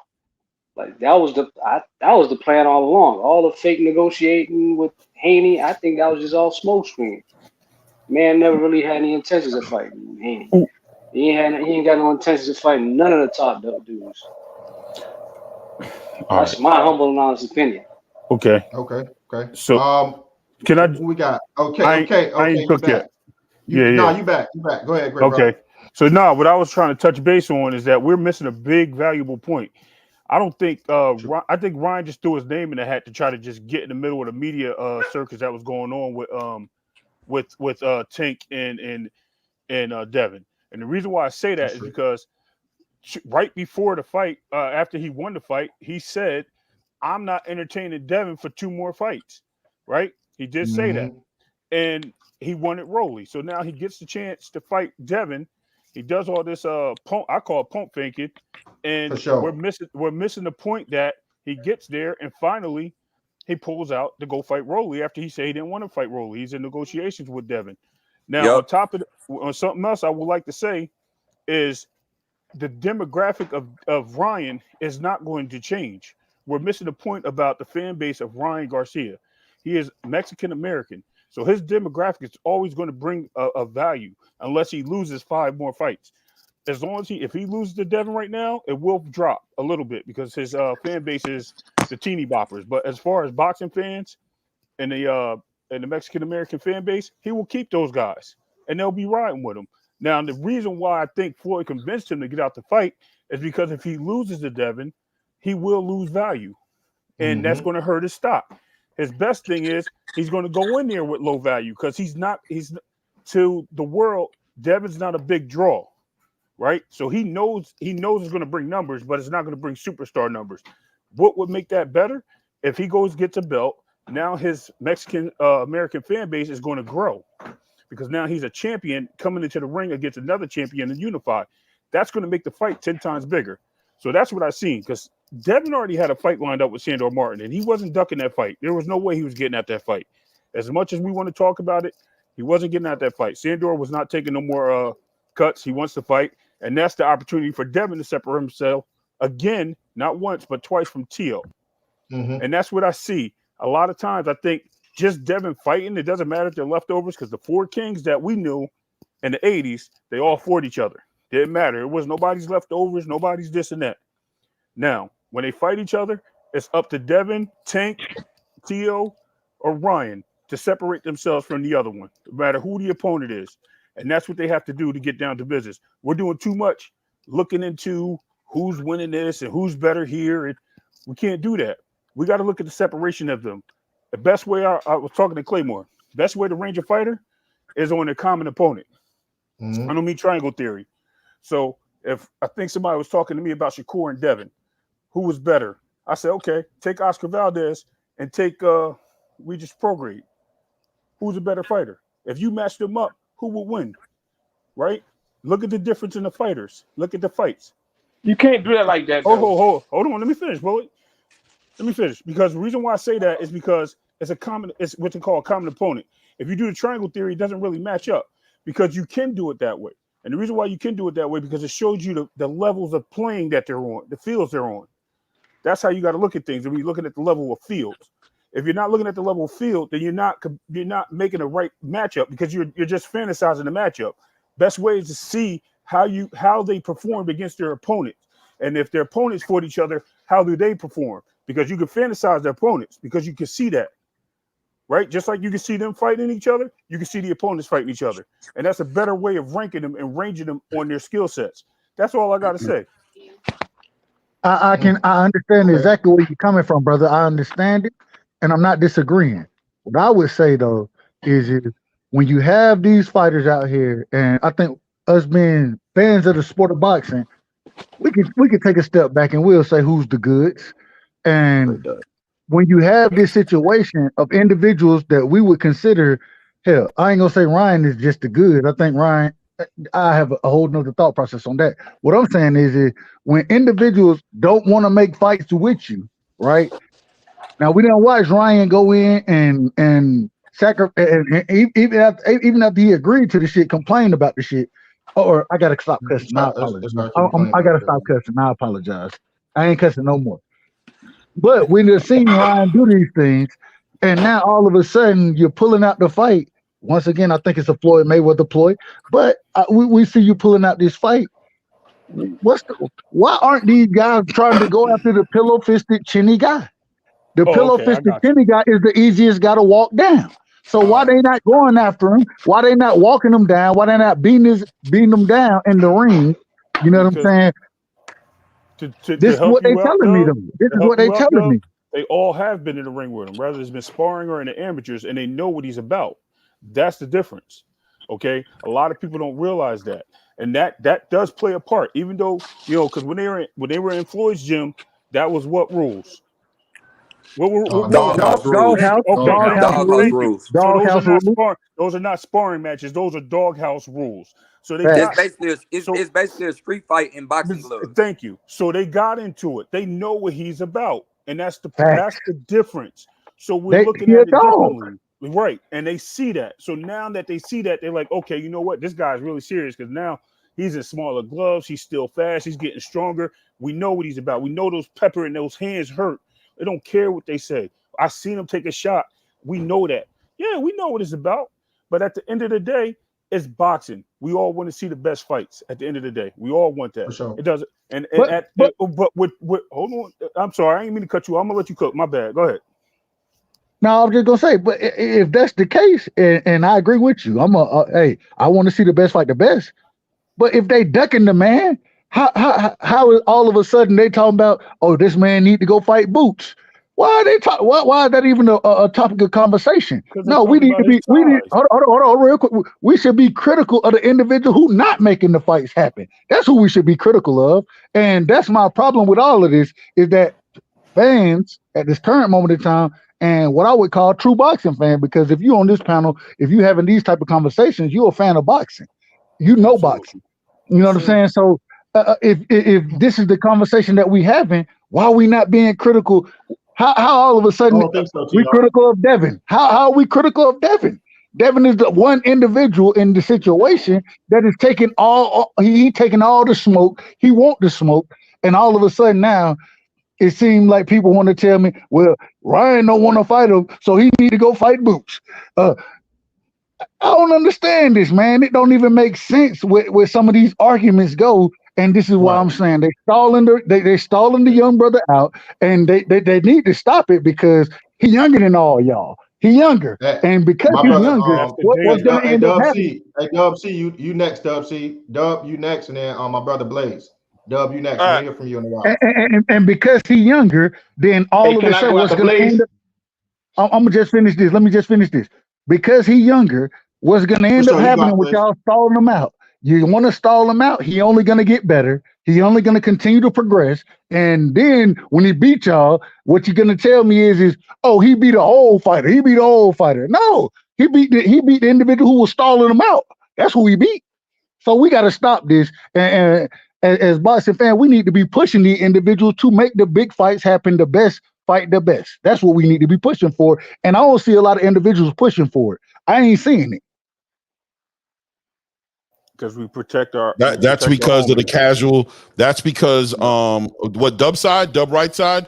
I agree with you 100%, brother. I think this platform right here that we're on Blue Blood's platform and conversations that we have with the likes of the people inside of this room, I think we deal in and I'm going to separate this room and this platform with a lot of other platforms and rooms, is that the conversation in here is genuinely and generally legitimately about making great fights, and the resistance that we get is from the opposite side of the conversation that doesn't understand the value of great fights. They sit there and they push these narratives where they're defending boxers who aren't fighting. They're defending boxers not fighting the best, and they're crucifying us for demanding the best from them, right? But that's a casual fan base that is overwhelming the whole entire industry. And that's the only reason why somebody like Ryan Garcia could do what he just did right now. It's because he understands that the casual fan base doesn't mind him doing that nonsense. He understands that he's going to sell regardless. And that's where we're at with it. That's why I say Devin needs to and I think Devin and Bill already understand that. And that's why they're like, you know what? We're just going to keep exposing them. We're going to call them out. They're not going to answer us. We're going to continue to become greater and greater and greater. We're going to get further and further away from them because, like you just said, he's younger. He's going to continue to grow and have accolades and accomplish things in this sport. And there will be a point in time where these fighters are going to need a Devin Haney's pedigree to validate who they are as far as the talent they were, because the history books is not going to document them as great fighters when they haven't fought great fighters. They're just living off of right now. Just right now, you look good. Right now, it don't matter. But 10, 15, 20 years, when you look at that front row and at those boxing matches and you see Sugar Ray Leonard sitting there, you see Roberto Duran sitting there, you see Mike Tyson sitting there, Lennox Lewis, and you see how the crowd goes crazy for them, it ain't because they're doing that sucker nonsense that y'all doing. That's not why they there. You're just shining right now. But those guys are in the front rows because of the accomplishments they made in boxing. Exactly. And So, I don't want to jump on. I just want to actually help him out real quick because I was going to say what he just said is 100% facts. And the biggest thing that we're missing in all this is that it's not so much of the casual fans, it's these guys don't want to lose their O's. Now, what Floyd did, in my opinion, was some I gave you my weekend and your dad turned around and did this to me, so it's payback time. I'm gonna go in here and move this fight around and disrupt this going on. That's what I think ultimately happened. But I'm gonna let that go on that. Go ahead. That's a different part of the topic. Go ahead. no, we could definitely get in No, on no, that because I that's believe not. Go ahead. I believe that that is different than that. I believe that Devin's just a threat. I don't care what Bill Haney did. If Devin Haney wasn't the goods and he had as much as much popularity as he has now, he would have definitely put his fighters in the ring with him, no problem. He's a tough out. That's just what it is. But He's we a got to tough look out. at Floyd. Floyd is definitely a person that likes to be in charge of things. And I agree with you. I think he did say, look, you could be worth a lot more if you go get this belt from Rolly and this fight with him, or go fight somebody else and get another belt. But at the same time, this guy really just stunk on my name. Now, this is in Floyd's head. He ain't got it. That could be his plan. But I'm telling you, it has something to do with Bill telling him that he's no longer this is no longer the Floyd Mayweather way anymore. And I think he took that personal because Floyd is like that. That's his energy. So I think that had a lot to do with him getting in Ryan's head to move this fight along. Yeah, but No, put go it like ahead. this. Let's just flip it on his head and juxtapose it, right? If Floyd had a fighter that will beat Devin Haney, he will seek to make a fight between his fighter and Devin Haney to Floyd know show what that it is. He got Tank. exactly Floyd know to what show it that it is. is He got to Tank, show. right? So Yeah, but what's the he problem not with that? he's Tank is not He with don't believe Floyd. Tank gonna beat Devin. Hold on, no, Floyd I'm don't not even believe gonna that. hold on. The Tank is not under Floyd Money Mayweather. He's not. You see what I'm saying? He's not. The best way to show that it's still your era. Floyd owns part of PBC, so he's still under him regardless of how we look at it. He's not 100% under his umbrella, but he's what I'm still saying under is him. I don't know the connection that I'm going to say this. I'm going to be the first person to say I don't know what type of connection that Tank has to Floyd Money Mayweather. I don't know what type of tether they have together. What I'm saying is the best way to snuff out somebody light and to show them that you absolutely on top is to stop them dead in their tracks. I think that with Ryan Garcia, I think there's value in him. I think Floyd see that as value in him. I think if Ryan Garcia get beat by another superstar in Devin and Dream Haney, that value diminishes very quickly to the point where he cannot rebuild and rekindle that career. That's what I think is happening, regardless of what Bill is not. Side, real quick, I agree with you what you're saying, and I think that what Floyd just did, and I ain't saying I don't know that Floyd did it. I don't know that to be a fact. I don't know it to be a fact. This is speculation. I'm speculating, but I think we all speculate the same way. What I'm saying is that what Floyd just did is said, you know what? If we can sign Ryan Garcia, um, when we know that the Floyd promotional company, they ain't signed no damn fighters or put no stars out there outside of Tank Davis, even though Linda Ellaby will tell you differently. We know what's going on over there. And so we understand that what he's doing right now is he trying to recruit Ryan.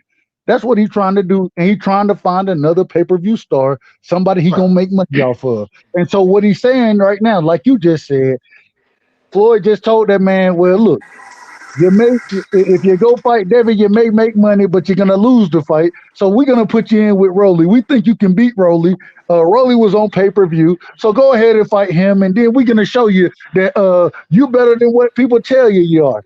No, he's not. That ain't the truth. That ain't the truth. What it is that. Go ahead. I'm gonna shut up. I'm gonna shut up. I get excited about these. I get It's cool. excited. It's cool. I just want to make sure. I wanted to make sure my brother Dub, he got a chance to speak. That's all. Dub, right? But yeah. No, I can hear what you're saying, but I can see where I'm not going to act like I don't see a world where CK Ray is right. You know, we men, we do have egos, right? But I've known from what I've known from Floyd Mayweather, he's a shrewd businessman. He don't care about what people thinks. He don't care about. He's like, and I said this earlier in the live. He's a boss through and through. When he makes moves, he don't care. It is what it is, and that's how they move. If Floyd definitely wanted to move in a way of Devin Haney, and he thought Devin Haney was sweet and he could snuff him out, he would have did it a long time ago. It's the fact that Ryan Garcia don't have the goods in order to compete and beat Devin Haney. If Ryan Garcia was able to beat Devin Haney, and then Floyd can take him after a defeat over Devin Haney, he could do amazing things with his career. But he don't believe in Ryan talent that much, and that's what I think it is. Okay, that's Floyd already told you he had the opportunity to spar with Devin, and according to Floyd, I was out of shape. He was a young dog. He just came out of jail at the time. He was out of shape. Wait a minute. I'm just going off of what he said. And this is an individual who a younger fighter. What did he say? Hey, I had a chance to be in the ring with him. I wasn't sharp at the time. Hey, Dell, you wild. You wild, boy. He trolling right now. Hey, salute, real Dell. quick, I'm sorry, I gotta let Dub see on.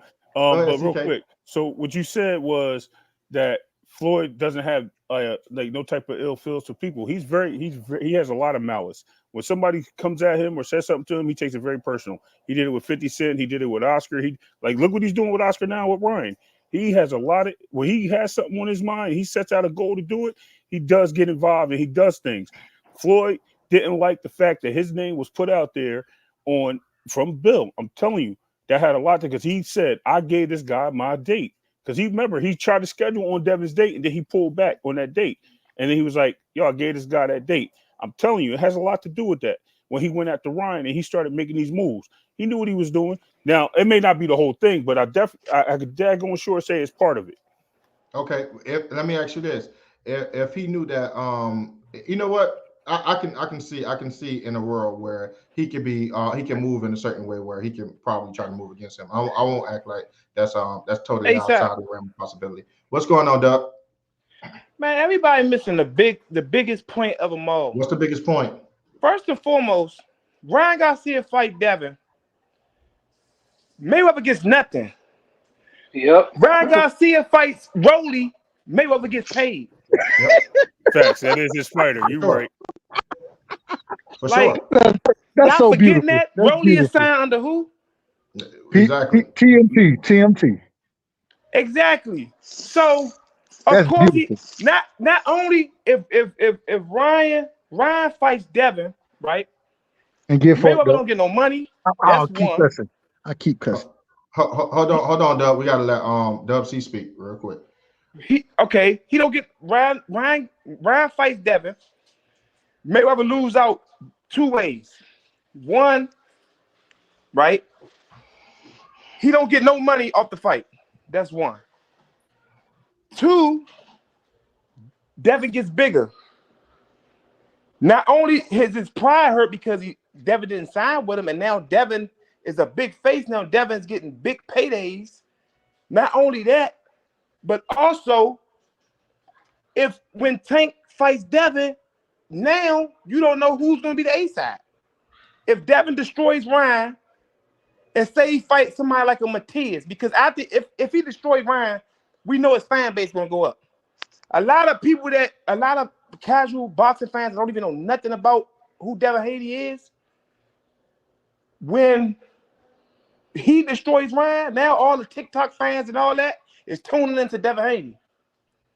So now Devin Haney fights somebody like a Matias, and he beats a Matias. Now the Tank and Devin fight, if they fight, which I doubt if they do, but if they fight, now that you don't know who the A side gonna be. Not only it's a 50-50 fight. It's a 50-50. Not only that, but with Las Vegas, with the people that means more over top of all this stuff, who got their hands and stuff that we don't even know about.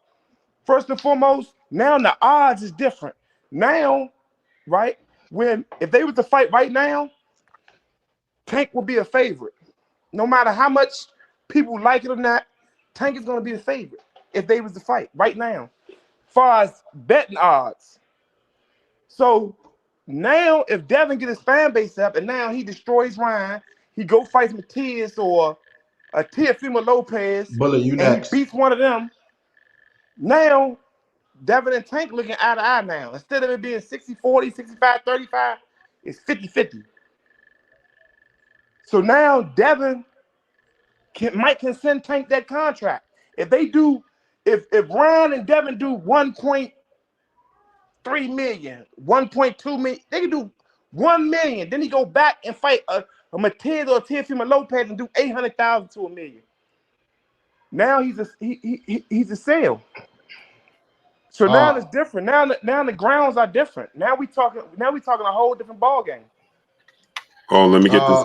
Some of the people got kicked out because of StreamYard, so you'll have to place the link back in the chat to have those brothers up. I think their turns was going. Bullet, you next after the super chat. All right, we're gonna get off in 15 minutes, people. Let me get this super chat. We got my brother C Money, best style brother in the super chat, dropping that Cinco on us in the super chat. He said, "Hey Blue, do you think it was a lower Rolly numbers to make you?" He said, "Hey Blue, do you think it was to lower Rolly numbers to make the fight Ryan always wanted, but Rolly was pricing himself out?" No, Rolly wasn't pricing himself out. Jalen, peace and blessings, Queen. How you feeling today? No, Rolly wasn't pricing himself out. You know, I think that Jalen said 15 minutes. Yeah, Queen, that would be 4 hours for us. That'd be the 4-hour mark for me. and it's the wife's birthday. Big Truck Trap Star, what's up, family? Dwayne Yosa, what's up, family? So do I think that it was a ploy to get, Rolly to drop his number? Nah. I just think that, Floyd Mayweather got in his ear, jumped in his ear, and Shell Lump was good. He was committed to the Devin Haney fight. But guess what? He gonna be committed to the Devin Haney fight because Oscar De La Hoya is like, I'm not doing the Rolly fight. He like, O'Hari Davis is in position. I just signed O'Hari Davis. O'Hari Davis is in position to get the fight. He been in demand to get the fight, and I'm not going to leapfrog O'Hari Davis. So Blue, is that new information? Like, so that's what basically Oscar's stance on this in this whole situation is that he's not. He just said it right now. I just listened to the whole interview. Church. That's why. That's why I deal with you, Blue. You know what I'm saying? You're gonna give it right there, hot off the press. Yeah. Oscar De La Hoya is like, listen. I want to say one thing. I got a potty mouth, bro. I don't think I got to get my vocabulary up. I'm so quick to curse, bro. Like I got to work on that. He said O'Hari Davis is next. Period. Now Ryan has to go into that fight exposed, knowing that he don't even want that smoke. Yeah, and on top of that, he said. Oscar said that he been negotiating with Rolly, and Rolly was dragging his feet on making the fight happen. Well, O'Hari Davis. So he throwing Rolly out there and Ryan. This is gonna be the first time in a long time I'm on Oscar's side, bro. Yeah. Oscar, do your job, bro. And another thing, conflict of interest. Is it me or is Floyd teetering on the edge? Definitely teetering. Floyd is going out of his way. Floyd is going out of his way to put roadblocks up instead in front of Devin Haney, so that he doesn't reach a level that where the perception is the same as that of Tank Davis. It's not even about whether or not he beats Ryan or not. It's just a perception. You know what I mean? Because see, he already stated 2 years ago. He said that Tank and Devin Haney were never going to fight. Remember? For sure. Y'all remember? He said Tank and Devin were never going to fight when Tank got upset with him about training Devin Haney and calling them the ops. Talk about it. Talk about it. You know what I mean? And he's been doing everything he can, and has him and Leonard Ellaby both have been doing everything they can to quell any type of thought process that said that they were going to fight each other. It was always an excuse. Hey, It's an hey, excuse. what? He needed more than Hold 4 on, let weeks. me get this super chat. Hey, real quick, Blue. I just dropped it. It's not live, it's love. That's the super chat that I just dropped. So Okay, I got you. Salute to my brother Dub Right Side. He on the panel and dropping that Cinco on us in the super chat, and he on the panel. He said tomorrow isn't promised, today is a gift, but we always show love to hard work. Happy B-Day to the wife. Much love and support, Blue. My brother Dub Right Side in the building. He's on the panel dropping that Cinco on us in the super chat. I appreciate you, great brother. I see the brother in the back, but there's too many people on the panel and will not allow me to bring anybody else on. I'm about to jump off. I'm gonna jump off so you can bring the other people on. Man, appreciate you, Blue, A-Side, man. Everybody who's been on the panel, man, y'all do a hell of a job with this sport of boxing. And somebody like myself who love the sport, this is the reason I rock. And I love the conversation, the arguments, the agreements. I love all of it. And I appreciate all y'all brothers, man. Salute to y'all. Blue, man, you do a hell of a job. Happy birthday to your wife again. And keep doing the people's work, my brother. I appreciate you, great brother. Salute. Salute. Shell the Lump brother in the super chat. Salute to my great brother Shell the Lump brother in the super chat. Dropping that Cinco on us in the super chat. We appreciate you, great brother. Go ahead, Dub C. Oh, I think it's Dub C. Salute to my brother C Money Best Star in the building in the super chat. Dropping that Cinco on us in the super chat. He said Rolly has a belt, and he don't think Ryan is a bigger star. We talking about Rolly. Yeah, Devin have a belt too. Oh, that's a female. Salute to Shell the Lump. Sorry about that, Queen. Just say we got almost a lot said of I'm sorry, Queen. Yeah. Queen, Man, I apologize. Man, I apologize. Hey, can y'all hear me good? Because I can't hear y'all. Yeah, we can hear you. We talking about the same roller. We talking about the same roller who just got beat up by that old man who ain't got but one hand. Hold on, Dub. Hold on. Is Dub C? I think they are. Yeah, Dub C. This what we fella realized too, Blue. The biggest thing of them all, right? If Devin get big, right? If Devin face get big in the sport of boxing, period, without Floyd, that's a smack in the face because Floyd tried to sign Devin. Fact. And now Devin shows that he can do it without Floyd. Guess what? That opens up a whole nother lane for up and coming boxers. So now a lot of boxers, they're gonna be trying to do that on their own instead of them signing with these promotional companies like Floyd. Now they're gonna be trying to do it. They're gonna see that they can try to do it on their own. Like a lot of fighters gonna be trying to lead these when they deals up, when these 3, 4, 5 fight deals up, they're gonna be trying to go and start their own lane. You know, he don't want Devin to do it without him because you gotta look at it. Devin was under Floyd at first, so he had all hopes. He thought Devin was gonna sign with him, even when he was still training Devin when he already had Tank. In his mind, Devin was gonna sign with him. When Devin didn't sign with him, that was a smack in his face. Mm-hmm. Mm-hmm. No, for sure. We got my brother Bullet next. I want to get my brother I lost my spot. Star. Blaze, I didn't even see you, great brother. Bullet, Blaze, Trap Star, then Claymore, because we're gonna do closing words. It's definitely Blue's wife birthday, and I want to get you guys last words. Mrs. Blue. Real quick, the fight about to be on. Real quick, one thing. The dude said about he named the fighters that sit in the front row about how they didn't duck no fights back then, and he named Lennox Lewis.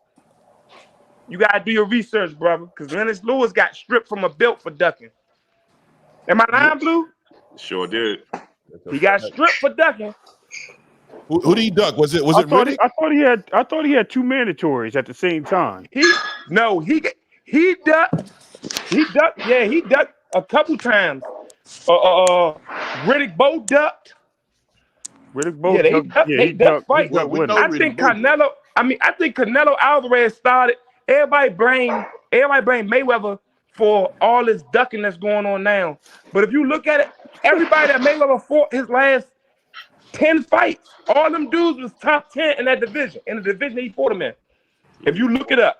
Now, Canelo was ducking Floyd. Canelo Alvarez, just think about it, Blue. Canelo Alvarez started this ducking stuff, using these politics and all that to not fight fighters. He had a deal. They gave that man 300, I think it was 325 million for like 6 fights, was it, Blue? And they told him, Oscar De La Hoya told him, listen, they want one of these fights right here. Charlo, Benavidez, or Demetrius Andres. And his last fight, he fought a Asian or something. And Errol Spence.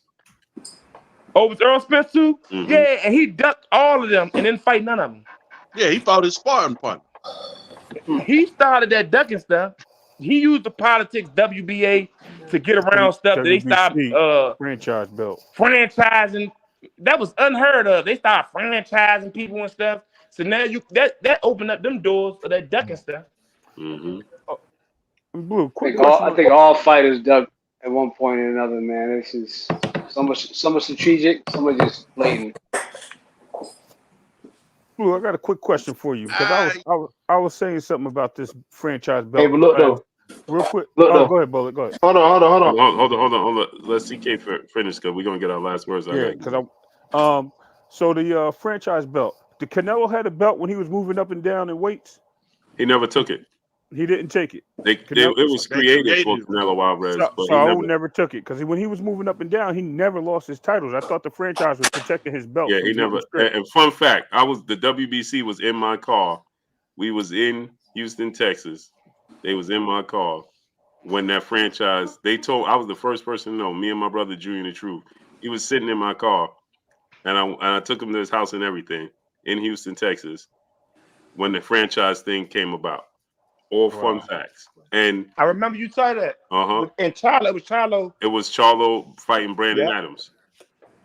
Yeah. I knew before Charlo knew that he was about to be elevated. And Canelo never took it because they created the franchise belt to give it to Canelo so he didn't have to fight Jamal Charlo. And then Canelo Alvarez dropped it anyway and moved up to Fort Sergey Kovalev. So he never took it. The only actual franchise champion, notable franchise champion, is Lomachenko. Okay. Good information. Yeah, Canelo left. See, Canelo was only one belt away from becoming undisputed. He needed the Demetrius Andre WBO title. He didn't take it. He left the division. He beat Danny Jacobs. Yeah, he beat Danny Jacobs. He beat Triple G. And then he left the division. But what you think about this, Blue?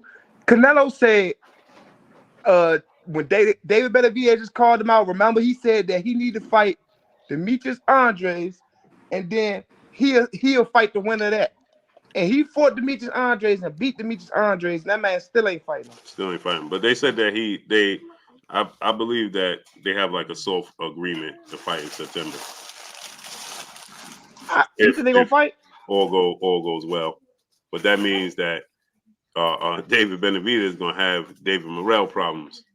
Mm-hmm. Yeah, David Morrell called him out too. Mm-hmm. I think that'd be a good fight though. Yeah, I just think that if it goes to the later rounds, I think David Benavidez might get him off of experience for real. The experience and the pressure. David Morrell got a lot of skills, but that pressure and that experience and that dude. But he hit hard though, Blue. He might sit. Yeah, I don't know. He might clip David Benavidez, man. Yeah, he might freeze him. He might stop his workload. Yeah, but he got to be able to take it too, though. Yeah, he got to take it. He got to be able to take it too. Yeah, but we never seen David Morrell hurt. We seen David Benavidez hurt. You ain't seen David Morrell in the ring with David Benavidez either. Yeah, that's a big difference, bro. We saw that too. And you ain't seen Morrell in there with nobody that's like David Benavidez. That's true. We never see, but who have we seen David Benavidez fight that had the reach advantage over him? And they about the same size, bro.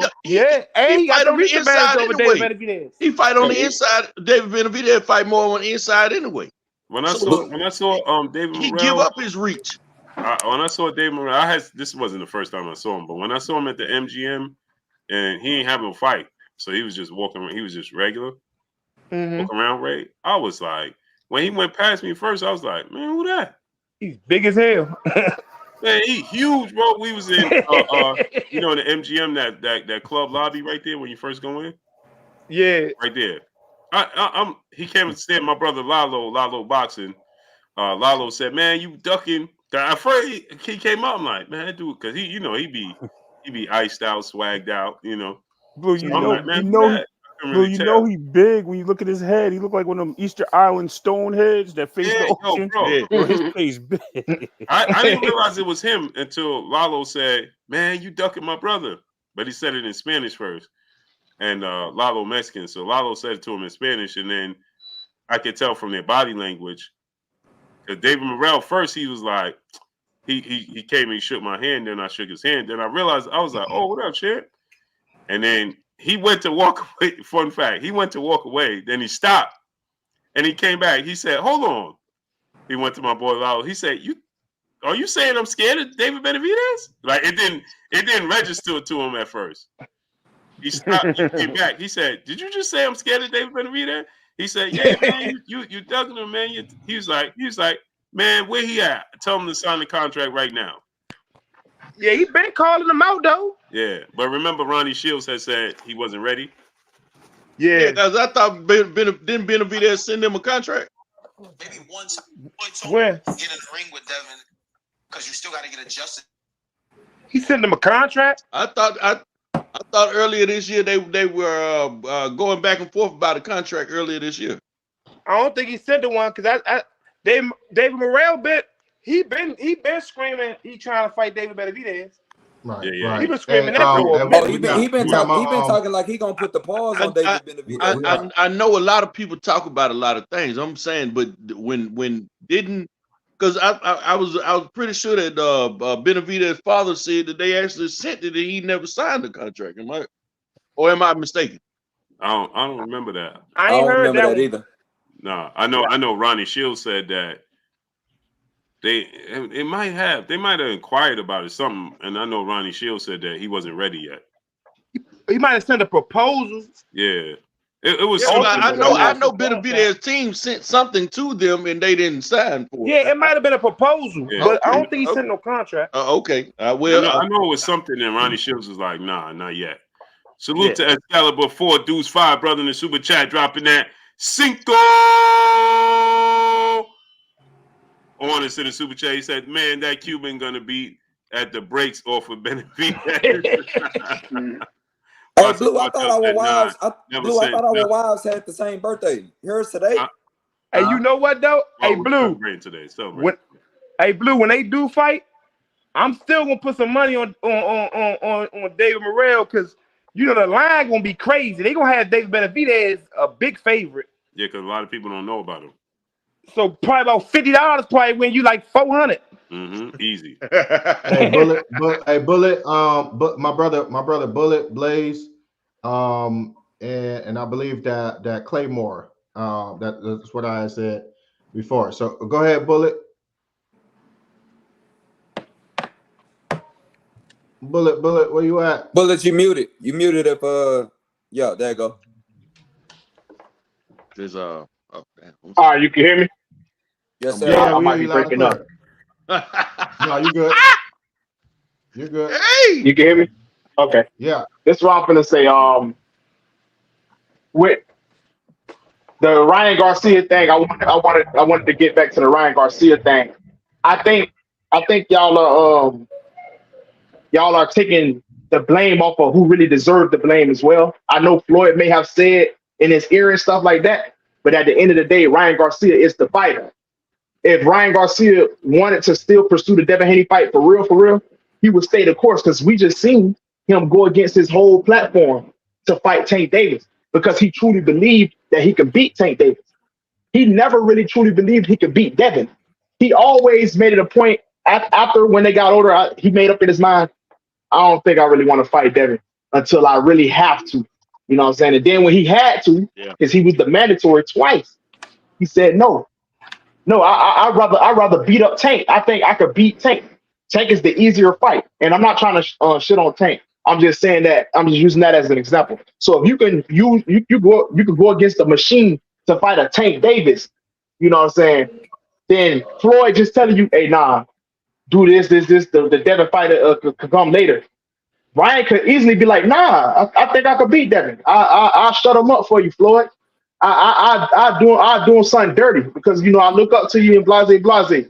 So the blame, I know people we putting the blame on a lot of people saying Floyd. I believe Floyd said something to him for real. But I think Ryan Garcia never really wanted to fight Devin. Honestly, he wanted the perception that he wanted to fight Devin. And I think the fans need to hound on him, and we need to go at him heavy. You know what I'm saying? I'm not letting this slide because that's cowardice. That's a cowardice jump. I just wanted to throw that out there because the perception. He gonna throw out mental health. He gonna throw out mental health. Let's be careful. Exactly. He down to he said mental health to not fight that. One thing real quick. I agree with you on the fact that it's Ryan Garcia's decision to make. You know what I mean? But the only thing I say is the influence of somebody like Floyd Mayweather on an impressionable kid like Ryan is something that's different. Okay, it's not like Ryan a grown man at this point, though, fam. That's a grown man. I understand he's a grown man. I understand. He's still impressionable though, bro. You know what I'm saying? It's not like it's not like but he got Derrick James training him, fam.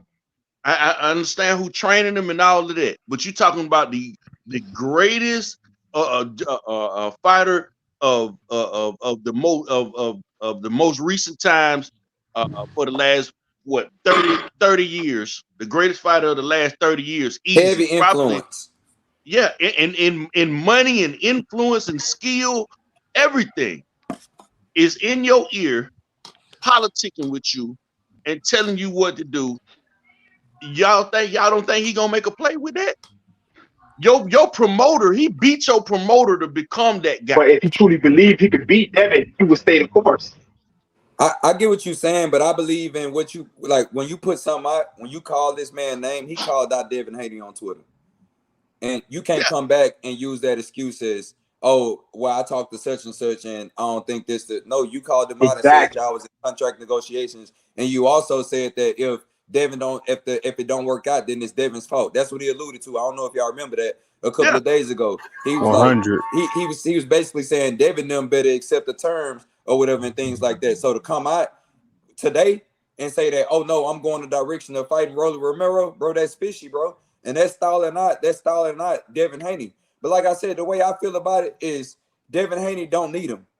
He don't need him. He don't got the skill anyway. And Rolly versus Ryan right now, disrespectfully, I mean this, is more of a 50-50 fight for Ryan Garcia because he doesn't possess the skill to be in the ring with Devin Haney. And then I'm going to go out on the limb and get a little bit disrespectful and say it's going to be real funny if Rolly get in that ring and knock Ryan Garcia out. Now I'm talking crazy now. If he knock him out, that's not crazy. You ain't talking crazy. I'm gonna have to hear this later. No, that's not crazy. That's not crazy. Then what? That's not crazy.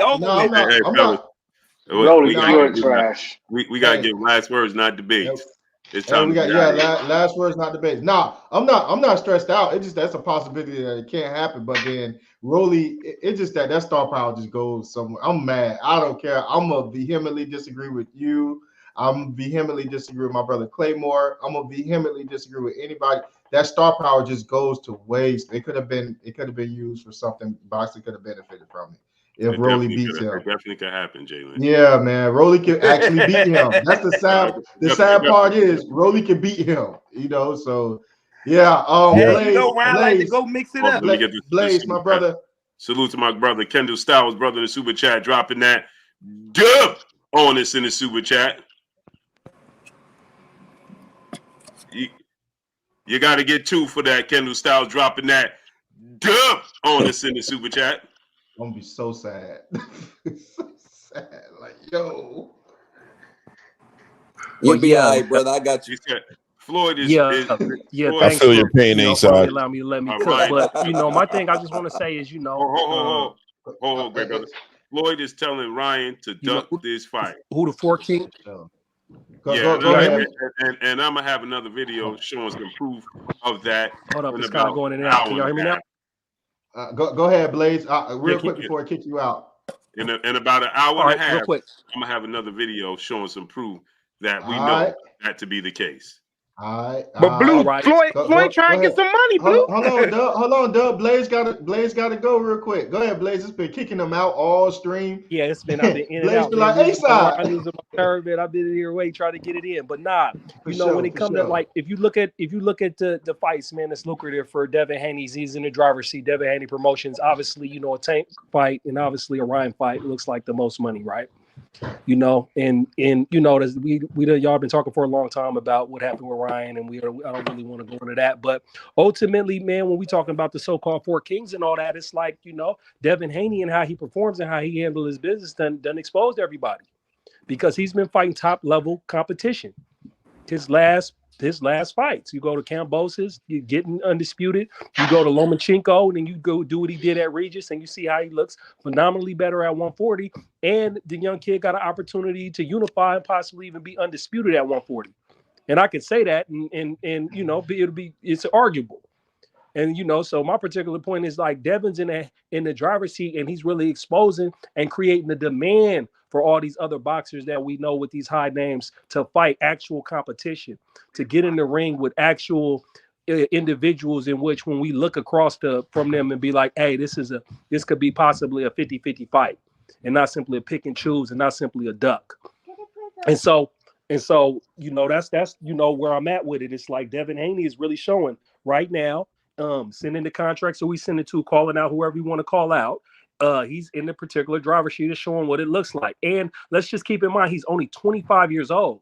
And so that's what we was talking about, A-Side, earlier, when we talk about the sport of boxing, and then we talk about the business of boxing. And we get to talking about this 25-year-old, right, who's Devin Haney Promotions, and talking about maximizing his bag. But let's think, where was Floyd at the age of 25?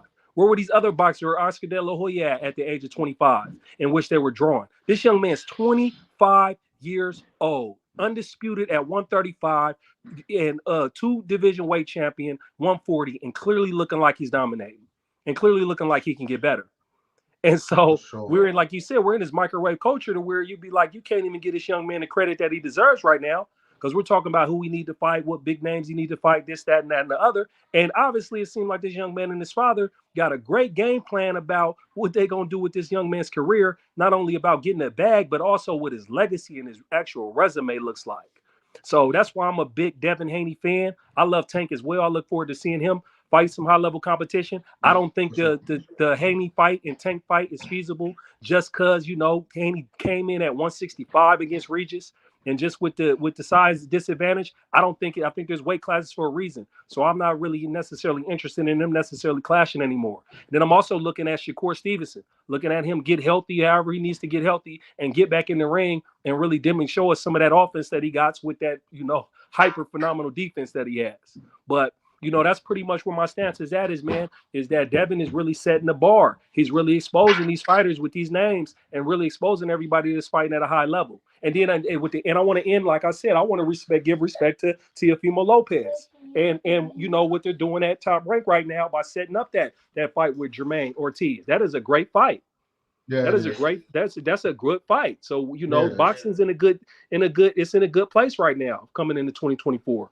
We're going to see a lot of names. We're going to see a lot of individuals. We're going to see a lot of boxers fighting at a high level. And I just look forward to whatever fights get made. We can enjoy them and not get caught up in who's not fighting and who's not getting and who's not fighting, or who's going back and forth on Twitter. For sure. You put that very well, Blaze, and I'm glad that you waited to say that, because you articulated that extremely well. I got my who did I say it was next? I got my who did I say it was next? Claymore, my brother Claymore. Hey, Claymore, drop the link in the chat. Yes, Claymore, sir. Yes, sir. Say more. We giving closing Yeah, I gotta be closing. Are we dropping off? Are we dropping off as we doing it? After you give your closing, just go ahead and drop on off, people. All right, Blaze, I appreciate you, great brother. Thanks, man. All right, peace, everybody.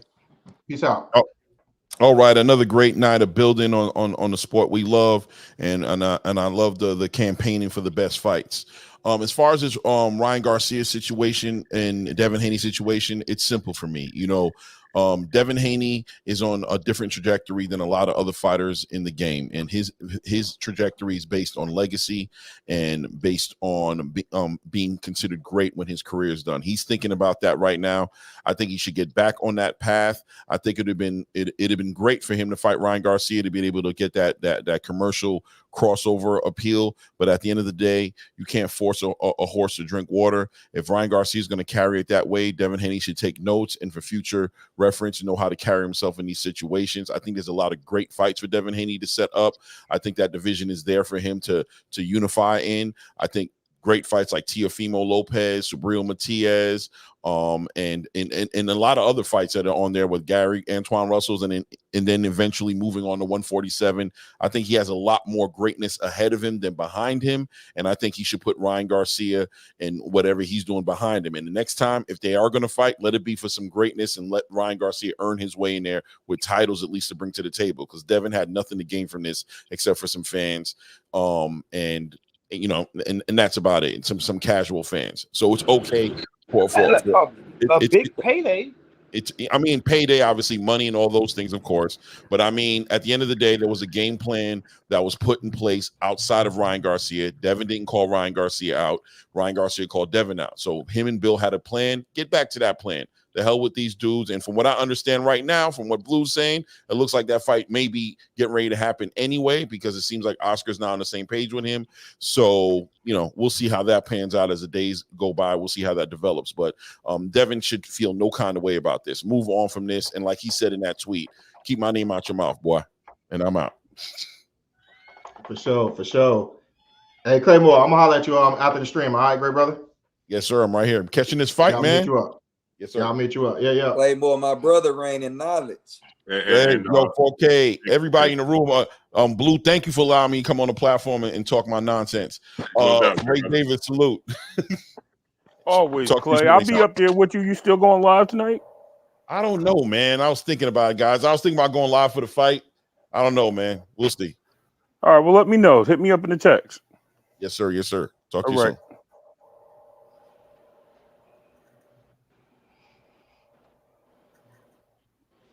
Salute to my great brother, J. Pitty City, brother in the super chat, dropping that Cinco on us in the super chat. He said, got to get Floyd, De La Hoya, and Bill Haney in a triple threat cage match to settle all this. They all playing with each other over other right now. LOL. Facts. That would be wild. Yeah, that would be wild. And go subscribe to my brother Claymore Rain. The link is in the chat. Click the link. Go subscribe to my brother Claymore Rain as well. Do not forget, if you are in here and you are watching, if you have not subscribed to my brother Ring Rivals with my brother A-Side, Armstrong Consult, my brother, my co-host, the link is pinned in the chat. Do me a favor, people. If you support your brother Blue, you got love for Blue, I need you to do me a favor. If you're not subscribed to my brother A-Side, click the link. The link is pinned up in the chat. I need you to click that link and subscribe to my brother Ring Rivals with my brother A-Side ASAP. And also click the link to subscribe to my brother Claymore Rain as well. Please. Thank you. And tell my brother Blue wife happy birthday, chat. Please. I need all y'all in the chat. Tell her happy birthday. Wish her a great birthday, man. Who next? Hey, Blue, Ace, I ain't tell you about our Puerto Rico trip. Nah. Yeah. Go ahead. We wanna you win it, Blue. We gonna talk to you. Hey, Blue, they always go. Big trouble. They trying to get your boy in trouble. You feel me? I see how they moving around here. Yeah. Doug waited strategically to throw that out, and then he threw it in my lap. Yo, A-Side, I'm like, I ain't say nothing. That's our summer trip, Blue. Yeah. That's funny, I'm with it. Hey, man. Real quick, man. I'm gonna throw mine out there and get out the way, man, for everybody, man. I really am just disappointed in all the ducking that's going on in boxing, man. I'm really disappointed in it. It's never been that. It's really been about gladiators deciding that I'm going to be the guy. You know what I mean? It's supposed to be like Highlander, that old TV show and movie Highlander. It could only be one. It can only be one. It can only be one. I mean? There can only be one, and everybody's supposed to step up to the plate to take on the challenge. And I see very few people who are willing to step in and take on that role. There are only a handful of guys that are willing to do that. You know what I mean? As much as I don't like how people try to throw the narrative out there that Lomachenko beat Haney, because he didn't. It was a wash to me. For me, he only won through 3 rounds. You know what I'm saying? From what I saw. But Lomachenko is willing to fight everybody. You know what I mean? He was willing to fight Tank. He was willing to fight Haney. He was willing to fight Nicholas Walters. He just ducked Shakur. He just ducked Shakur. Well. Okay, cool. Not by the same, but by that's the same strategic, token, man. That's strategic. But by the same token, He was forced to fight Haney. That's cool. But by the same token, Shakur just ducked Devin. You know what I mean? I don't know about that. We talk, yeah. If somebody offered you 2 contracts and you ain't signed them, and you ain't got no belt, you duck. You know what I mean? But I would give him I give Lomachenko more credit because throughout his career as an older fighter, he still had put more into it in front of and said, okay, well, I'm willing to fight all these guys. Okay, so now we got 2 instances. He ducked Devin for a long time before he decided to fight him. We all know that. Then he decided he was going to go ahead and fight him after Devin got all the belts, and he didn't have a choice about whether or not he could go around him or not. But for the most part, bro, everybody in boxing is trying to avoid everybody that's going to be tough for them. They're only looking for highlight reel fights. And it's like, come on, man. Y'all building y'all legacy off names of people who you know cannot compete with you. And it's getting ridiculous, and it makes you not want to watch the sport. Until there's actual competition between the fighters where you can look at a fight and say, okay, I can't guarantee who is going to win this fight.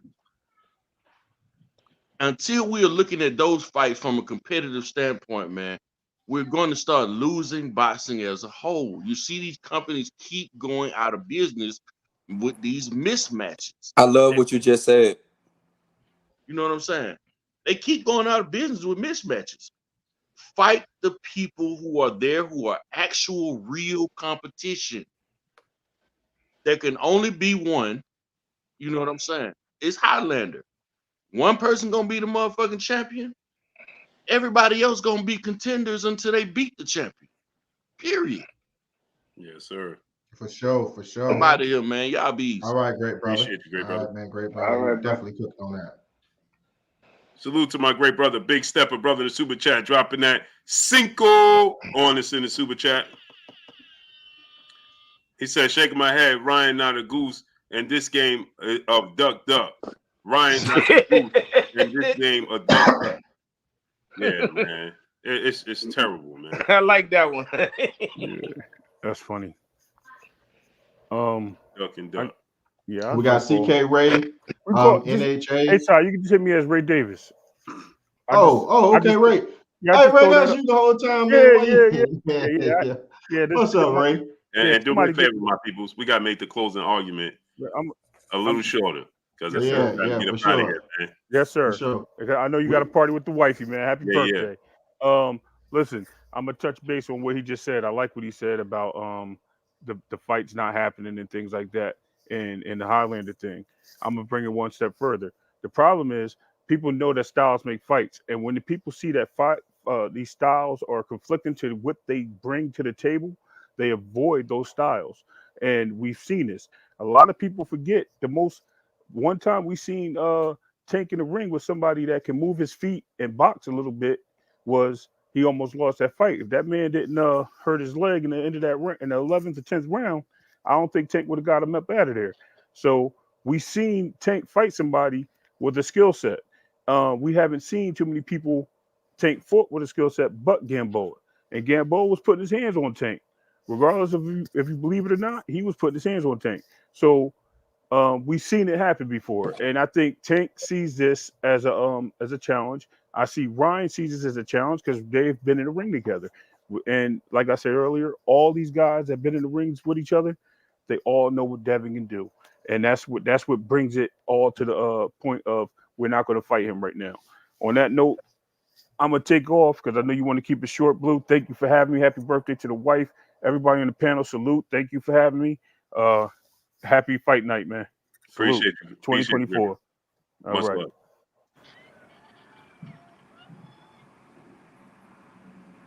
Quincy Carter, what's up, family? We got NHA.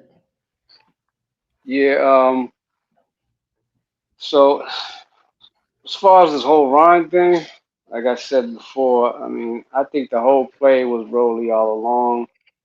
I mean, it's like it's par on course for what Ryan does. I won't be surprised once the fight is, once they kick off the presser, you're gonna hear Ryan talking about who he gonna send a contract next to, who he really wants to fight next. Only for him to pick, some lesser opponent. And to point out what a couple other people on the panel pointed out, I don't put the blame on Floyd. I mean, I give him a little, a little of the blame because for antagonizing and being opportunist as he is, because obviously he fight Rolly because he's gonna get paid off of Rolly fight. But the blame, 90% falls on Ryan because Ryan is his own man. I don't care how much influence Floyd got on him. Ryan knows what he wants, and Ryan is not stupid. He's not gonna let nobody dictate to him what he wants or what he should do. He knows what he wants. He knew he wanted Rolly all along, and I think that was the play. And the other thing too, I want to hop on. We got to stop calling these dudes kings because it's kind of disrespectful to the original kings. Because unlike these dudes who act more like diva queens, giving us reason why they shouldn't fight each other, whereas why they should fight each other, the kings actually fought each other, and they fought each other right off the jump, young. They didn't let nothing marinate. Duran, Sugar Ray got it on early. Mm-hmm. Hearns and Sugar Ray got it on early. There was no marinade. I mean, they took the L, bounced back, and kept it pushing. Like until these dudes actually prove that they're kings, I gotta go. I gotta say this to that though. Sugar Ray was dragging his feet with the Tommy Hearns fight for a while, quite some time, and people said that he was ducking Tommy. True. I give you that. And he did, and I believe he did the same thing with Hagler too. But yeah, it's no comparison to these dudes. I mean, and one thing I give to Haney actually is fighting a better competition out of all of them. He actually tries to get the fights, but I can't call them kings yet, man. It's like y'all don't get that title. It's like if I'm gonna give the king title to any weight class, it'll be the welterweights of this era. Because at the very least, they most of them fought each other. That's true. I mean? So, but that's all I got. And great show as usual. Salute to the panel, chat, and especially to you, Blue, and happy birthday to your significant other. Hope y'all enjoy yourselves. Y'all have a good night, and y'all be easy, good brothers. Appreciate you, great brother. You, NHA. I appreciate you, great brother. Thank you. Okay. I go first. You go first. I always want to go last. Ain't like you got the best final thoughts anyway. Yeah, wow. Hey, what did you say? Ain't like you got the best final thoughts anyways. Oh. Yeah, I'm gonna leave y'all with this though. I'm gonna say this. I never was a Devin Haney fan, man, but I do respect the fact that he is willing to lay it all on the line to fight. You know, he is willing to do that. And that shows a lot, like in this day in boxing. Like, it's only a few fighters that I respect that will fight anybody. Like, and that's Boots. You know, that's Devin. That's David Benavidez. That's it. And, that's it. I believe that if they sent Antoine a contract, I believe Antoine will fight. You know, will fight him. But at the end of the day, like nowadays, man, everybody's ducking, man. Like they using the politics. Everybody want to be prima donnas. Everybody's scared to take a loss. Like they questioning themselves. They question their own skills. You know, and that's what's messing up boxing. And then the fans. Us as the fans, we ain't holding them accountable. Like we giving all them excuses. We giving them ways out. You know, we ain't seeing what's in front of us, what's really going on. That they really don't want to fight each other for real. You know, at the end of the day, like I want to see the best fights. You know, I want to see them stop ducking and do get back to the old days. Like it's not over. They gotta know it's not over if you take a loss. A L doesn't mean that your career is over with. You know? For sure. And that's, you know, that's all I got for y'all, man. I still don't believe that David Benavidez is going to fight. I mean, I don't believe that Canelo going to fight David Benavidez. I believe he's going to find a way up out of that. Like, I just don't see it. I know you said it's going to happen in September, Blue, but it's just hard to believe, man. Like Canelo, know he can't beat that boy, man. You know, right? That's it. And it's been a long time since I've been up here, so you know I'm happy to be with y'all, good men, man. You know, we talk all the time. We miss you. You know, I ain't been on the panel in a minute, man. so Stop being a stranger, bro. Yeah. You know, it's good to be back with y'all, man. Yes, sir. For sure. All right, I'm gone, man. 4K. All right. Tomorrow you won't be last either, man. With them weak final thoughts. Jerry Springer final thoughts. I got the best final thoughts, bro. That's why I'm always last. This dude and Dong is putting the work on Barboza already, bro. Yeah. For real? Yeah. He putting the pause on Barboza, man. I ain't even watching it yet. Yeah. I ain't watching it yet. Yeah, but let's go ahead. Let's keep moving. Go ahead. Last thing too. I like the way that path you did with Boots. When that dude sound good as far as him fighting Terrence Crawford. You said if he get undisputed, the new undisputed versus the old undisputed, that'd be a big sale, man. That'd be hard. I believe if he don't retire by next year, that's a good little crash course for him. Fact. And Boots could do that in the calendar year, so it's not like he don't got time to do it. Yeah, I like how you put it together. That made sense. Yeah.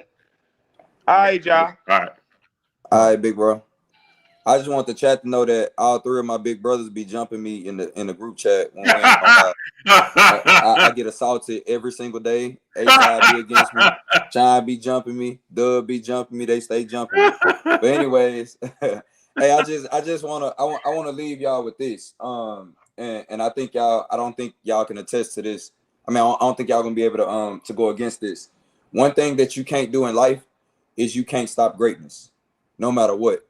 So that's my point of saying that Devin Haney don't need a Ryan Garcia, because no matter what's meant to be will always be. You get what I'm saying? You can't stop greatness. No matter what they put in front of this young man, he's 25 years old. He got another decade left in boxing. He's going to do what everybody don't want him to do. He's going to collect every title that everybody don't want him to collect. I believe in him. You know what I'm saying? And that's coming from a Tank Davis fan. You know what I'm saying? I can have my opinion about him and Tank being in the ring, but I can also recognize greatness. You can't stop it. So that's what I mean when I say he don't need a Ryan Garcia. And that's what I mean when I say Ryan is a commercial fighter and things like that. You got car salesmen, and then you got people who own the dealership. And Devin Haney right now is owning the dealership. You feel what I'm saying? So he got on Twitter. He did his thing. He got his little clout off Devin or whatever. And Devin going to move on, and Devin going to do great things. He don't need that guy, man.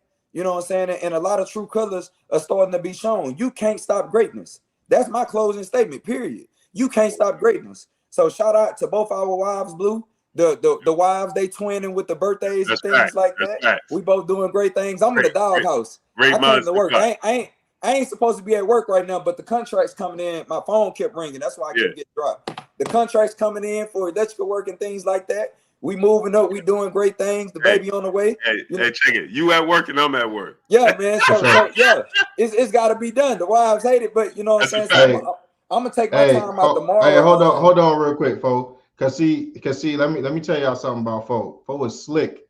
Fo is slick as grease. He's slicker than a fish and lube. All right. So he tried to come on here and say my brothers be jumping me so that he can have the panel side with him. All right. He's slick now. He's slick. Now this is why I gotta hold him now.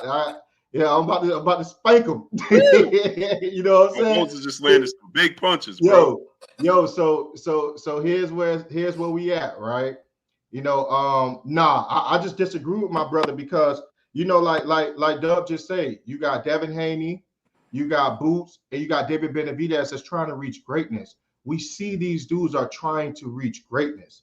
You see what I'm saying? Keith Thurman is not giving Boots an opportunity. He's not. We know that greatness can't be stopped, but it can damn sure as hell be impeded.